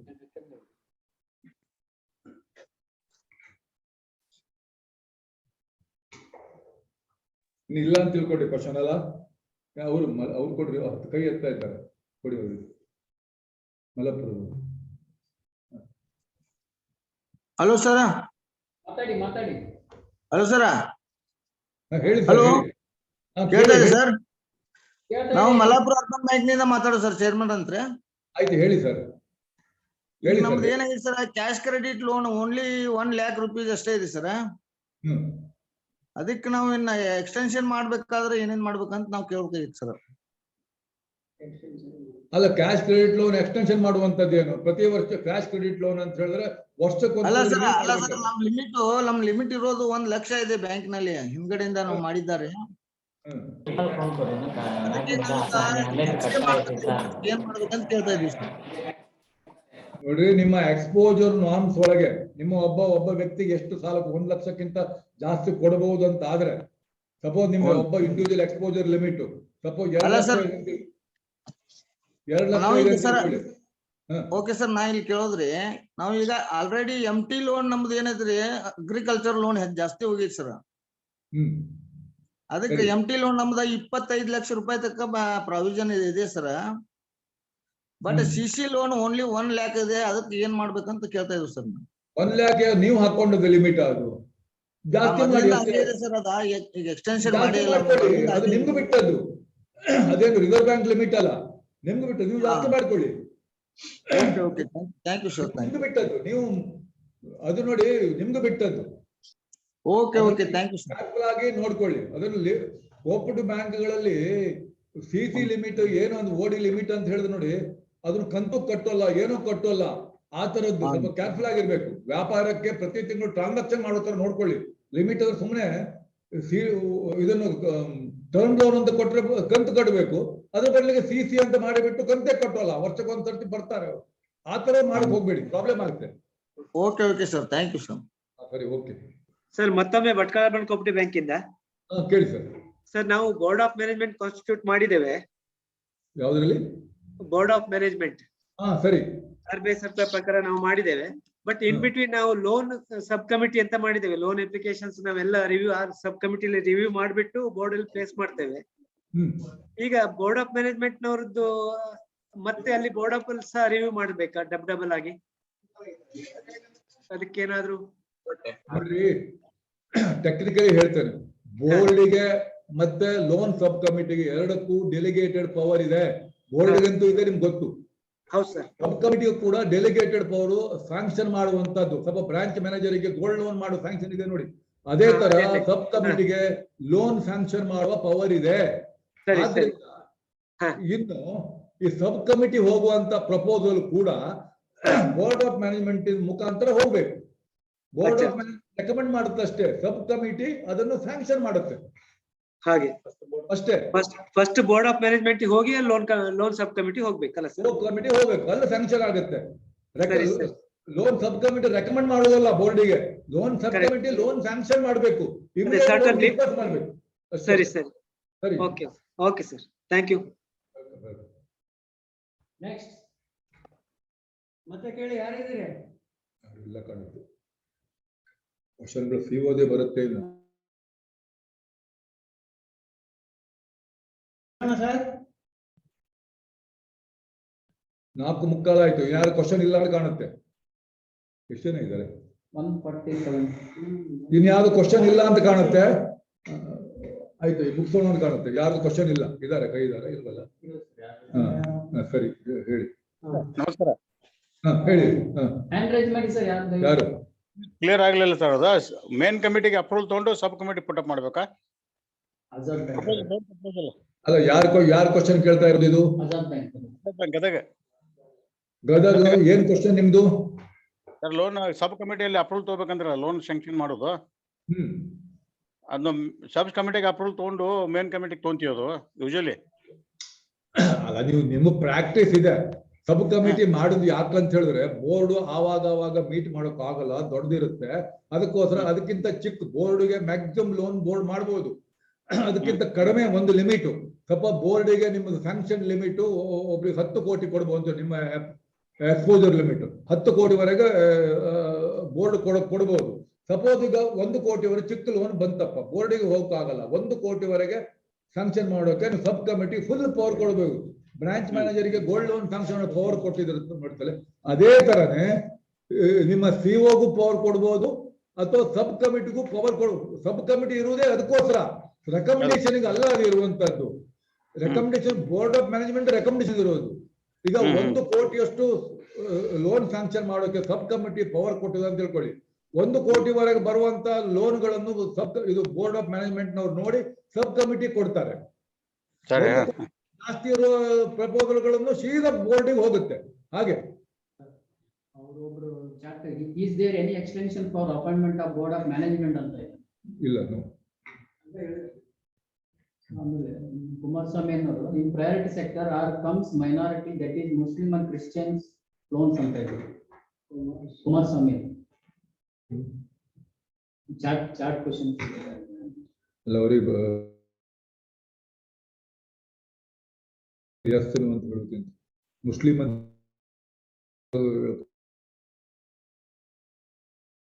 ಆಯ್ತಲ್ವಾ? ಏನೇ ಕ್ವಶನ್ಸ್ ಇಲ್ವಾ ಸರ್? ಏನ ಸ್ವಲ್ಪ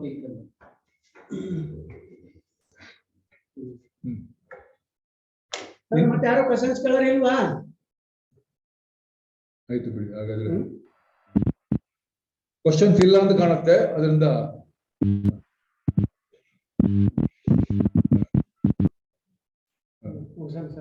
ಮುಗಿಸೋಣ. ಮಹಾಮಂಡಲದ ಪಟ್ಟಣ ಸಹಕಾರ ಬ್ಯಾಂಕ್ಗಳ ಮಹಾಮಂಡಲದ ಮುಖ್ಯ ಕಾರ್ಯನಿರ್ವಹಣೆ ಮತ್ತು ಆಫೀಸರ್ಗಳು ಇಲ್ಲಿ ತನಕ ಜೂಮ್ ಮೀಟಿಂಗ್ ಭಾಗವಹಿಸಿ ಮಾಹಿತಿಯನ್ನು ಎಲ್ಲ ಕೇಳಿದ್ದೀರಿ. ತಮ್ಮೆಲ್ಲರಿಗೆ ಮಹಾಮಂಡಲದ ಪರವಾಗಿ ತುಂಬಾ ಧನ್ಯವಾದಗಳನ್ನು ಅರ್ಪಿಸುತ್ತಿದ್ದೇನೆ. ಮತ್ತು ತಮ್ಮೆಲ್ಲರಿಗೆ ಬಹುಮುಖ್ಯ ಮಾಹಿತಿಯನ್ನು ನೀಡಿದಂತ ನಮ್ಮ ಬ್ಯಾಂಕಿಂಗ್ ಅಡ್ವೈಸರ್ ಸುಧಾಕರ್ ಭಟ್ರವರಿಗೂ ಸಹ ನನ್ನ ಮುಂದಿನ ಅರ್ಪಣೆಯನ್ನು ಸಲ್ಲಿಸುತ್ತಿದ್ದೇನೆ. ಜೈ ಹಿಂದ್, ಜೈ ಕರ್ನಾಟಕ.